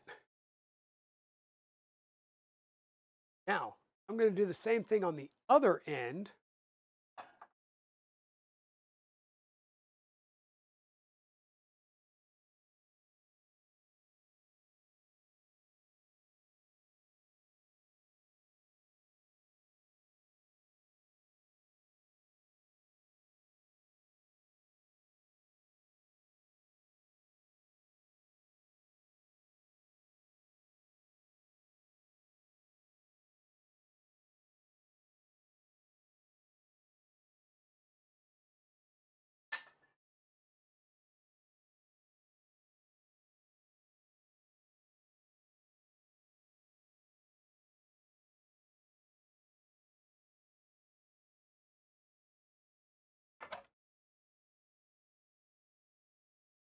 Like that.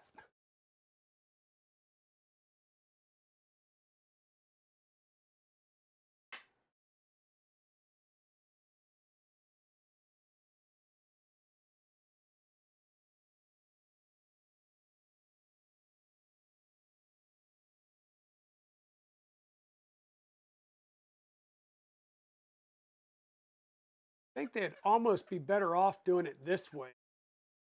Putting the side piece on and basically creating these edge pieces like this, then mounting the middle.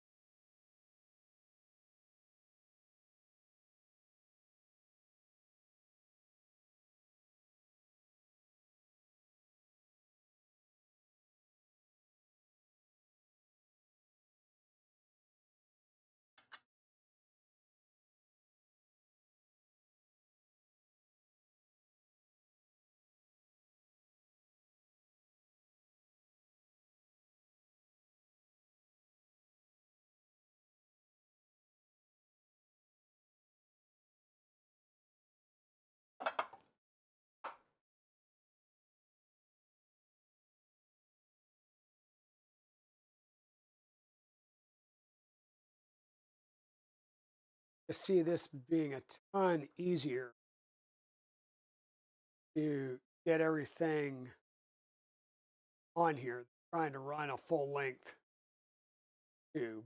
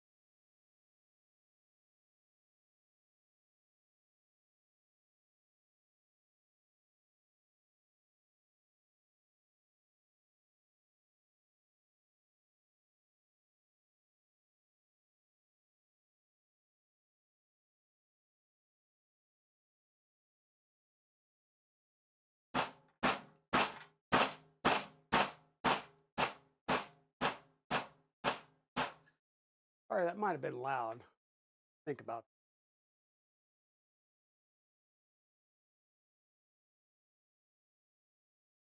that. My apologies.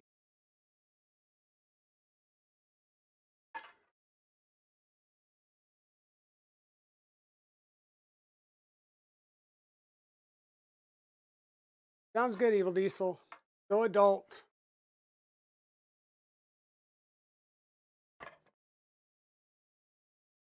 I will probably have to adult a little bit later because Mrs. Dragon is out looking at vehicles.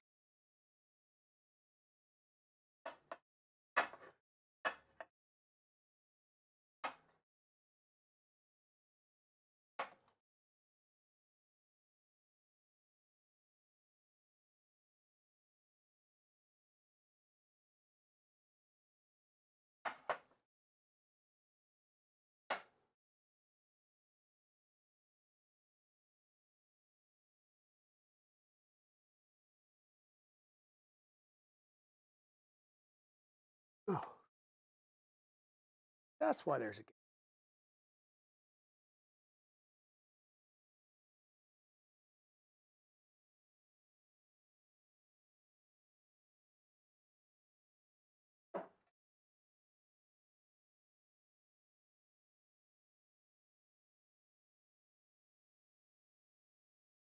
Oh.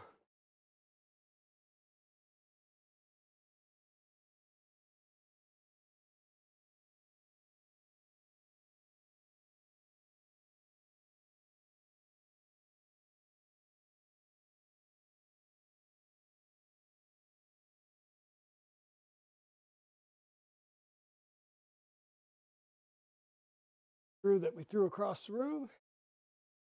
Luckily, it hit a box and bounced back to me.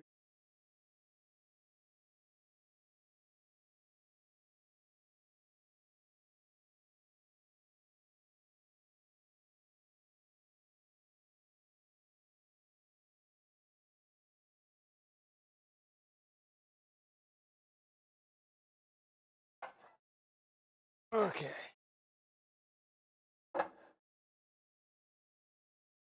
That over. Tight.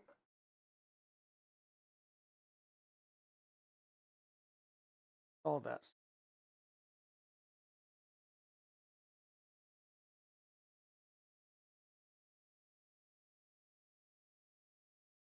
Okay. There is our deck pan or our deck table. Two sides in now. Here they sit flush with the front and back of the skirts. Yep, they do. Now the table feet. These feet are not required if building CASA enclosure for your Milo. Instead, follow the directions with CASA instructions. Install the M5 heat sets cable bolt down bracket. I did print feet. I will eventually build a CASA for this. I don't know when that's going to happen though. So we are going to go ahead and install these. So I need M5 heat sets. I press up here.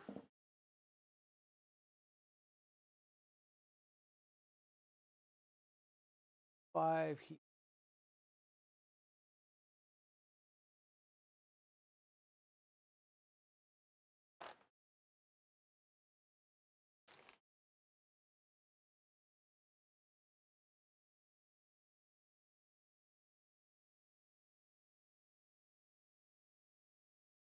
So much bigger compared to ones we're normally using.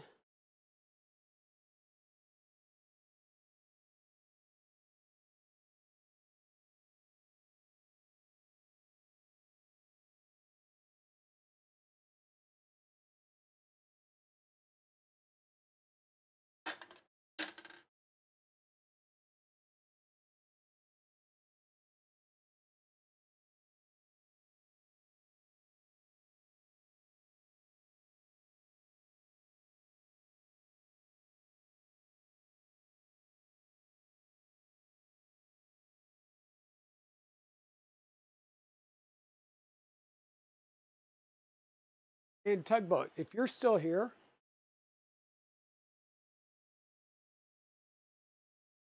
I just want to say that I did figure out the uh, software install on the Raspberry Pi and everything to get Clipper Screen going.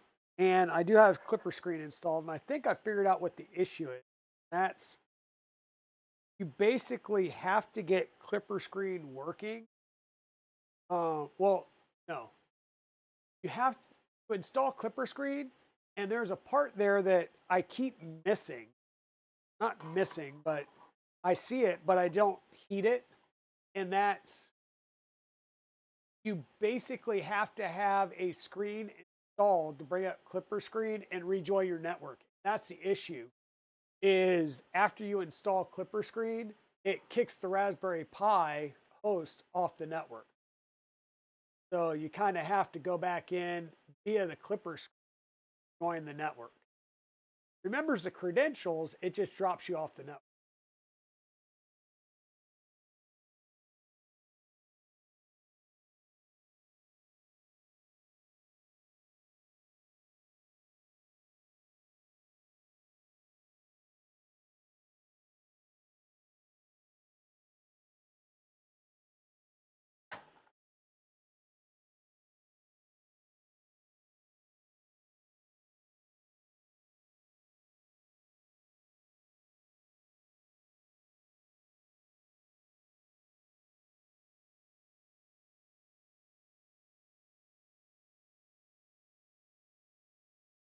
And what I'm doing now is I'm using a second foot because it's at an angle, kind of create that angle to give me a flat surface to press again.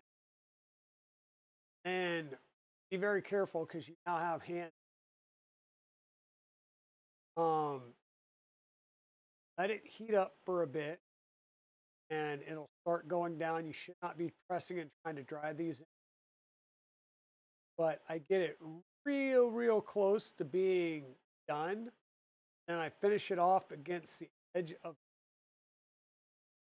the table, which one ensures that I'm perfectly flat. And two, I do that side to side motion, which burnishes any eyes that you may have and the plastic gets out at the end. So kind of how I do it. Your mileage may vary.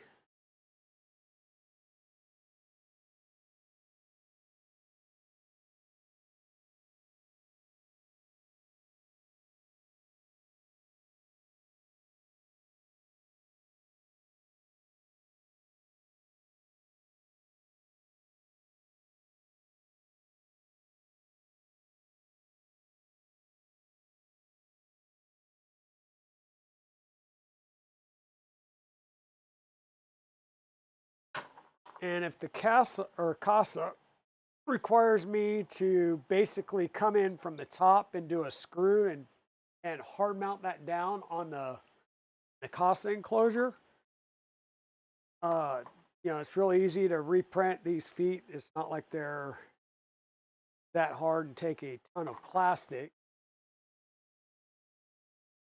and reprint these feet and swap them out. I'm not sure how this mounts in CASA though, so.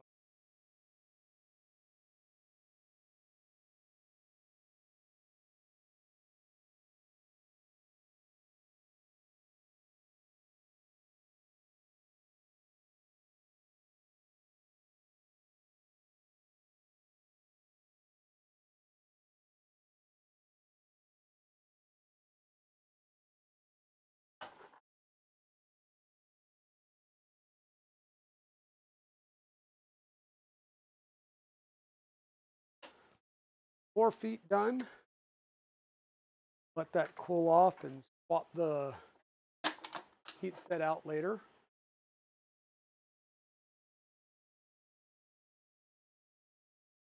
Probably won't be going too much longer today, folks.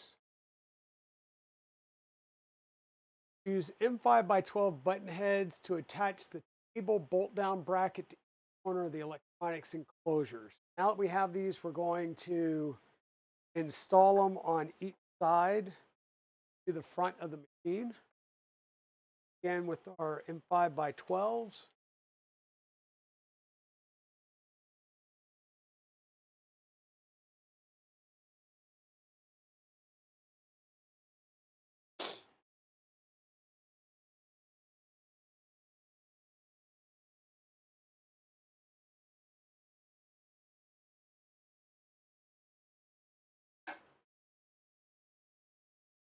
Going to go ahead and ream them out.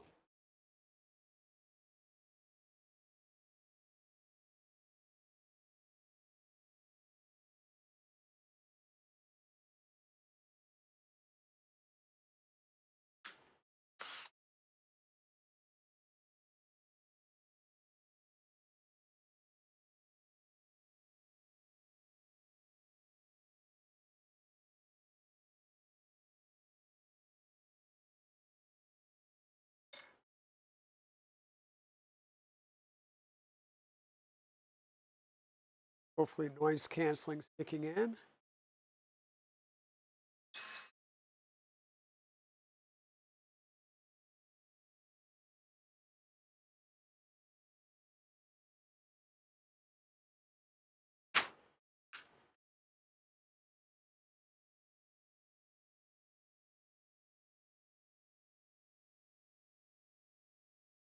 And guys and gals, you see me try and clean up a little bit as we go through the build. It seems counterintuitive because you see me put some things up and then a few minutes later I need them, so I go dig them out again. It's better, it's cleaner, it keeps you from losing stuff, or heaven forbid you pull a Boeing and like seal up a metal tool inside of an electronics enclosure or a loose bolt or something, because that can lead to bad things.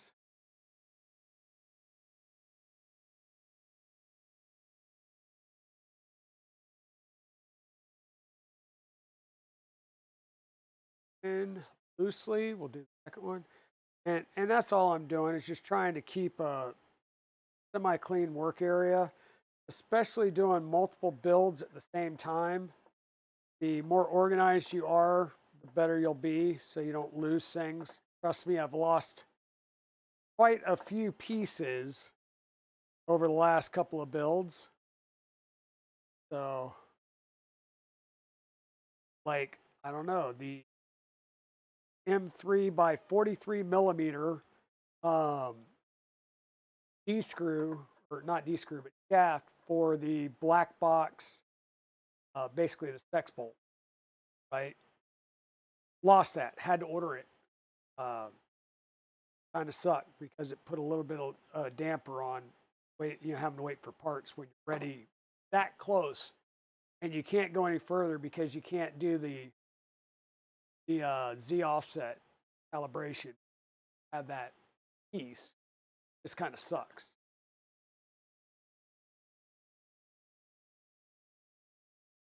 We were just putting these corner sides on, and these are going directly into the ends of the 2040 extrusion or 4020 extrusions that we installed on the. Kind of how all this is.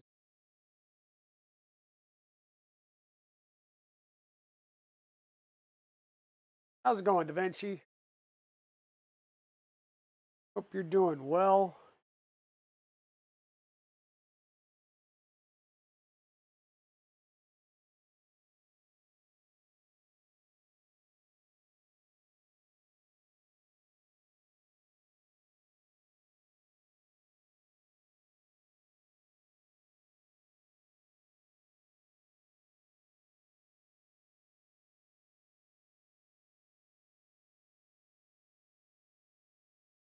Woohoo! Last of our M12 or M5 by 12 button heads.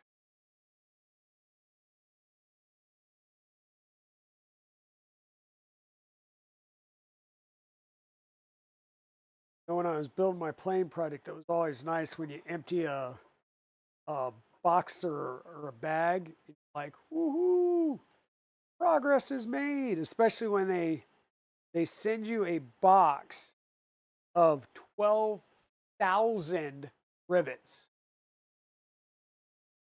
And then another box with another 3 pounds of the same size rivets. And you're like, holy crap, how many of these do I have to do? And then you put your wings together and you realize that 3 pound box was all for the wings.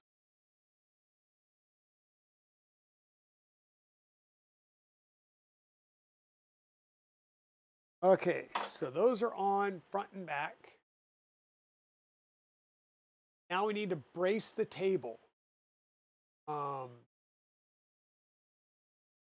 3 5x8 button head screws, angled corner bracket, 2020.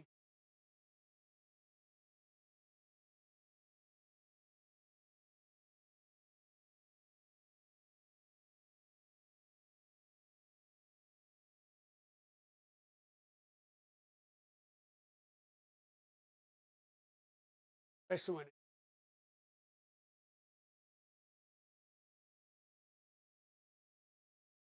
Are you still building the plane? The plane has stalled, I guess would be the best term to use for that. Um, the plane project has stalled. Um, I'm not sure. My wife is kind of on me to uh, sell the project. Um, partly that, and I don't think I'm going to continue flying. Um, just with all the health stuff that I've got, and the way that my neck has been the last few years. I can tell you, like yesterday, with the thunderstorms that we had, the thunderclaps that we had not only shook the house, but I felt it in my neck, and it was just not a pleasant feeling. This is going to be fairly tight. It doesn't tell me where.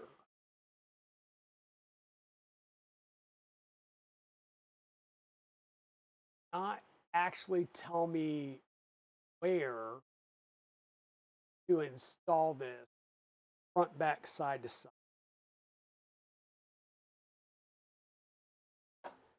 Um,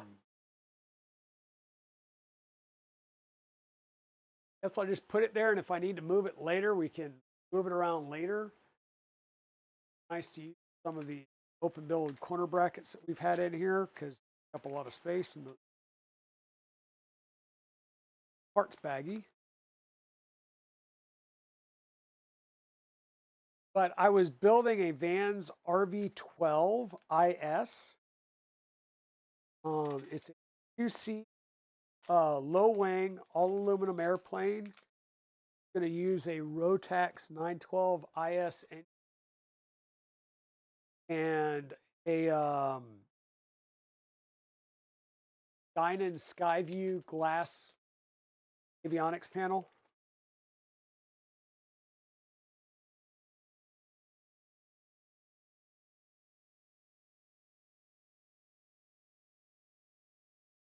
Exactly. It comes down to, I've had eye surgery now as well.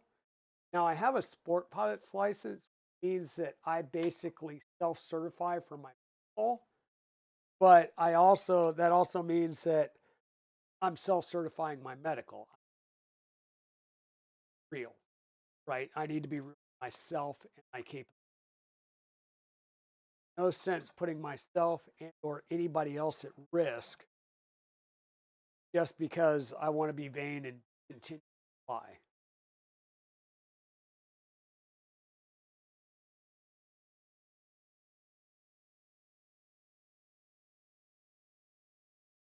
That's there. M3.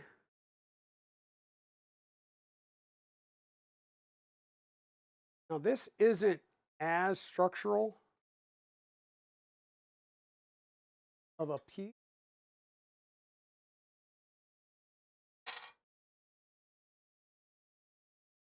We'll put a dab of Loctite.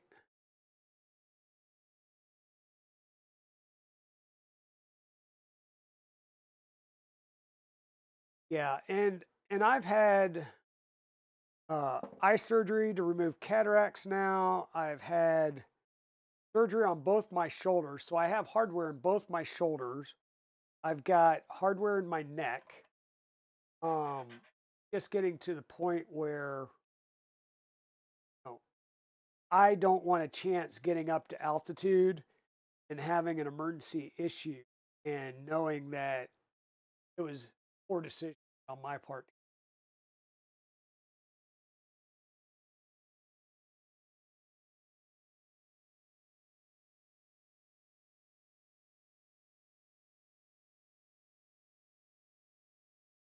Now, once again, I don't know the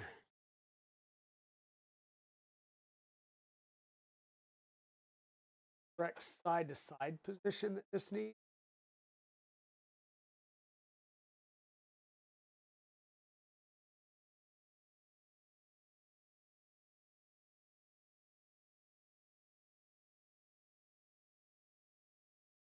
But I will, at the very least, try and square it up.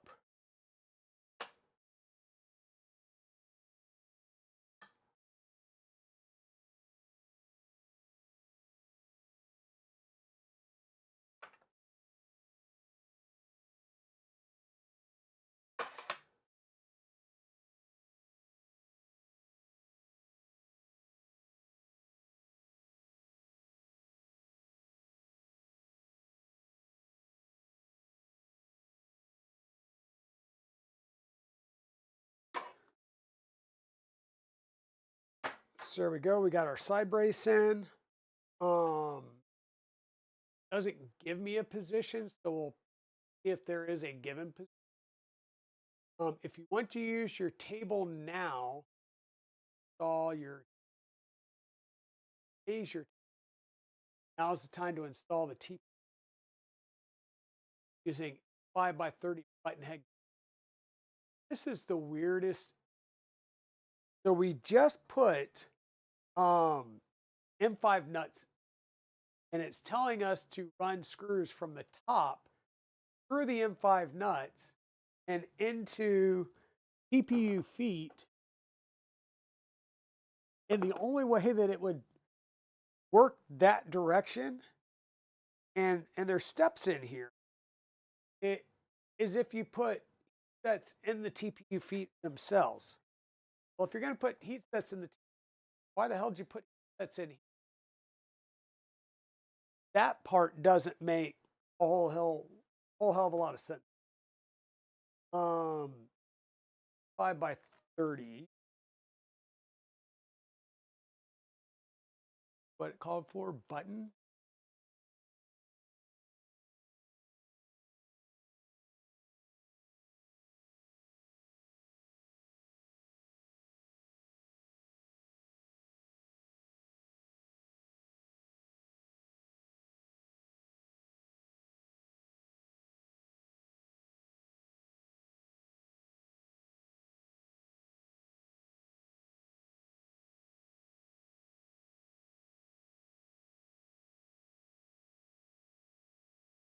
Seeing in 5 by 30.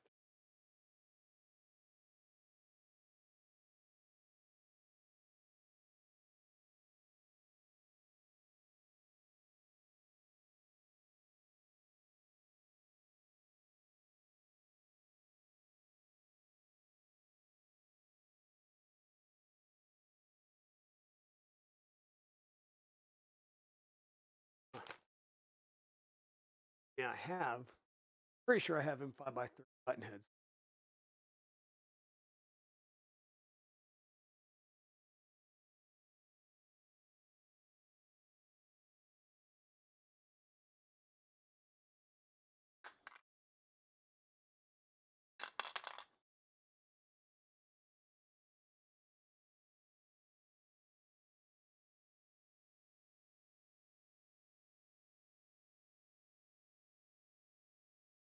And at the very least, run these, get the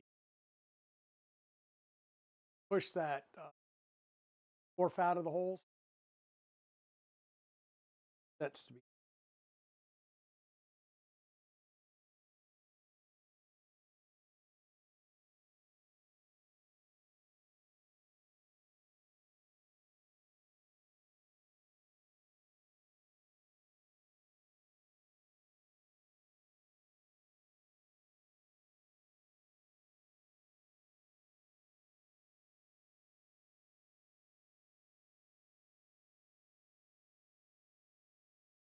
Oh, nice. Yeah, I would like to um like make a teardrop trailer. Now, I've seen several that I really like. I would like to make a teardrop trailer for, just having a place to go to a show, pull it behind the truck, boom, got a place to stay, don't have to worry about a hotel. Um, but that's another thing that, yeah, I could build it, but am I at the stage where I want to build things, or am I at the stage where I just want to? I know I'm not at the stage of like my brother and his wife where they're like, oh, let's go get a fifth wheel trailer and spend six figures. I'm not there. That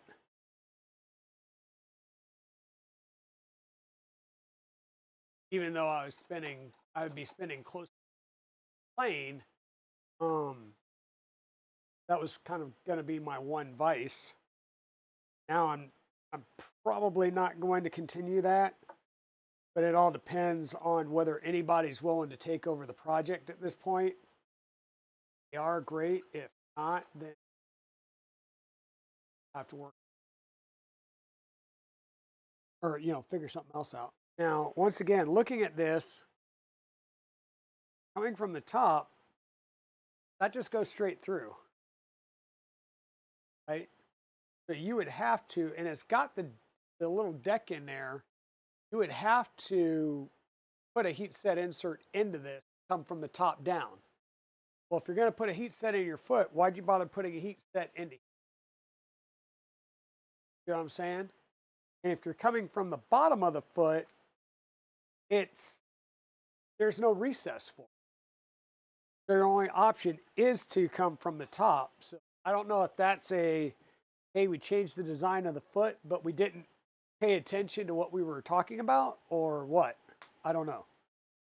So I do have feet, right? Um, I and an M5 by 30 would be overkill, right? If we're going this way, we would go with something smaller than an M5 by 30,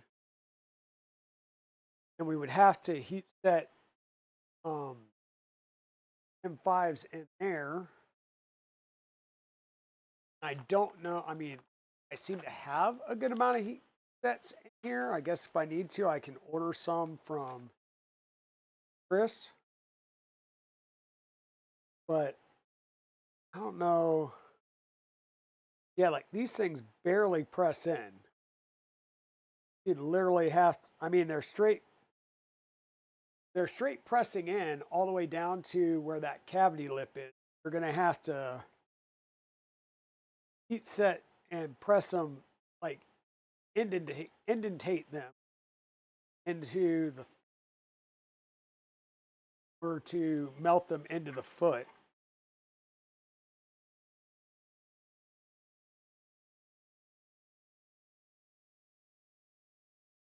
I'll try and take these down a little bit without getting my tip of my iron all jacked up.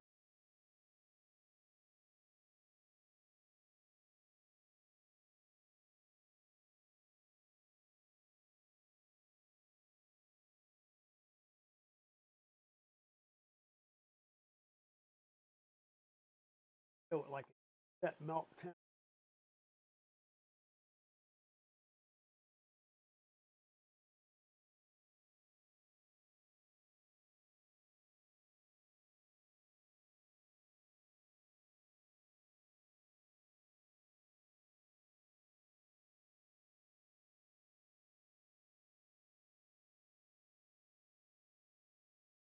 like I said, I'm just countersinking them a little bit.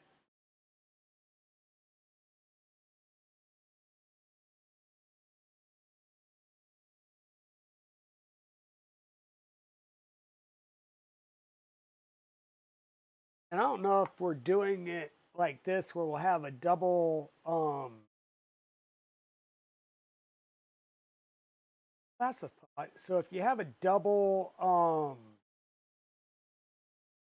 heat set insert, then in essence, you can level your table with it.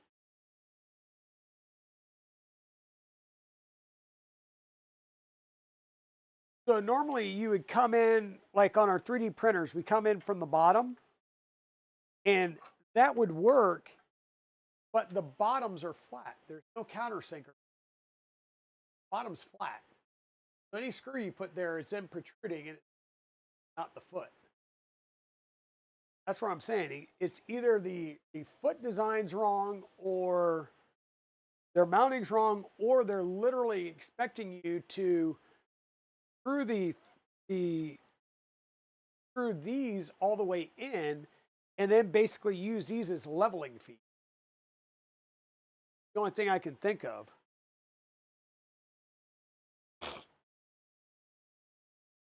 Is this way, screwing these in, um, they'll take the screws all the way in, and then you use the feet to level, maybe? I don't know.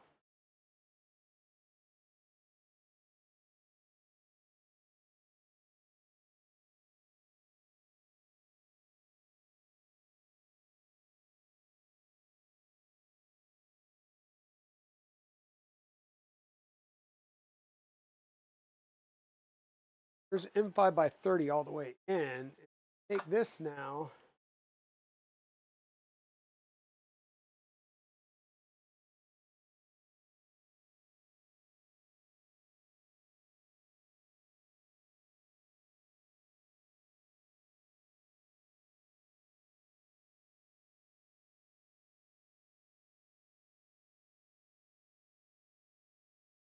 And that works, and then you can use the feet to basically um,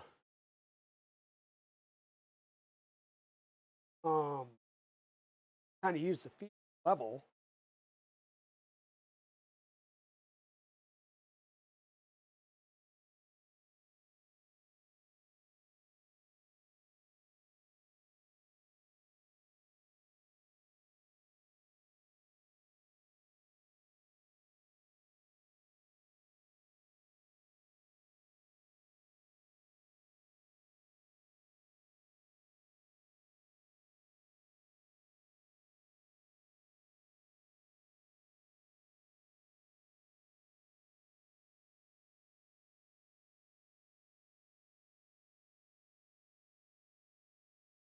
Well, you can tell that those heat presses went down in there in an angle.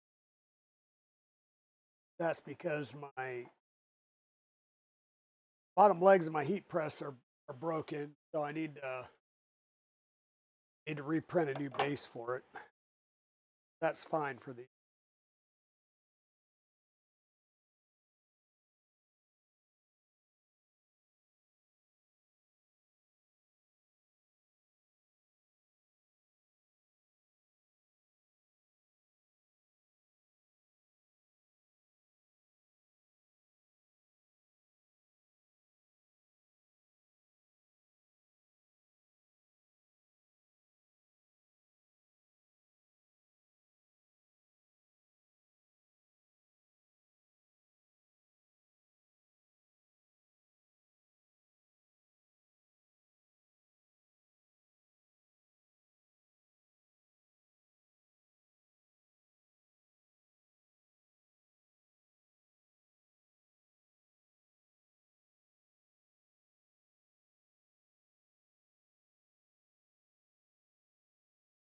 It actually does work.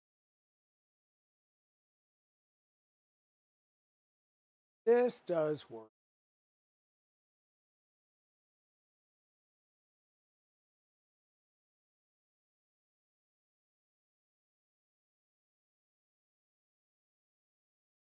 I just questioned putting heat sets in the base legs here, but I guess it does make sense if you're going to use it as sort of leveling.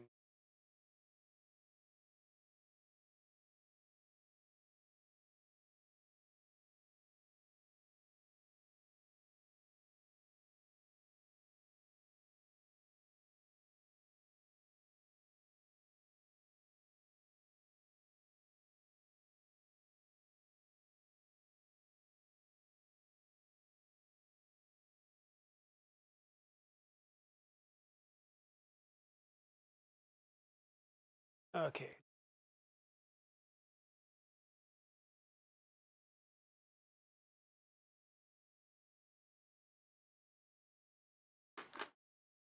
Go.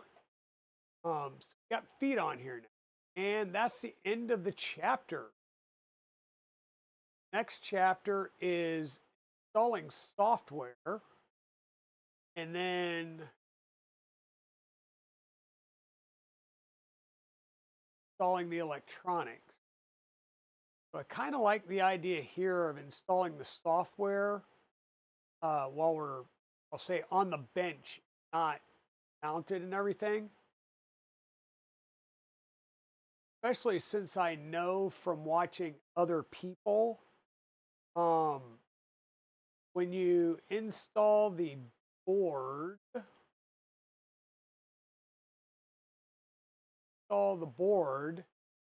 right? Your board, when you get it installed here, there's your USB, there's your Wi-Fi, I believe. So SD card too. And so it gets very tight because it's up against the side here. So what we want to do is make sure that we get everything installed ahead of time. What I may want to do, look at that mount. Okay, the mount looks like it has space for it. So what we might actually do is mount the board so that we have the ability to more easily access.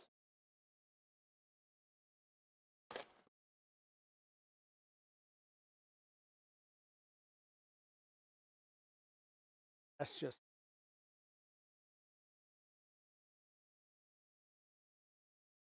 sorry, I'm trying to clean some things up real fast.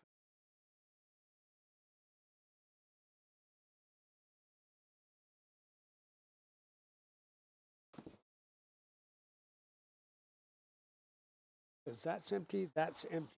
That's got,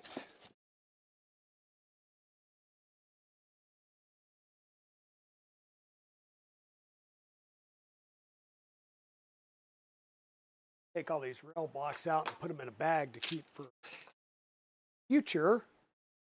And this box is now empty and can go away.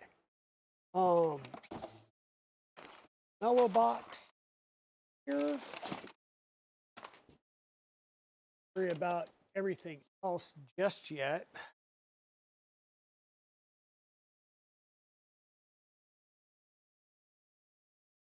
All with M3 by 10 self-tapping. Okay. ST connectors. Little Hello Fly, kind of a quick start guide. Jumpers, wireless antenna. Our USB A to USB C connection.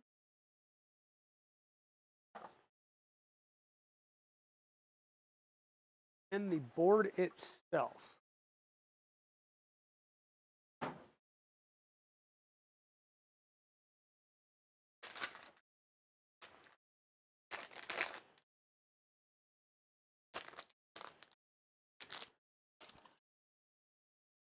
And so, yes, what we've got here on the board is, these are our stepper drivers, screw down terminals. Actually, these are not screw down. These are press down and better. You have your motor drivers, your press down connectors, main power in, bed out, in stops, SD card, your power, and your Wi-Fi module. That's the problem, is when this gets mounted, it's basically getting mounted like that. So you lose access to powering it directly by a wall wart or connecting to your printer or laptop or computer and the SD card. So what we probably want to do is go ahead and get this mounted on here on the bracket, and well, that way we can do whatever configuration we need. Looks like we want to use our M3 by 2 screws. What kind did they give us? Gave us the ones with the tiny socket heads, which is great, except I busted my 1.5 over there. So let me grab my iFixit.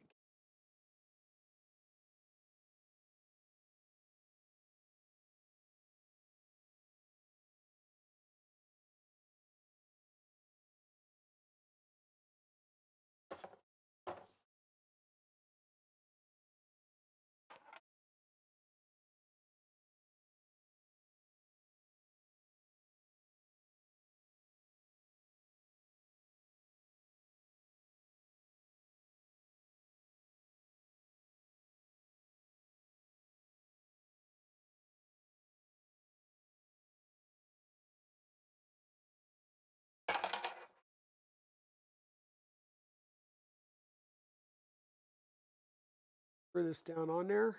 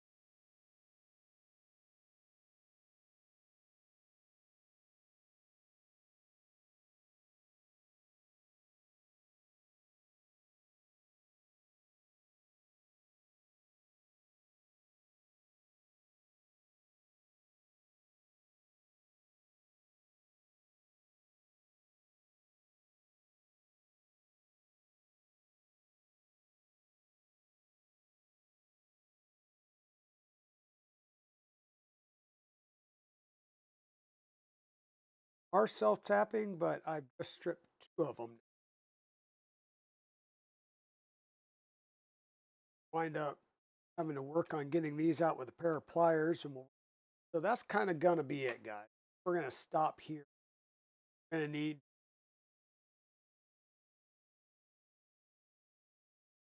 better. I hate these. I may have to, because this is glass filled, I may actually pull a little bit as well, just because.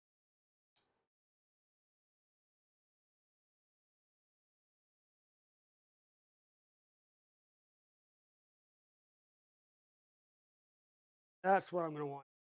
I will pre-drill and do that with a slightly.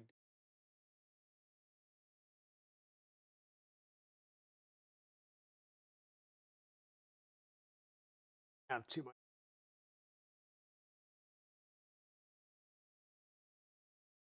out.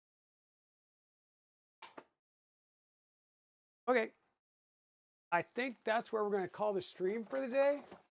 And like I said, I will get this mounted, okay, and uh, get everything kind of, I'll say, ready for the next stream. Things put away. Um, Tuesday, we're going to be back to building the.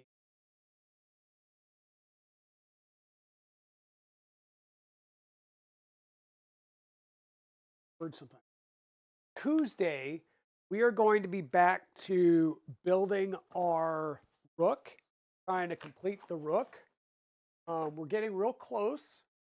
We have a couple of more wires to fix, and then we'll be done. And we also started on the software some, but I want to go back through that, run through it with everybody one more time, make sure everybody's on board, and especially our tugboat 3D print folks, they're get stuff done. And thank you everybody for being here and hanging out with me today. Your time here is much appreciated. So much fun to do these builds with everybody here and being able to chat with everybody throughout the day just makes things more fun and enjoyable. And then when you have issues, somebody can look at it and go, hey, you're reading the directions wrong. Or, hey, dummy, follow the directions. Stop trying to wing it. Not that I ever do that much. But yeah, so we made great progress. We've got one empty box. We've got our actual base now for our second here to make some room. Back the front. We're gonna be working on the base now. Next few stages and steps of this build to dead the death. We're working on the base to get the electronics installed, and once we get the base electronics installed, we'll start working our way up and running the wires on up into it itself. I don't know if I'll ever need these for another HM15, but always good to keep on to those, especially since I don't have too many things where I print those. Ah, so here's our base, and let's bring the beast up onto the base.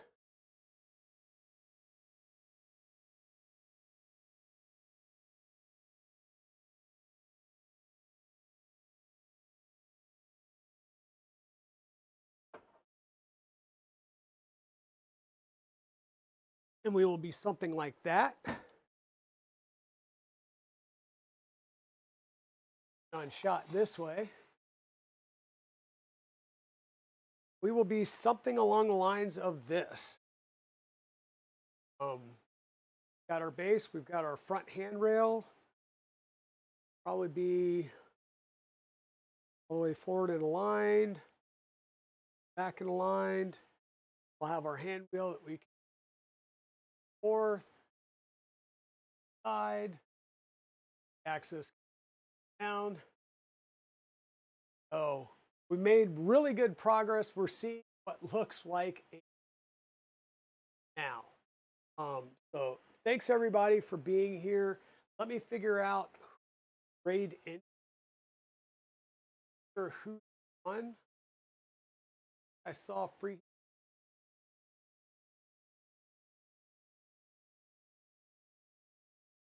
See, boy, doing a partner push, file mods, art stuff. Ooh, there we go. This actually feeds right in.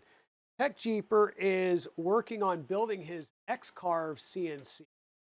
So that actually goes right in line with what we're building. So let's go on and jump over to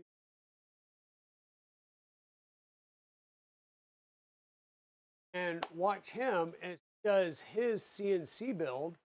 Once again, everybody, thank you so much for being here. Thank you for continuing to give me your Saturdays and enjoy the builds that we do here on stream. You guys are great as always. Thanks again, and I will see you guys on Tuesday. Have a great night. Bye-bye.